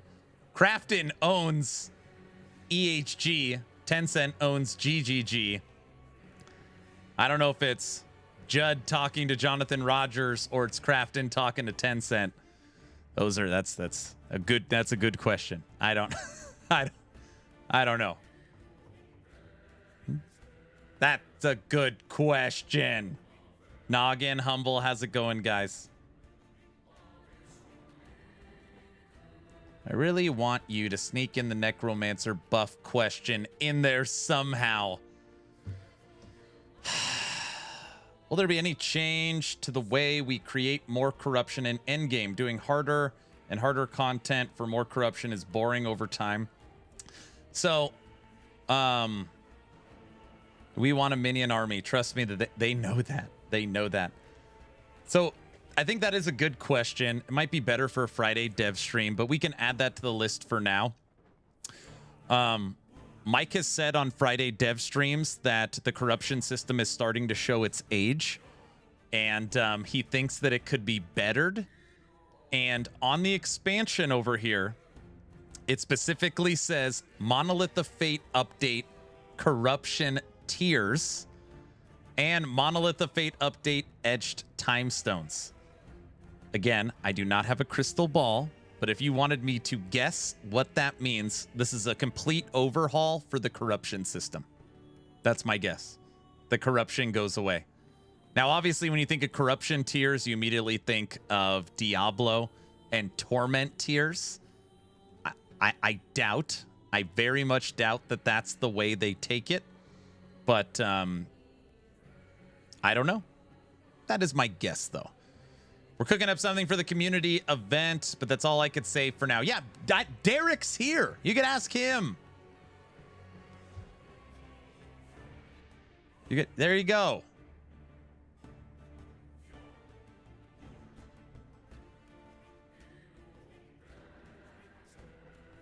Ask why we don't have the Warrior Barb stuff on this post. Wait, new event. What event? Derek said from EHG, we are cooking something up for a community event, but that's all I could say right now. Guys, listen. I'll get Derek to tell me, and then I'll leak it in ways that I won't get in trouble, and then we'll all know. But don't tell him. Okay. Is it going to be like an Atera dating app? Oh, brother. Ask Derek if we're getting a Warrior Barb before expansion. No, we're not getting a Warrior Barb. The event is Aaron's Subathon 5. I'm not doing another Subathon for Season 5. No. Gosh. You talk about LE merch? No. No. That's not on there either. Yes, you are. Man, they need to finish the existing masteries before they add a new one. Everyone knows that, Jonathan. He says no, but he's saying yes.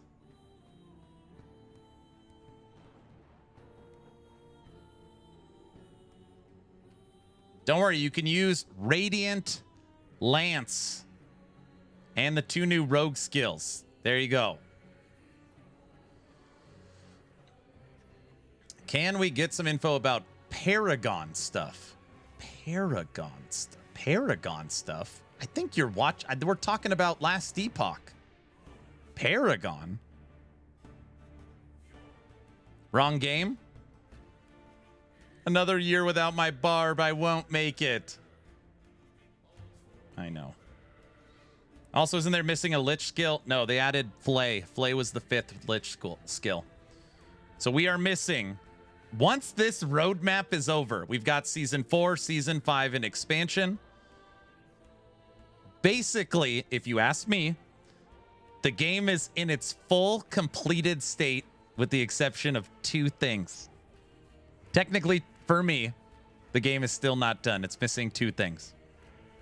But it's really close. It is really, really close. It's missing Shaman's 5th skill, Blade Dancer's 5th skill.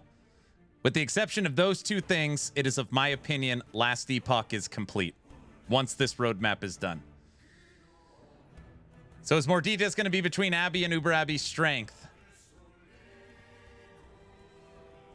Any new class ninja drops planned? Is this like a confirmed we're going to getting Paladin for D4 Thursday night? Is this a is it pretty much confirmed? People are talking like it's confirmed at this point. No? Confirmed by internet rumors only. It's leaked from data mine, but not confirmed. It's not confirmed, no. Mordita sounds like he's a scaling boss based on how much murder you do. Sword button confirmed, already in Diablo. But it's heavily pointed to yes. It's highly speculated. Okay.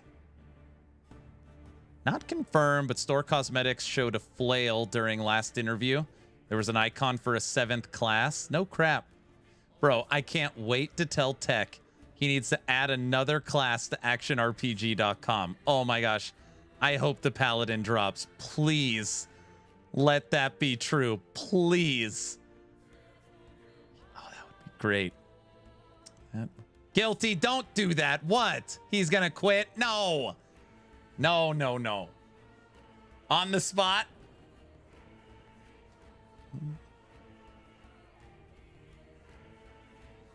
Aaron, is that considered torture?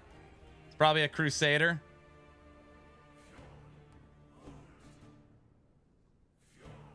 It's already working till 4 a.m. every night. Tech's gonna go postal. Why is there so many letters on this roadmap? So we were playing a game earlier. What is going on here? Uh-oh, I broke everything.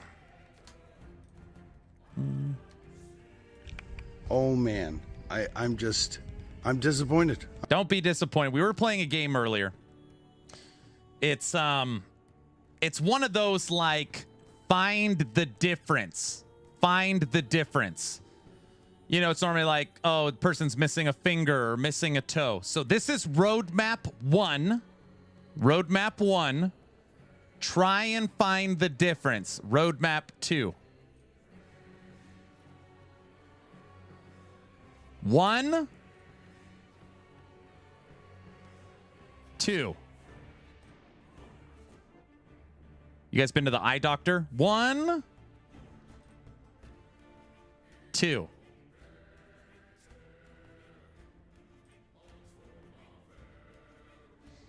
Season 6 confirmed. There's no big check mark. They're the exact same. They're the same?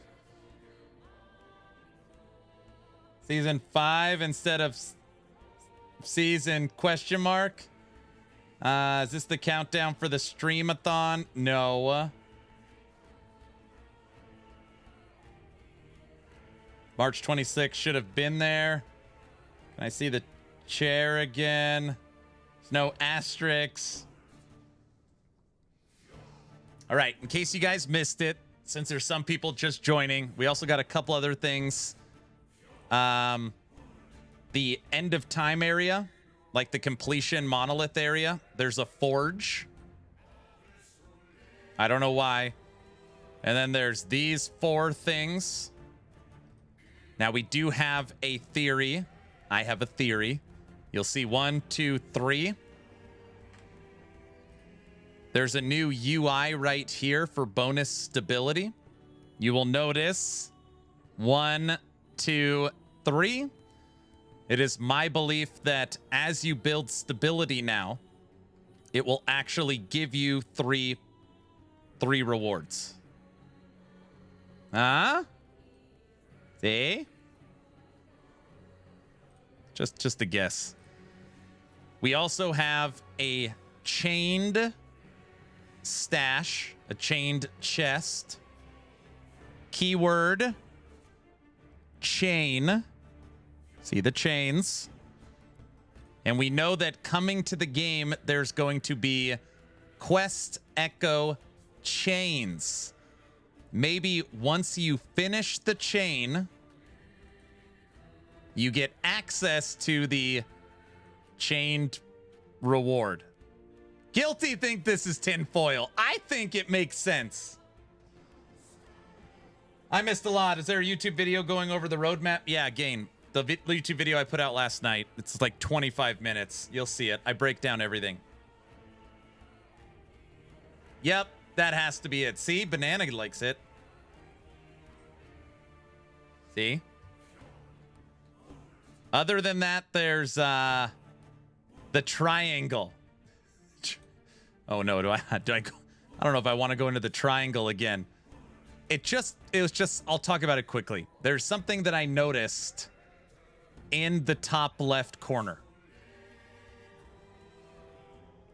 This is tin foil for sure. So this, I noticed this up here, okay? And you're probably saying, wait, what is that? What an excellent question. When you zoom in on it, it is the Shattered Lance? Is this Shattered Lance? It is, it's an island. It's an island. Now, this picture is directly taken from in-game CT showing off, oh, Fire and Ice, yeah, Fire and Ice, showing off the skill, the echo chains. So this is not looking at end of time monolith. This is selecting an echo inside of Ending the Storm. Now, we logged into the game. We went to Ending the Storm timeline, which, by the way, Ending the Storm's normally level 75. This is showing 78. So I'm wondering if they're tweaking this as well. But inside Ending the Storm, in monolith selection, or echo selection, this does not exist. This is not here. And there's just, again, why when they're rushing to get out this post, would they digitally impose this onto here? There's just no way. There's no way they did that to like throw us off the scent. So inside of CT, in the test server, when they went to show off echo chains, they inadvertently, I think, showed off this. Okay. Now, okay, Aaron, what the hell is that? Great question. Well, you can see very specifically right here, a triangle. A glyph with a triangle.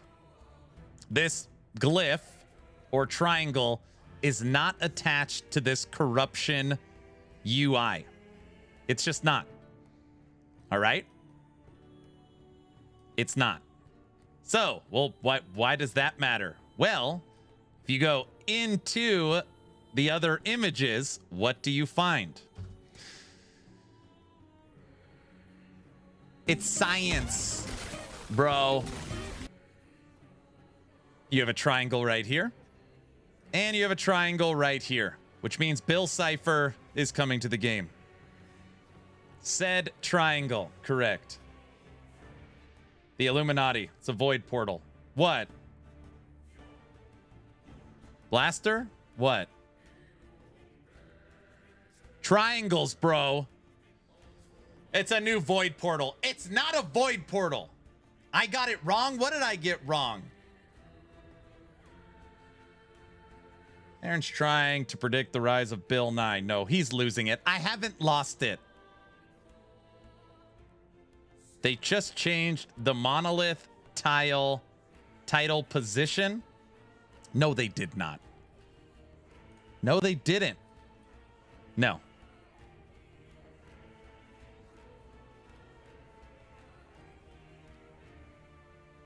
Okay. It also could be that they changed the monolith tile positioning. You don't say that. What? They're adding aliens to the game? Guys?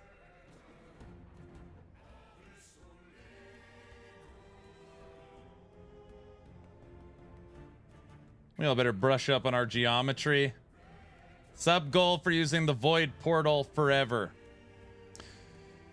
Guys, Farva's here. Farva, I don't even know what to say. Today,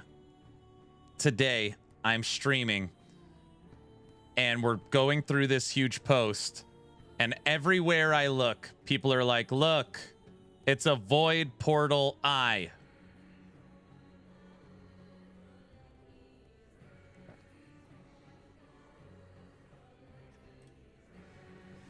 Then we come down here. Look, it's a void portal crafting currency.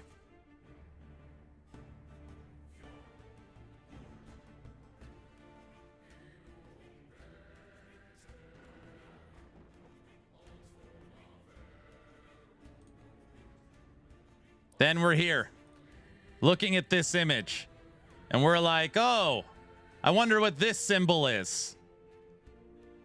Aaron, it's a void portal. Oh, what is wrong with all of you? It's not a void portal. That's what we all said. What?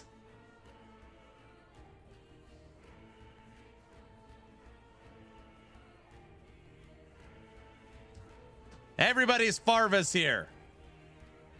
We all know what that means.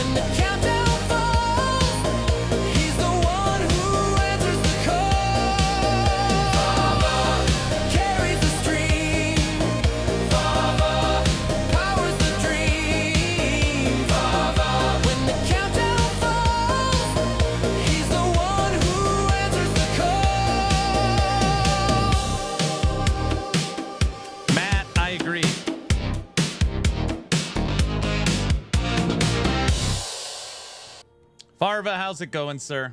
How are you? Derek, thanks for helping out, hanging out, answering questions. Everybody, we were joking. EHG Derek has been here all day. This poor freaking guy. He joins the team. He's learning the game. And they say, hey, Derek. Hey, Derek, you're new, right? Yeah. Hey, come here. I bet you want to prove yourself, right? I bet you want to show him we made the right decision. There's this very fun Friday dev stream we do. Now, Mike is going on vacation, so we thought you could fill in and answer some questions. Now, maybe Derek doesn't know that EHG is in the middle of an SHIT show like they've never seen before. So this poor man, me? Oh, I'd be honored. What, I just play some last Epoch? Yeah, no problem. He literally sits in the chair and gets eviscerated for 2 hours. Then, hey, Derek, hey, come here. Did you see that post we put out 10 days ago? Now, maybe you didn't notice. It didn't go over very well. So we need you, the new guy, to give us a new post. 1 day ago, EHG Derek drops this.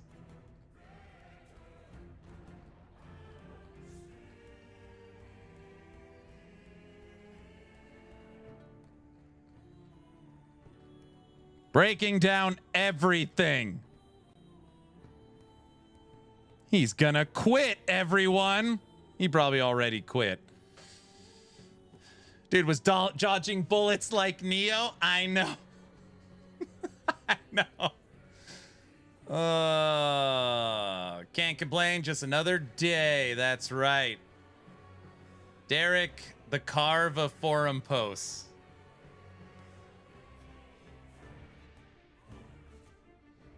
He is the one, right? All right, everybody.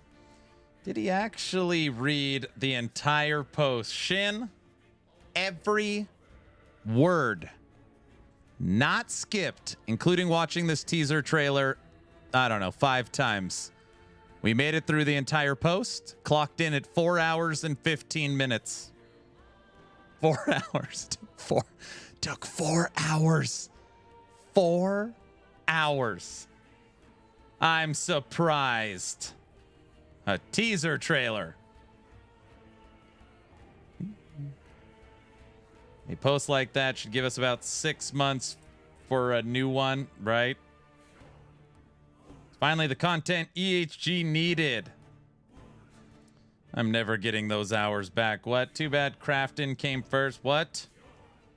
Just wait for the patch notes. Aaron's going to take a week. No.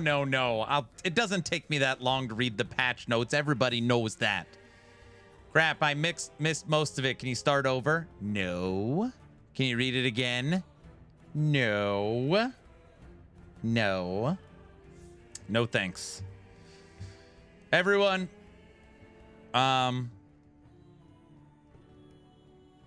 obviously this news doesn't really fix anything. It definitely gives us something to be hopeful for, something to be excited for, something to build hype. But there was a lot of damage done. The Crafton acquisition and the post that went out, 12, 13 days ago. Really, it is. We're probably going to be talking about that for a long time because it is a pivot point with the community. And I do not think that EHG can say anything that can fix what has happened. That being said, they can rebuild their reputation by putting out awesome content.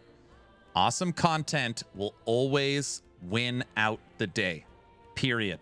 An awesome season 4, an awesome season 5, an awesome free expansion, that will win out the day. So as long as they keep doing right by their community moving forward, as long as they continue to communicate like this, and invest in the right things, I do think they're going to be okay. But just know that if you read the comments on this, read some of the comments in my videos, read the comments on Reddit, there is still a lot of people that are like that are pretty upset. Basically, the now current sentiment has switched from pay to win, garbage, Crafton to Temu PoE. That is, I'm telling you, the groupthink has shifted to Temu PoE. Why play Last Epoch when you could play the original? So that is the current sentiment. And yeah, I guess we'll just see. My question for Judd is, I need to know your sales strategy to get 90 million for this game. You don't like Last Epoch? Aaron, when is your D4 Paladin OP broken build guide coming? What? You got 96 million, actually. Got 96 million. Temu PoE with Last Epoch mechanics sounds like fire to me. Will they be putting out a longer video about the future content of the game? So you got to remember, Electro, that we're 4 months out. We're 4 months out. So it would be like, it would be almost like today. Today they are launching season 4. So when would you expect info on season 5? Think of it like that. That's where we're currently at. But yes, they're going to do, I think, their podcast tour. They're going to drop the patch notes. They'll have a full 20-minute breakdown. The marketing machine will be in full swing. Will the idle section be expanded with more slots? Question for Judd. Okay. Guilty, can you get that one? Tomorrow, right? Meow. These are the types of questions every day. My question for Judd. I need to know your sales strategy to get $90+ million for basically this piece of shiz game. I got some garbage I need to sell. That is a real human being sitting behind their computer typing that out in this stream. That's a real person. Content tomorrow sounds good. I wish.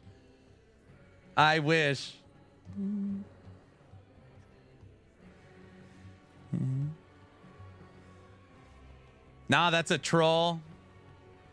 Hey, I wonder, are we getting a dev stream on Friday? Damn it, where's Derek?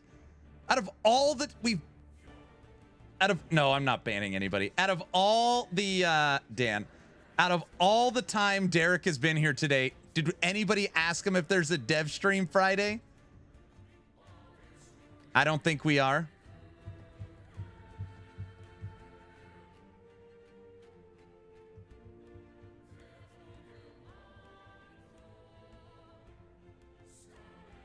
I asked and he didn't answer. I asked, not answered.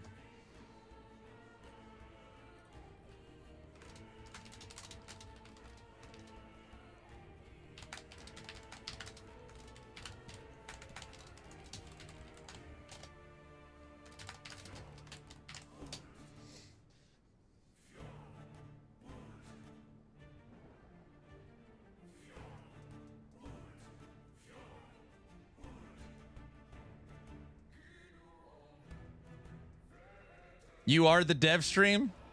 Friday is PoE 2. I can't be the unofficial dev stream on Friday. I can't be the unofficial. We're thanks-a-thoning. Literally, my new event starts on Friday. I can't be the unofficial dev stream. I just asked him. Aaron is the official Last Epoch PR team lead. Do or do not, there is no try. Okay. We're at 5 hours on today's stream. Things that are happening this week. Tomorrow will be a normal stream. So Wednesday is a normal stream. Thursday, we have Game Awards watch party followed by Diablo 4. Okay. So Thursday, Game Awards watch party, followed by Diablo 4. And we'll be playing our game we always play, Pass or Play. Friday, the brand new event for this channel kicks off. It is the Thanks-a-thon. Thank you-a-thon, not a subathon. The idea is a way to say thank you and give back to the community after an awesome year. So we'll have marathon streams, merch giveaways, game giveaways, Polka, The Fence, Aaron After Dark, movie night, all the fun stuff you've come to expect. So that kicks off 12/12 for PoE 2. Thanks a thong. Exactly. And then that event will go for 5, 6, 7 days. We'll see how it's going. Thong, thong, thong, thong. So it should be a really action-packed, fun week. So that's the news. And remember, what did I say? I promised, right? I promised we would get Last Epoch news early this week. I am not a liar. Let's draw today's giveaway. All right. As long as you are following the channel on Twitch or subbed on YouTube, type in ! giveaway. Let's draw today's giveaway. Hooray. Yay. Find someone to raid while you guys are doing that. Who do we got? Who do we got?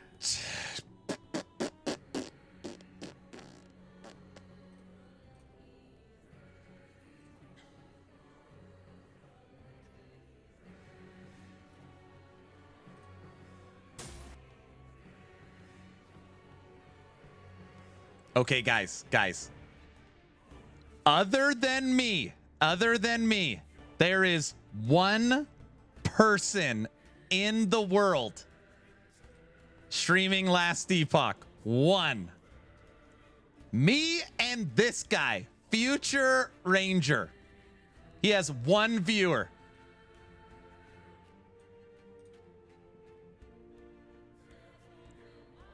Finish him. That is who we are rating. All right. That is who we are rating.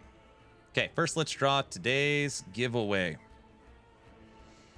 Guys, for the Thanks-a-thon, just FYI, all the shenanigans will be through Discord. Here's the link to said Discord. And right now we have a free giveaway for an Action RPG hat. So if you join the giveaway, you'll be there for movie night, all the giveaways and all the stuff.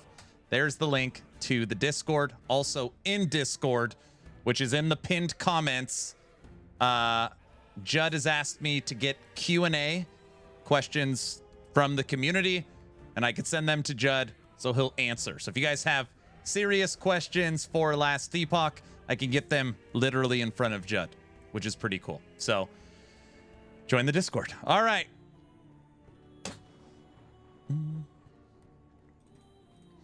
Here we are. All right, starting the countdown. Right, meow. Are you going to try Dragonkin the Banished? 1, I beat Dragonkin the Banished, I don't know, 4 or 5 times. 2, I'm in their VIP program and under NDA for all their new content, including knowing everything that's coming in the future. 3, they like me so much, they literally sent me their brand new Pro controller, which I haven't opened yet.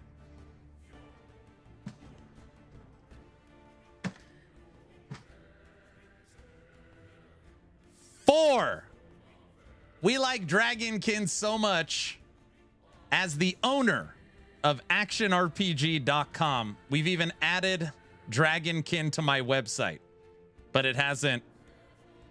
He's paid off, guys. No, they've never paid me a cent. They've never paid me a cent. Spare me, chat. Get him. Get him. Yeah, we love Dragonkin. I feel like I mean, that's not true. I know 1 or 2 smaller creators, but one of the very few content creators on the planet that knows and covers Dragonkin. Gonna play Dragonkin. Where the hell's the giveaway? There it is. All right. Last warning. As long as you're following the channel on Twitch or subbed on YouTube, type in ! giveaway. I heard the new D4 is the Pally's horse. You gallop around while your paladin minion kills the monsters.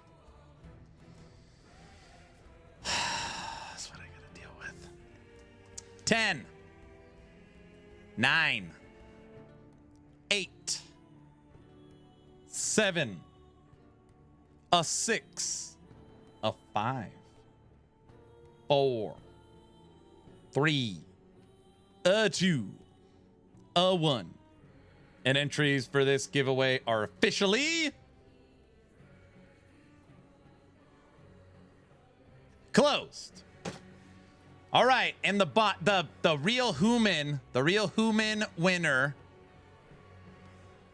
awesome, is Twitch.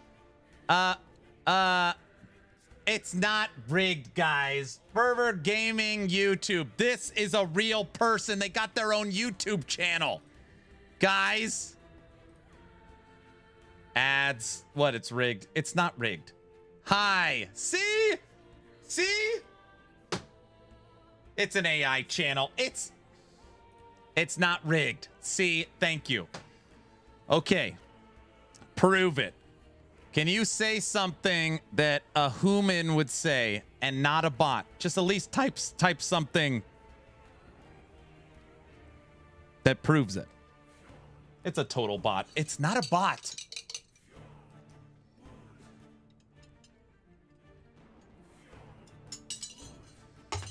Okay, guys. Oh, it's a bot. What do you say? D4 good. A human would say that? No human would say that? 1000%. Come on, guys. I'm telling the truth this time. Ban him. A bot would say D4 good. Definitely a bot. It's real. Medic gets it. Definitely a bot. No human would say that. Totally a bot. All right. Gaming, say something else. They don't believe you. Thanks. All right, now you guys believe it. That's suspicious. Say a full sentence. It's a bot. It's not a bot, guys. That's true. Bots don't thank you. See? This chat, I know guilty. Wait, he said D4 good. He's banned. D4 is good. Here we go. Technically, we are all bots. Oh, gosh. All right. Hit me up in Discord. I will take care of the rest. Everybody, normal day tomorrow.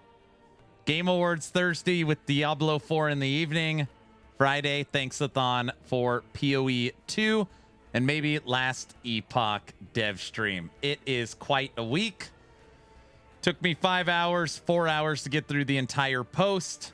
Video, if you want to see that breakdown, is on YouTube. If you have any serious questions about the post here from last Epoch, I'm building a Q&A for Judd that he's going to get answered for us on stuff he can answer. So if you got any good questions, now's the time to submit them in Discord. I am done. We are going to go make somebody's day. This is some of my favorite raids and feel good moments. We're going to go raid somebody that's been playing last Epoch. The only person on the planet streaming last Epoch other than me. We're going to go say hi to this individual. So show him some love. I'll see you guys tomorrow. You're all awesome. I'm out of here. Bye.